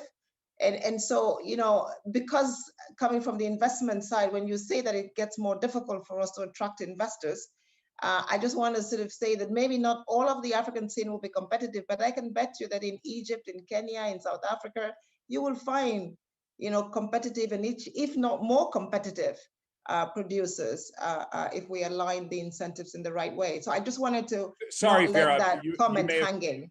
You may have misunderstood what I said. Okay. I said in terms of the process, because you're initially competing with those that have very large volume scaled production, the costs will be higher. So you just need to subsidize until you get up to those levels of production to be cost effective. And so that's why when you go in, you have to have your eyes wide open.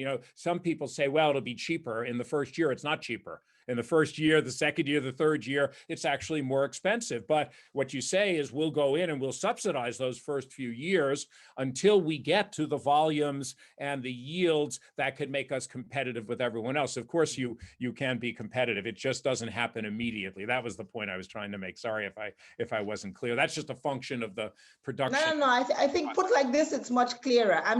Because there's investors listening to you, so we just need to say the right thing so they don't get confused. Yeah, sorry if I wasn't clear about that. No, that's okay. But I think in a way, your two messages, they converge, because both of you are talking about sustainability, the need for a warm base, and Seth explained about the case in Indonesia, where you gradually start producing for your national needs, and then gradually you become competitive both from a scientific as well as a efficiency point of view. And you very talked about the need to gradually expand the procurement or the local procurement targets as you become competitive. And in many ways, I heard also a convergence on the need of thinking warm base. I heard that from the scientists in a way, from Sir Patrick Wollens and from Francis Collins, but also from, of course, an economic point of view. you need to sustain production to actually sustain the facilities. And the third point on convergence was regulatory. And maybe if I am allowed to go back to Sir Patrick or to Francis to comment on how important you see the regulatory environment and now the opportunities of a Pan-African Medicines Authority being for actually serving one of the functions in this space.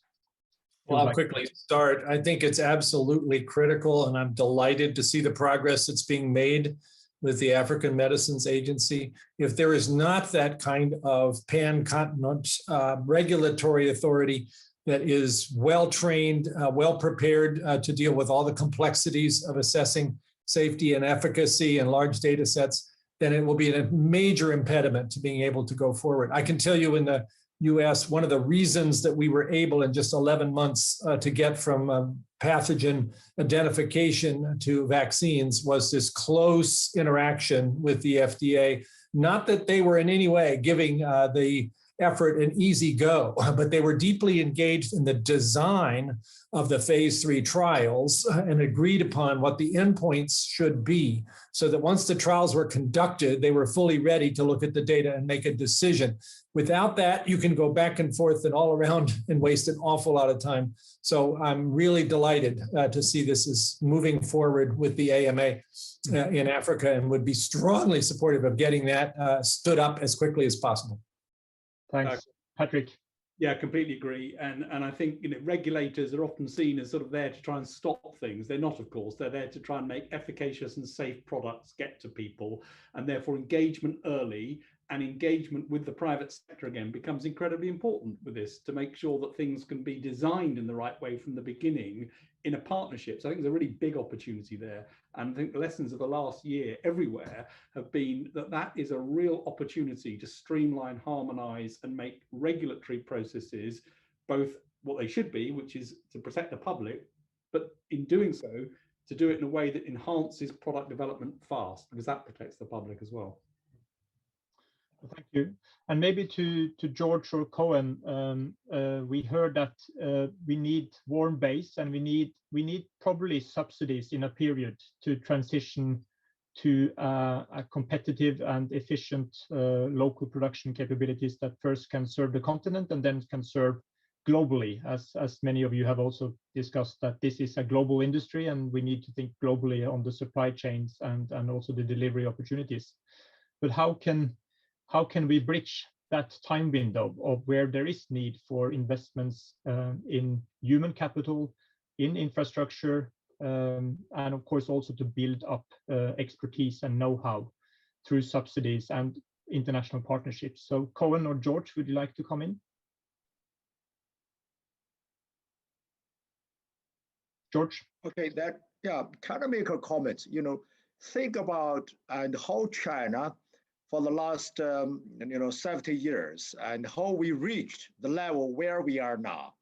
From the very beginning of this COVID-19 outbreak, in China, at least at the moment, we have 3 types of vaccines are approved for either for the traditional commercial use or UAE and UEA. It looks like it works very well. So for you, in that sense, I don't think there's any hurdles and for us to encourage to do something in Africa, as long as Liu said, while you are building some capacity for the manufacturing work, you need to get someone to be trained, in particular for the regulatory work. Regulatory work for the vaccines for any medicine or drugs are very important. So this can be also coordinated. So once we have a meeting today, I'm also very happy to see the progress. And so many people, experts here, we share so many things here. So we should continue to discuss how can we do some coordinated work, have the capacity, have the beauty there, and then have the talents there. The talents training can also be done in either Europe, US, and also in China, because for China, there may be our progress from starting from the scratch for the last decade. It's give a very good example. You can copy something from China. So I think I'm happy to be a coordinator in China side. Thank you. Thanks, George. Cohen. Well, thanks. I mean, you asked about the business case and what indeed we could do. I think, I mean, a crucial element for the business case is, of course, the whole, let's say, ecosystem and the conditionalities that work around it. And that's why I do insist on the importance, indeed, of all the work that is supported with grant funding, with grant money, on regulatory frameworks. I mean, Seth has referred to it as well. This is crucial because without that, without investment in innovation, in scientific cooperation, all this will not be sustainable over time. And therefore, grant funding for this kind of cooperation is crucial. Now, when you then arrive at a business case, and you can still see how, whilst it makes sense, you need an intervention because the risk is too high and therefore the risk premium is too high. I mean, that's the kind of business in which we, not just in pharmaceuticals, but also in many other, let's say, policy areas, let's take renewable energy and so on, can intervene with financial instruments where we basically, through the provision of guarantees or blending, take part of the risk, which is in a number of cases a real risk that will materialize, but in a number of cases perceived risk that will not materialize, where basically with financial instruments backed up by ODA, we remove that kind of risk that stands in the way of real investment materializing. And so there, I think we do have the necessary instruments as a donor community to be active. And those are some of the things we are obviously already now looking at. Thanks, Cohen. We soon need to wrap up, but maybe if I give all of you 30 seconds to give a very short recommendation to Dr. John Nkengasong from the Africa CDC, who now is really thinking about the next steps after this conference and need to take this forward. And as Cohen also mentioned earlier in his first intervention, this is a political opportunity. We have an open window and we need to act. So if you want to give one short recommendation to John, now you have the opportunity. Who would like to go first? Well, I'll jump in. I think this is an incredibly important moment. Maybe a silver lining, if there is one, for COVID-19, the opportunity to come together with a group like this and perceive there's real momentum behind the effort to build capacity in Africa, in this case for vaccine manufacturing. But obviously, if that's going to be successful, it has to be part of a much larger effort to build strength in research and development. And that means in academic institutions, that means universities, that means the governments also committing to support this. We need to go from the tradition of how science has been supported in Africa, which has been donorship, and we need to go to ownership, where basically Africa charts its own course, where the center of gravity, which has for too long been outside the continent, moves to the continent. For me, speaking for NIH, we are totally supportive of that, and we want to see Africa lead that effort, and we're ready as a partner to do everything we can to make that course go well. So thank you for the chance to be part of this. Thanks, Francis. Who would like to go next? I'll just make a couple of comments. I mean, I think my messages would be modular manufacturing, diversified supply chains, make sure that there's private sector involvement and that there is a keep warm plan so that these things actually have things to deliver during peacetime and are used all the time. Otherwise, they will wither. Thanks, Patrick. Yes, Seth, and then I go to Vera. Yeah, I mean, so first of all, I agree with what Patrick just said. I think it's having a short-term perspective and a long-term perspective, because today there are some things one can do short-term. The critical component for me is getting that regulatory structure up and running and operating at its efficiency so that all of these other processes are possible. And then I think some of the new opportunity in modular manufacturing, fill and finishing, those activities can be scaled up fairly quickly, but at the same time, one needs to think about longer and have that plan towards how one builds a vibrant industry. In the chat, there's a lot of good discussions to say, don't just think about vaccines, think about that being broader. And Francis has talked about the science base that goes with it. So I think this is almost like a set of concentric circles that have to be built. And I think George talked about China's path, and I think that's the path that China did to get to where it is today. So, but I think it's that taking that first step that's so critical. Thanks. Thanks, Ed. Vera. No, thank you. First, just to congratulate again, John, for bringing all of us together from different spheres of life. I think three things. One is clearly, and I think this is what John wants, a clear plan of action going forward. Where are we going to start doing this manufacturing? Very often we have these conferences, we go away and we don't do something. So maybe, John, 6 months later, do another one. Let's take stock of, have we started something? Hopefully that we have. I cannot agree more with Sir Patrick, keep the factories warm. I say that almost because I have an inbuilt bias. I need to see that we reduce the number of maternal and childcare deaths on this continent. And I think while we do vaccines, we can also make those same factories, ensure that we have women not spending out of pocket 37 cents on the dollar to buy drugs that are not certified and kill them in the process of childbirth. So I really think if you combine those factories for vaccines and childcare and maternal mortality drugs, that's the one I'm fighting for, but maybe we can do more. Let's do that, John, and let's work on this. And this brings me to the last point, which is essentially the regulatory aspect, the governance aspect. We haven't really spoken a lot about governance of the health system because it has been so donor funded. Governance in the health system on the continent is not the strongest. I think we should all say that. And so we do need to build a system where there is clarity on the regulatory part, who gets a license, is it the right license? And that's where CDC Africa is particularly important, and any more strengthening we can do is great. But we need the sister agency, the AMA, to come in place. And I think we need some support to make that happen. And we need to make it happen yesterday. Thanks. George. Yes, two messages for John.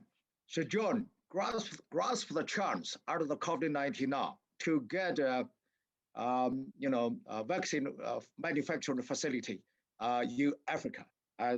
You got a chance now, so grasp it. And the second, of course, need your very good coordination work. You have already done or you are doing at the moment. And second, start to set up your own program, like the immunizing program department, and also regulatory work department. Get them working now, and also get your staff being trained or try to attract someone working on this field. Thank you. Two messages for John. Thanks. Thank you very much. And Cohen, the last comment from you. Well, I have one. Strike while the iron is hot, and I mean that, because as we've just seen today, I think there is indeed an alignment and a willingness and a general belief that we need to act now. But we also know that crises move fast, and we all move from one crisis to the other. Now is the moment to really act. It's true, and I very much subscribe to this, that most of what we need to do must have a long-term perspective, but it's absolutely crucial that we get that ball rolling now, because if we don't act now, it won't happen again. In 1 year time, the attention will have moved on, I'm afraid. So it has to happen now. Thank you very much. And in a way, all of you are talking about acting now and acting together.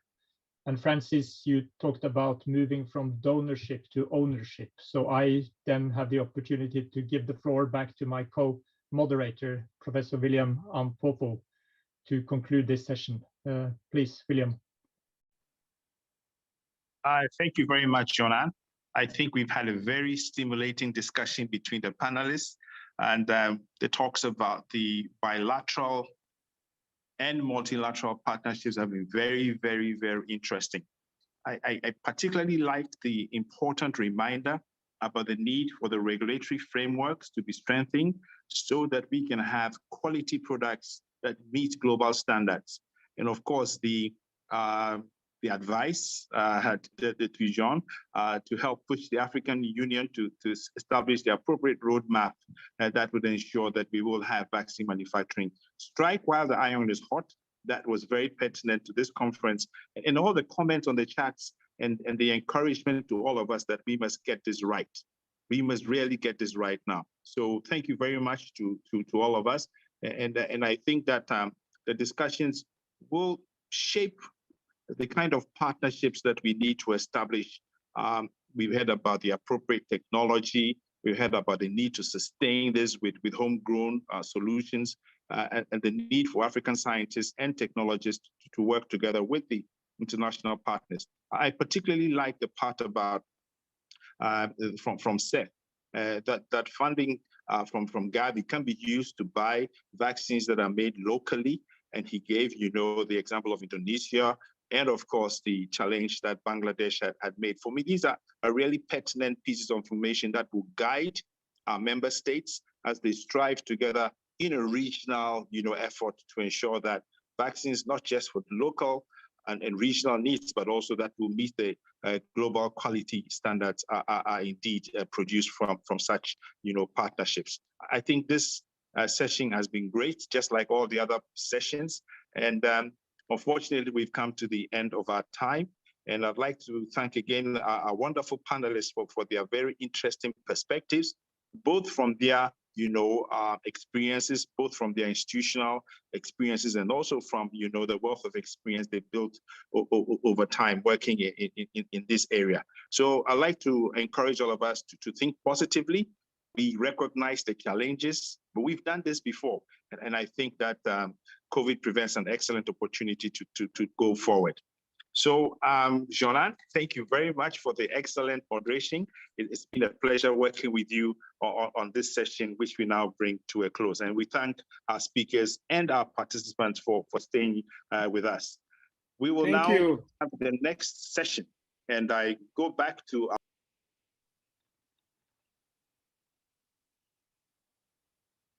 Wow, thank you. Thank you, Professor William Pofo and Professor Jonan Rottingen for a very exciting moderation and an exciting panel. Very elucidating lessons there, and we will, I'm sure, take them on board. Now, I would like, before I introduce the next session, please, let me just make two quick announcements. Number one, we have a closing ceremony at the end of this summit today in shortly under 3 hours.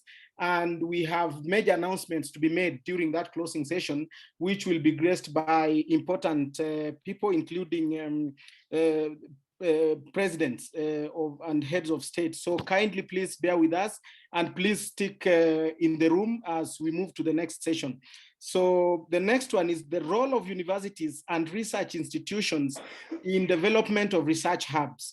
And to take us through this session is Professor Sambaso, who is both a politician or having worked for governments as well as an academic. Professor Sambaso is a former Minister of Health for Mali and currently Director General of the Center for Vaccine Development, Ministry of Health Mali, since its inception in 2001. In 2020, he was appointed by the Director General of the World Health Organization as one of the 6 special envoys to the World Health Organization on COVID-19 to provide strategic advice and high-level political advocacy and engagement in different parts of the world. He also holds a faculty appointment as professor at the University of Maryland, Division of Geographic Medicine. Professor Sambaso, you have 1 hour to take us through the role of local research institutes in drug discovery and preclinical vaccine studies, options to address challenges in clinical vaccine development, incentives for local research institutes to prioritize vaccine research. I would like you to introduce your panel and please proceed. The floor is yours. Thank you. We are honored to have you. Thank you very much. I will just try my video on for a few seconds in order to save my bandwidth. Thank you for this great introduction. And I would like to say good afternoon, friends and colleagues. It is my pleasure to welcome you all to this session number 10 of this virtual conference on expanding Africa's vaccine manufacturing, organized by the African Union and CDC Africa. And I would like to really thank the meeting organizers and thank you to the DG of Africa CDC for inviting me to participate into this very important conference for Africa. So I've been very well introduced. This session will focus on, let me say, will focus on the role universities and research institutions and centers have to play in the development of support research hubs in our collective fight against the COVID-19 pandemic, which is having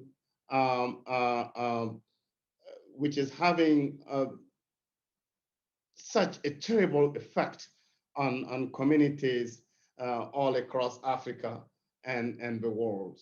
We are here together today because we are all acutely aware of the need to develop the resilience of our health systems.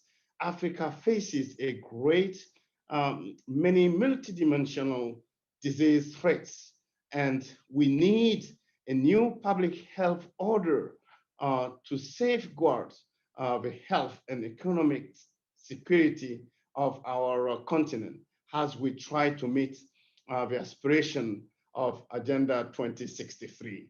Africa has the largest disease burden in the world, but it also has very weak health systems, and this has severe consequences for the continent's health and economic security. So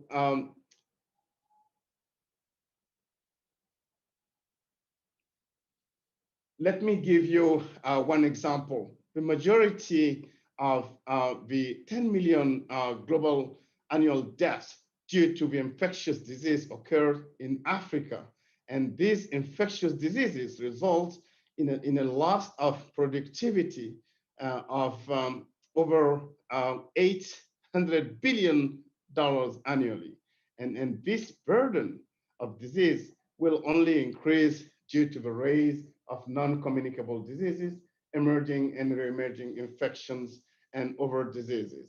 In order to establish the new public health order we so urgently need, we will require collaboration, cooperation, and coordination, as this was very well described in the past previous session, across the African continent. And this is what we will be discussing in this session. I would like to suggest that we concentrate on 4 core aspects: the strengthening of African manufacturing of vaccines, diagnostics, and therapeutics. And then second, the strengthening of our public health institutions. And 3, the strengthening of our public health workforces. And then finally, the establishment of respectful, action-oriented partnership. This session then will be a panel discussion. We do not have presentation, but we do have a distinguished panel of guests who will answer to questions and provide with benefits of their expertise and analysis, but will be able to enlighten us about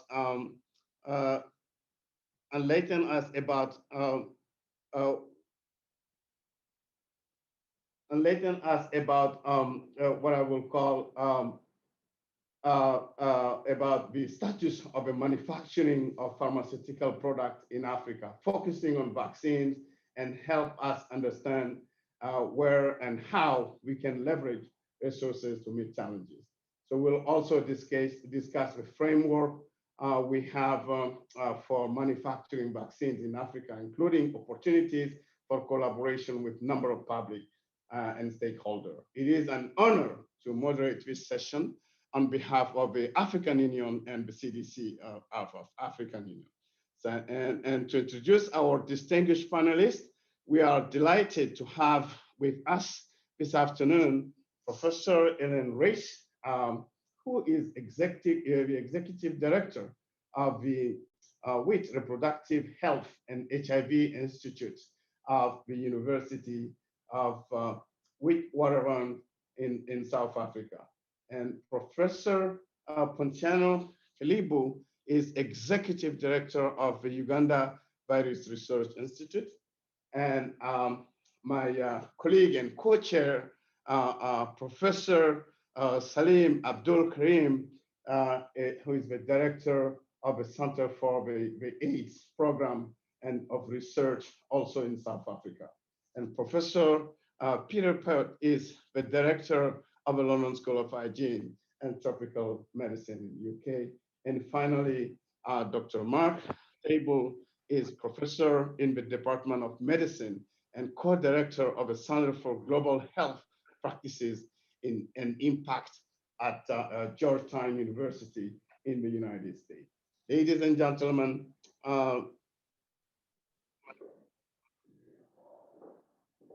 thank you very much for indeed being with us today. So it's a great pleasure to welcome you all.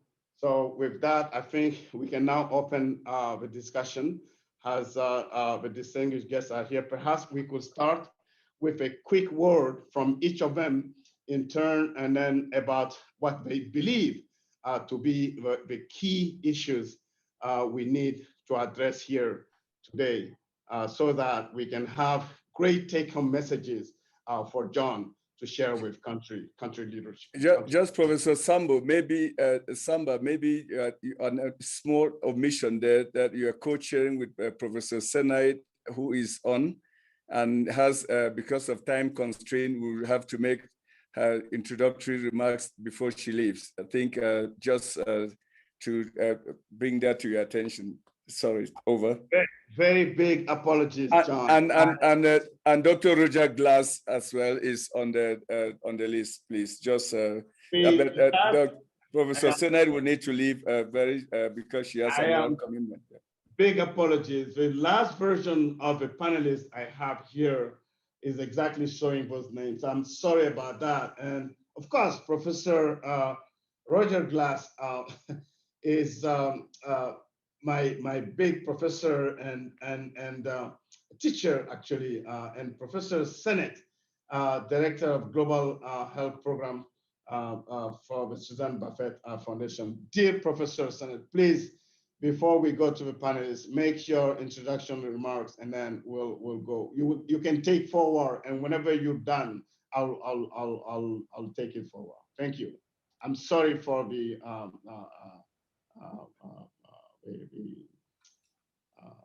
small mistakes. Thank you.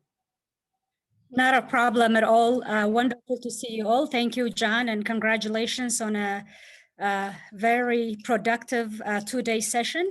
And thank you, colleagues, all to seeing you. I really apologize that I have parallel sessions running, so I'm going to quickly depart. But I really must say that seeing so many people committed to the shared vision of this conference is bringing us so much hope. It's been an incredibly challenging year for all of us, marked by loss with so many people around the world living lives and livelihoods. It has also been a year that has shown a harsh light on the inequities built into our existing systems. While Africa holds 13% of the world population, as you heard throughout these presentations today and yesterday, less than 1% of vaccines used across the continent are made here. And why? I don't think I need to answer that. They have been highlighted in previous sessions. This inequity is simply unconscionable as we face the next wave of the virus and its emerging variants. Without vaccine, even for many of our frontline health workers, a majority of which are women, we face a never-ending pandemic. Despite this hardship, COVID-19 has underscored the importance of developing solutions by Africa, for Africa, and in Africa, along with the so many development partners that are present here. Right now, we have an opportunity to reimagine our manufacturing capabilities so that we can address health crises as a continent when they arise. However, increasing vaccine manufacturing capabilities is just one hurdle. As you heard from Vera earlier, there are many breakdowns along the pipeline, from funding in silos to really the lack of funding and research grants at African universities, to shoring up vaccine delivery, to training healthcare workers. So we need to strengthen all of Africa's capacities. I believe the role of universities and research institutions have never been more important in this effort, and their leadership has been central so far. Since COVID-19 reached Africa's borders, more local vaccine research hubs supported by the continent's top universities have been established. Further, West African countries that battled the 2014-2016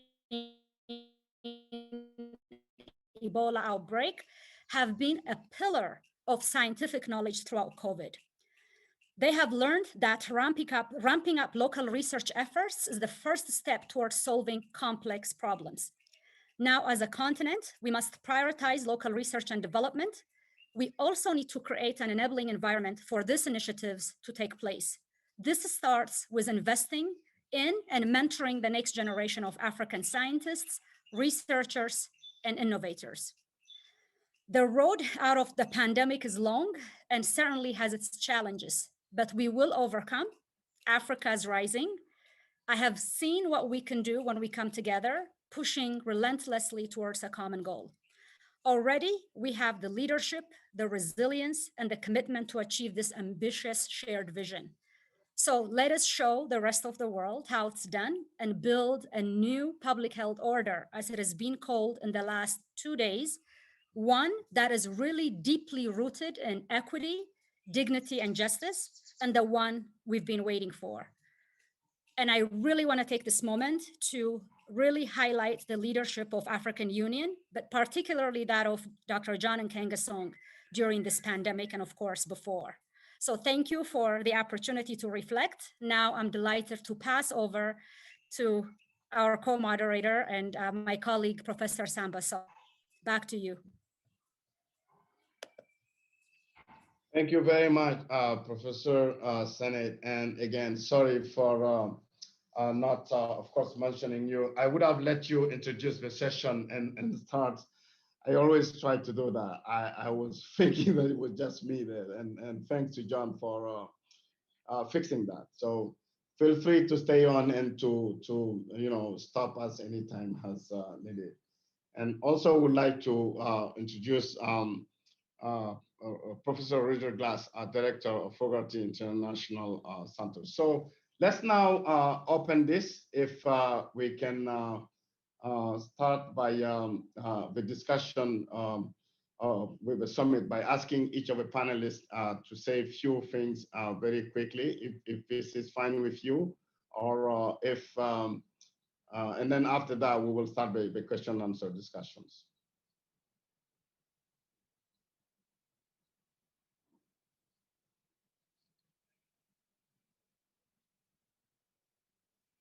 We have the role of the local universities in drug discoveries and preclinical vaccine studies. So we could start with, if allowed, with Dr. Mark Dable from Georgetown, and then he will be followed by Professor Salim Abdul Karim. Thank you, co-chairs. It's a great honor to be with you. I want to start, as Senait did, by congratulating the African Union, which in my opinion has been by far the strongest and most robust regional response and a model for the world, particularly His Excellency President Ramaphosa, who is chairperson during the beginnings of COVID, really set the stage and brought the leadership together, and especially to John Nkengasong, my friend, who's done an exceptional job in a short period of time, has become truly perhaps the top global health leader in the world. So it's a great privilege to be with you. I'd like to pick up where Francis Collins began or discussed, because I think for a long time, not only in development and research, but with universities, we have had kind of a donorship mentality, and we need to switch from donorship to ownership, or as I've always said, partnership, from paternalism to service and partnership. Universities have generally created colonies in other countries with their own professors or their own resources, sometimes even their own students. So it's time to change that, and we must change it now. And this is the opportunity to do so. I'd also begin with a comment on vaccines, especially hearing the conversation of the last couple of days, and here academic institutions, I think, can and must be involved. We cannot accept that Africa's purpose is to be fill and finish for other companies or products from other countries. The actual capacity to produce the vaccines has to be created in Africa. There's an opportunity to leapfrog maybe 10 to 15 years, what it would have taken by focusing on domestic production, not just fill and finish. And as was mentioned yesterday by His Excellency President Kagame, and reinforced by John in a tweet later, we need mRNA because this is a long game. And if we can build mRNA capacity in Africa for booster shots that we're going to need, which will be the best approach, it also then builds the infrastructure for research and development in mRNA, which is a future for all of research and development, and would leapfrog in a way that we all need to support, including universities. And on that, universities must begin to partner with and serve local African-based institutions so that that full research and development capacity is built.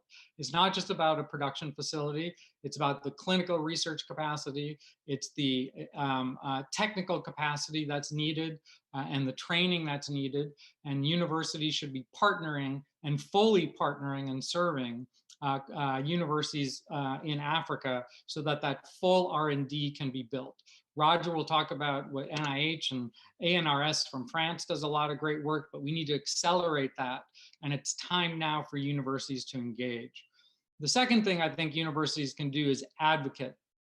Slim knows better than I do the 2000 International AIDS meeting in Durban, which was mostly academics at the time, academic type people, came out of that with a burning passion to ensure HIV medication, antiretroviral access in Africa.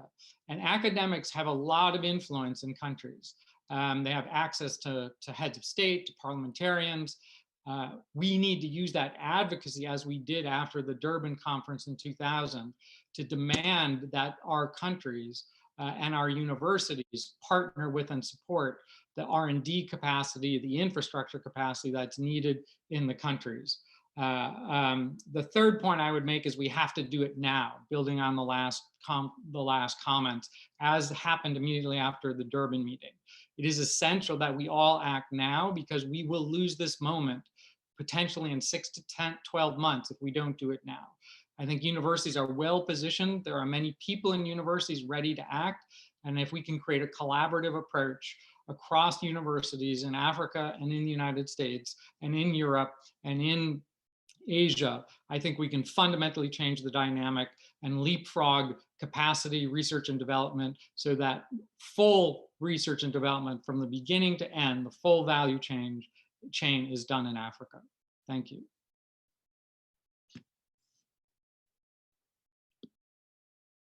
Thank you very much, Professor Mark. Thank you very much. We hear your opinion, great ideas on the R&D and universities and centers on vaccine development in Africa. So we note are very well taken. So we'll see now what Professor Salim Abdul Karim would tell us about laboratory capacities, how important this could be in drug discovery, in preclinical vaccine studies, for example, and what are the capabilities of African laboratories for early vaccine discoveries, and what non-uni research hubs does Africa have to for vaccine development. And Prof. Salim, please add on, feel free to add on whatever topic you wanted to share with us. Please go ahead. Thank you very much, Professor Sambasao. It's indeed an honor for me to be here with you, and many thanks to our colleagues at the African CDC for hosting this. I want to address at a very fundamental level the issue of laboratory capacity. And let me start by first debunking two myths about laboratory research in Africa. The first myth is that Africa is too poor, too low-tech, really to do the kinds of high-tech research that's required in doing laboratory-based science. Let me just say that is not true. It is not true. I can count from my own area of research, and the area I'm familiar with of HIV, in the last 5 years, there have been at least 10 seminal basic science research discoveries in HIV in Africa.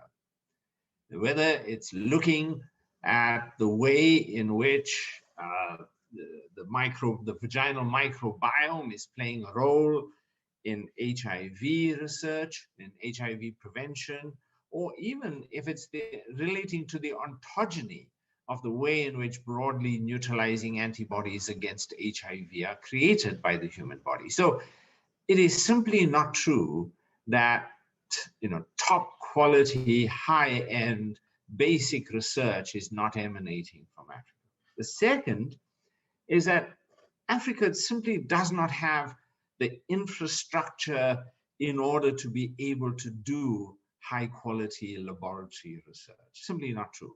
In fact, I'm just looking at my colleague, Professor Pontiano, who runs such a laboratory of high-tech basic science research. So it's not true. In fact, the very building I normally sit in at the Nelson Mandela Medical School is a $100 million building contributed by Howard Hughes Medical Institute and the Doris Duke Foundation, which has biosafety level 3 laboratories on every one of its 8 floors, and where the entire 8th floor is a biosafety level 3, doing high-end experimentation on XDR-TB. So let's just explode those myths. Africa is doing and highly capable of doing laboratory science. Now, Africa as a whole has several universities and non-university initiatives for vaccine development. A classic case in just one country, I'll just use South Africa that I'm familiar with. The country spends about $20 million a year annually to support biotechnology, and most of those are in biotech parks. And those biotech parks are spread across the country, and those research initiatives to build innovation is funded by our government's Technology Innovation Agency. But we've seen, not just in South Africa, across Africa, there are several tech parks, whether it's the tech park in Senegal that I recently had the opportunity of visiting, or the one in Kenya, or in several other countries. So laboratory capacity exists in our universities, but also exists in these kinds of tech parks. Plus, the continent has several private initiatives doing vaccine R&D, including important public-private partnerships, such as BioVac, based in the Western Cape. But across the continent, we have several clinical research sites that are undertaking vaccine trials, including over 20 that are part of CONVACT, which is an African CDC network of clinical trial sites that have approved laboratories, approvals from the US quality assurance or the UK quality assurance. And these are highly developed laboratories doing clinical research. So these are clinical laboratories supporting clinical research.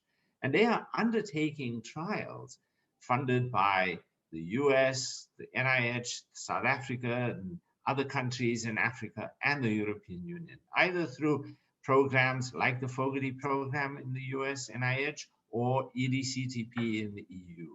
And what's been important is that many of these laboratories have been audited by the FDA or the EMA. So, in short, there is a nascent and growing capacity to support vaccine research and development through high quality research laboratories that are already available in a network of a consortium of research sites and research laboratories across Africa. Thank you. Thank you very much, Professor Salem. I'll come back to you. Let's go quickly to the next topic on how to address challenges in clinical vaccine development. The first point there will be financing sources have often limited the scope of R&D to specific disease focuses and methods. So this question will go to Professor Ponciano Kalibu. What financing and governance measures need to be in place to promote innovation and diversify disease focus in vaccine clinical trials, especially to focus on Africa needs? Prof, thank you. Yeah, thank you very much. First of all, thank you for the invitation to participate in this panel discussion. I think this discussion is at my heart because vaccine research is really an area that I'm very interested and keen in. And I've seen it, at least in my institution and myself, evolving from field work, epidemiology, and all that. Now ourselves moving into real vaccine design and development, which is very important. But we know the key challenge is funding. Most of our institutions are getting the funding from the North, largely from Europe, from USA. And we respond to either calls to make applications, to meet the calls that have been made elsewhere, sometimes without participation, although they may address the local needs, but we may have little involvement. And some of these calls do address the diseases. Sometimes, many times, they could be relevant, and other times may not be as relevant. So most of the funding in the past has come from the North, Europe and USA especially, and addressing especially HIV, malaria, and TB, although in the later years, we have seen emerging infections and other endemic and neglected diseases.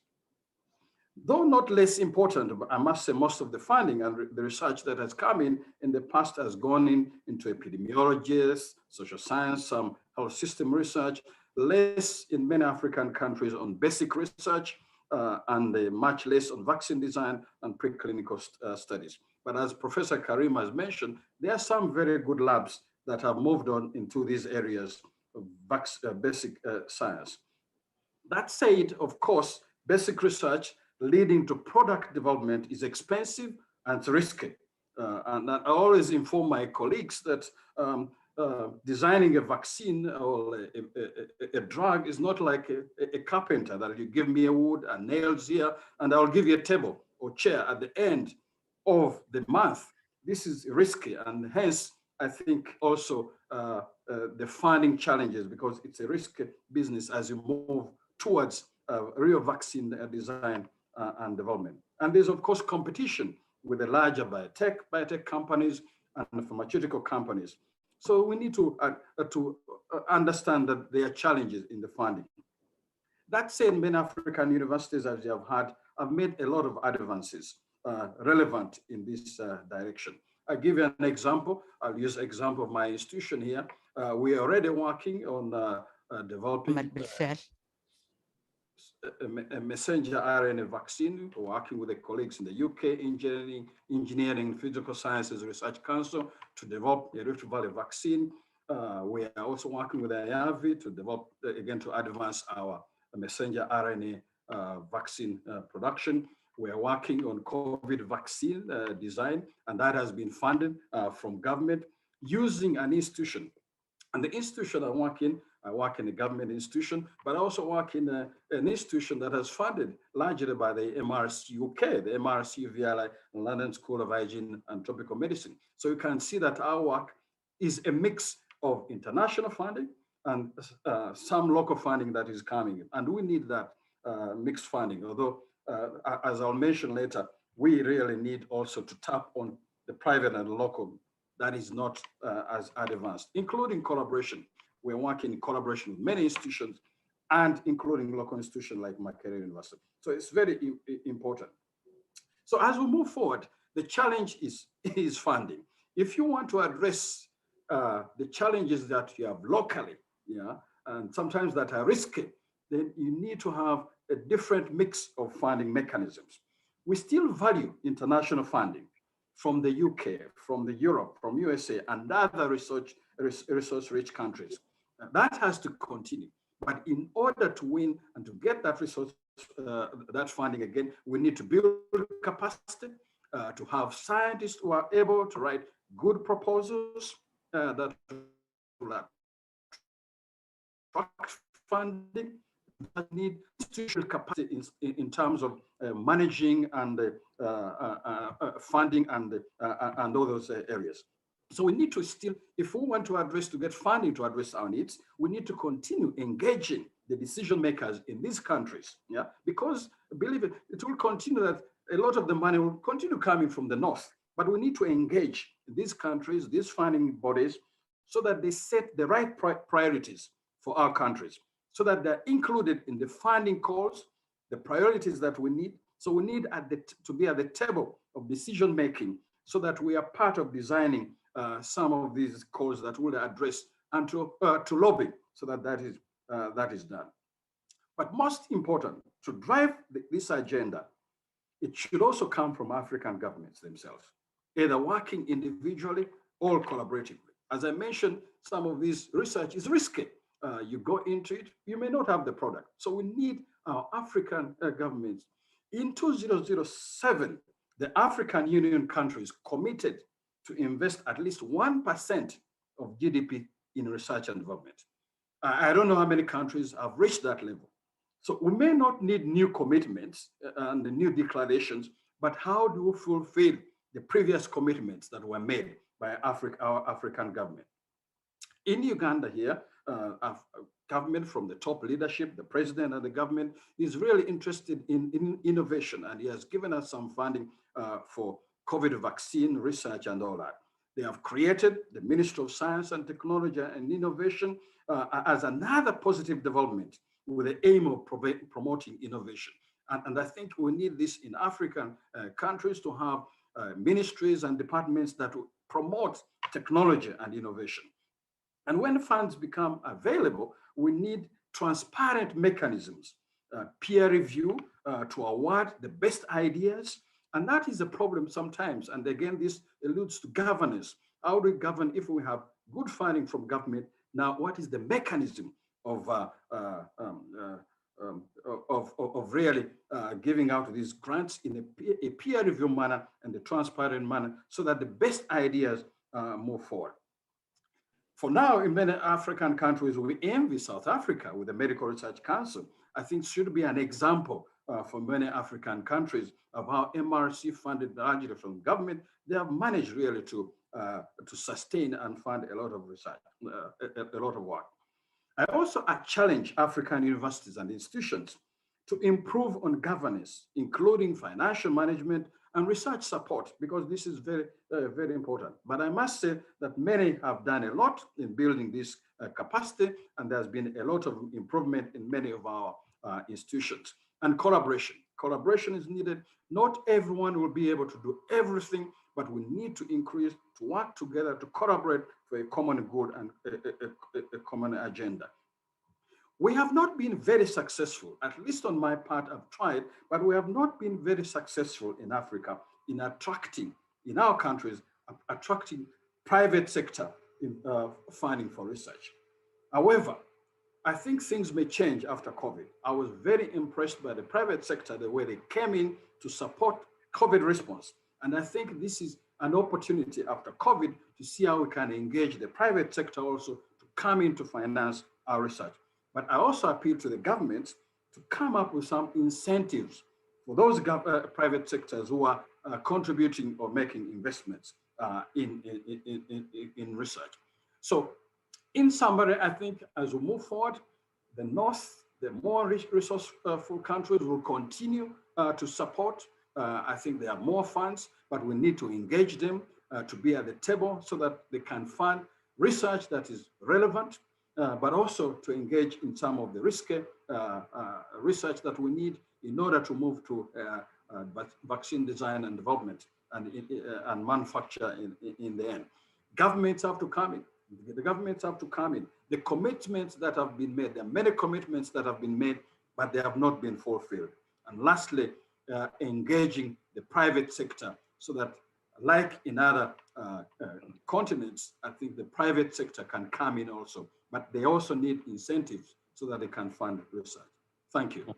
Thank you very much, Professor Ponciano. Great description of this issue. And I'm moving next to Professor Helene by saying that there are a number of Africa-specific infectious disease which still do not have commercially available vaccines, such as malaria, Lassa fever, chikungunya, etc., which Africa-specific infectious diseases should more resources be spent on for R&D.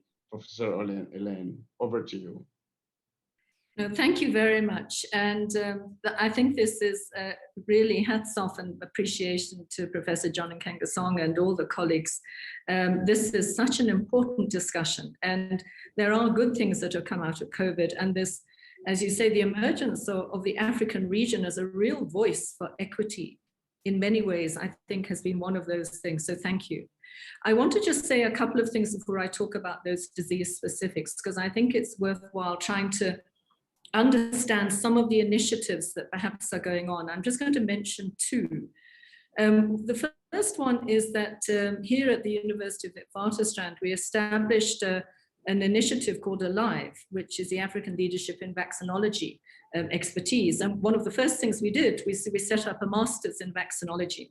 So this is by way, because I see we have 700 people. This master's is available. It's a Pan-African targeted master's, and we're also going to try and, in the process of putting it online.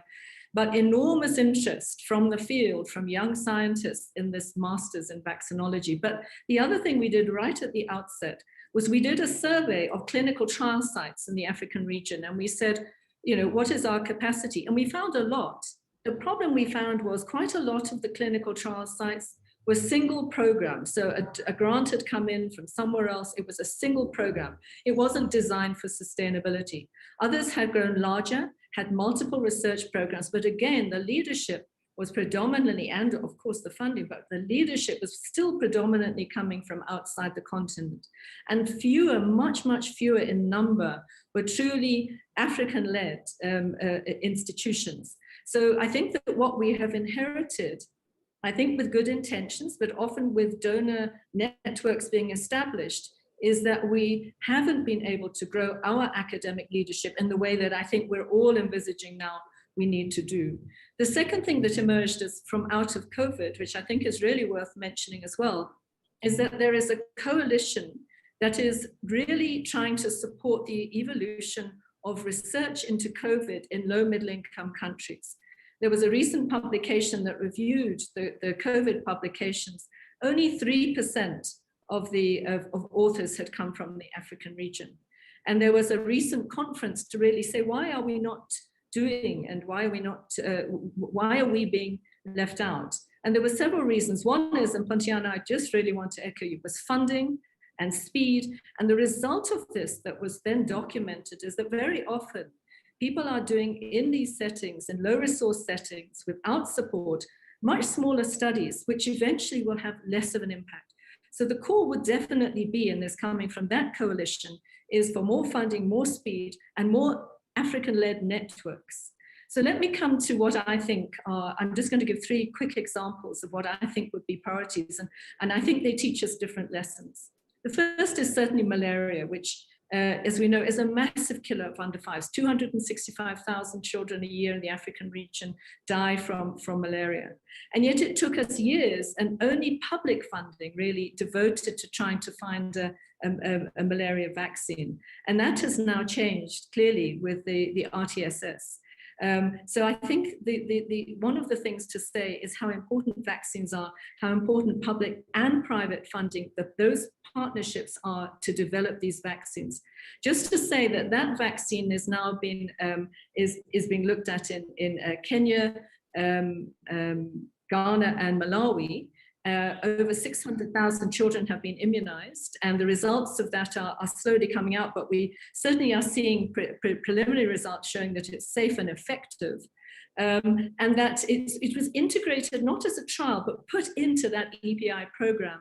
It's been successful. Not only have we seen a high uptake of this malaria vaccine, although it doesn't fit perfectly into the EPI schedule, but we've also seen an uptake in other routine vaccinations. So by having this focus, we've had a double benefit. But that was innovation to actually roll this out in this manner. And hopefully later this year, we'll get some final results, but it's looking very exciting.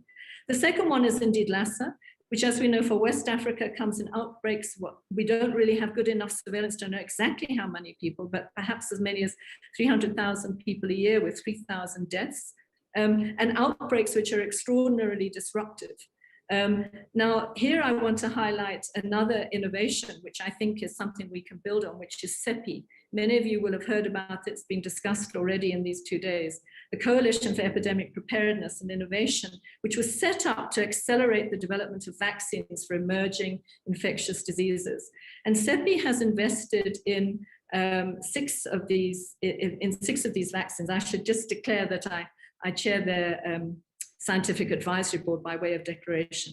But they've invested in 6 vaccines here, some of which are now in early clinical trial phases. So I think what we're seeing is that if we can get public money and to prioritize these emerging infectious diseases, there's a huge lesson here that we can do it. And the very strong emphasis here is trying to find the institutions within the regions whose capacity can be built as we develop the vaccines. The third one I want to highlight, and it wasn't on the list, but I think we really should say it in terms of we don't have a commercially available vaccine, is HIV. And I want to highlight it because we so often, because of everything else pushing it out, and we're so lucky now that we do have good treatment, that we mustn't become complacent against these kinds of infectious diseases. It's not the classical emerging infectious disease, it's not the Ebola, but it's something that actually we as a region have to keep pushing and pressurizing for, because otherwise, and we're going to see this, we're going to start seeing treatment fatigue in the next few years. The many millions of people put onto treatment with massive global support. But if people start dropping off and we get fatigue, these numbers are going to go up again. We really need a vaccine. And perhaps there are, in fact, not perhaps, we know that there are probably lessons like the mRNA from COVID that are going to help us think about this. So that's just some thoughts about what I think we should be doing and the pathogens that we could be looking at. And just one last comment, NRA strengthening is incredibly important, and it's important for clinical trial work as well. So strengthening all our regulatory authorities, and the idea of having an African regulatory authority to improve reliance, which has already been built, is incredibly important. Thank you. Thank you very much, Prof. Helen. And sorry, it's such a great topic, always a lot to say. So we will try to go next to Professor Roger Glass, Director of the Fogarty International Center, by saying that there have been occasions where clinical trials take place in jurisdictions where NRAs have been enabled to ensure the safety of its conduct. So the question is, what safeguards can be put in place for clinical trials in countries where NRAs are still in the process of strengthening? Over to you, Prof. Great. And Professor Sambasa, thank you for this opportunity. And I really also want to thank John Nkengasong for bringing this meeting together in the African Union, because it's really transformative. And COVID, if any disease has brought the world together and demonstrated the importance of global health research, it has to be the COVID epidemic right now. It's affected our economy in extraordinary ways, even in the United States, that we really have pulled together to address it and to come up with a tremendous advance in research on new vaccines. One of the characteristics of research is that you're doing things that are totally new. And if anything, the ability to have these mRNA platforms have been absolutely transformative to develop a series of vaccines now in less than a year. So it really bodes well for what's happening in the future. On this issue of clinical trials, when I was thinking about this meeting, I looked at our website, worldreport.nih.gov. It's worldreport.nih.gov, which has all of the NIH investments globally on its website, down to abstracts and institutions. NIH is the largest funder of global health research, and a large part of that are clinical trials. So this is clearly an area of research, clinical research for us, where regulatory support is essential. In those trials, to conduct a trial with NIH funding, or really EDCDP funding, you have to have a bona fide NRA or an ethical review board that can review the protocols and ensure the safety of human subjects. And so in the literally hundreds of trials that have been done, and I'm looking at Professor Abdul Karim here, he's done literally hundreds of trials with HIV. Those ethical review boards were not the same when he began as they are today, because of training that's gone into ethics and training about institutional approvals and the like. Many countries don't have national regulatory authorities that are WHO approved. And I think that's an issue for Africa. And as we've talked in this meeting about COVID vaccines, one of the key roadblocks that people have come upon is the lack or the difficulties in regulatory approvals. So I think that as we've gone through the discussions here, building the national regulatory authorities on a trans NIH basis, this African Medicines Agency will be absolutely transformative to allow countries together to seek a common review. I know in the United States we have one FDA. With the European Union is now the European Medicines Agency, but in Africa this is clearly a huge need. And at national levels, training in regulatory science has never been a priority for NIH, although people who have worked in vaccines have moved into this area. What to do when you don't have when you have concerns, that's really a issue of countries. You really can't, for NIH, when we did Ebola trials, they had to construct ethical review boards and review committees with local people representing the health of human subjects to begin and consider. And there were clear discussions and concerns. So I think having clear ethical review and better medicines authorities, NRAs, is clearly a critical issue, as Helen Reese suggested. I just want to end by saying that as we go forward, I think a lot of the new vaccine issues will advance based on the new research that's going, leapfrog technology.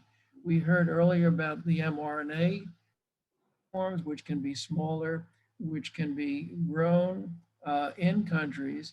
And I see in the next few years real interesting and exciting possibilities for vaccine development in Africa with technical transfer, but also with problems inherent in COVID. We see with COVID that the change in the evolution of the virus may require new vaccines on a continuing basis if the virus mutates faster than we can get people vaccinated. One of the issues of vaccine immunization in the United States is the ability to vaccinate the population before new strains arise. But I think as new strains arise and as we need new vaccines to address these, if we need new vaccines to address these trials will have to occur in place will be critical to have proper ethical review and insurance that the vaccines are safe. I think we should leave this for now, but maybe come back to it in the question area. But I'm so excited by this meeting because it's brought together the focus on the importance of vaccines coming forward, that vaccines be developed in Africa so that Africa is not dependent upon the international community, and they can be equals in developing innovations, new vaccines for vaccines of interest in Africa, but also for vaccines for travelers to Africa in the future. Let me leave it there and come back in the question and answer period. Thank you very much, Professor Roger Glass.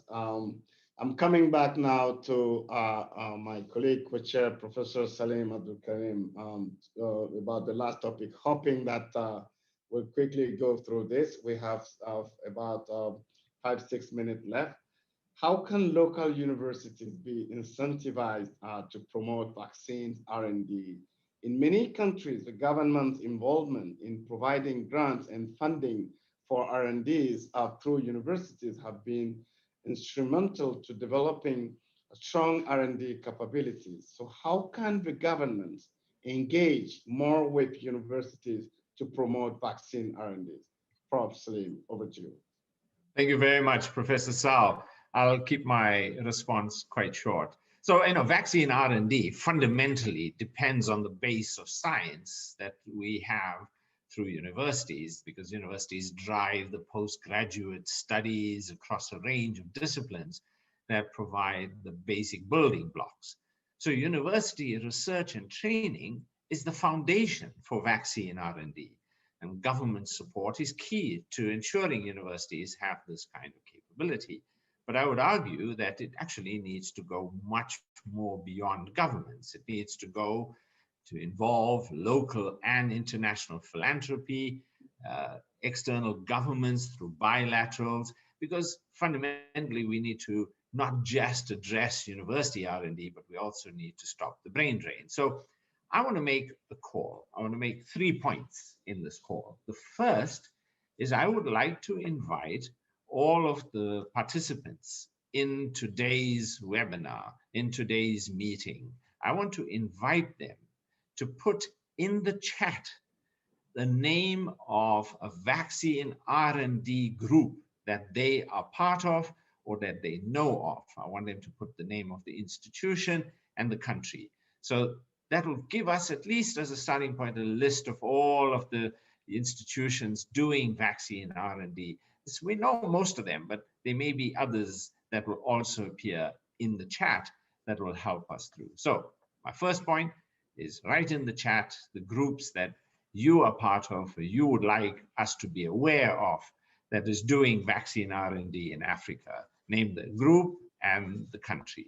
The second is I would like to call on the African Union to create a fund that will do vaccine R&D and M, research, development, and manufacturing.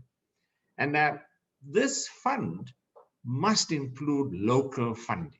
We can't just continually, when we need something, go to a philanthropy or go to an international government. We need to start with African governments committing to this fund. And on top of that, matching funds have become available from international sources.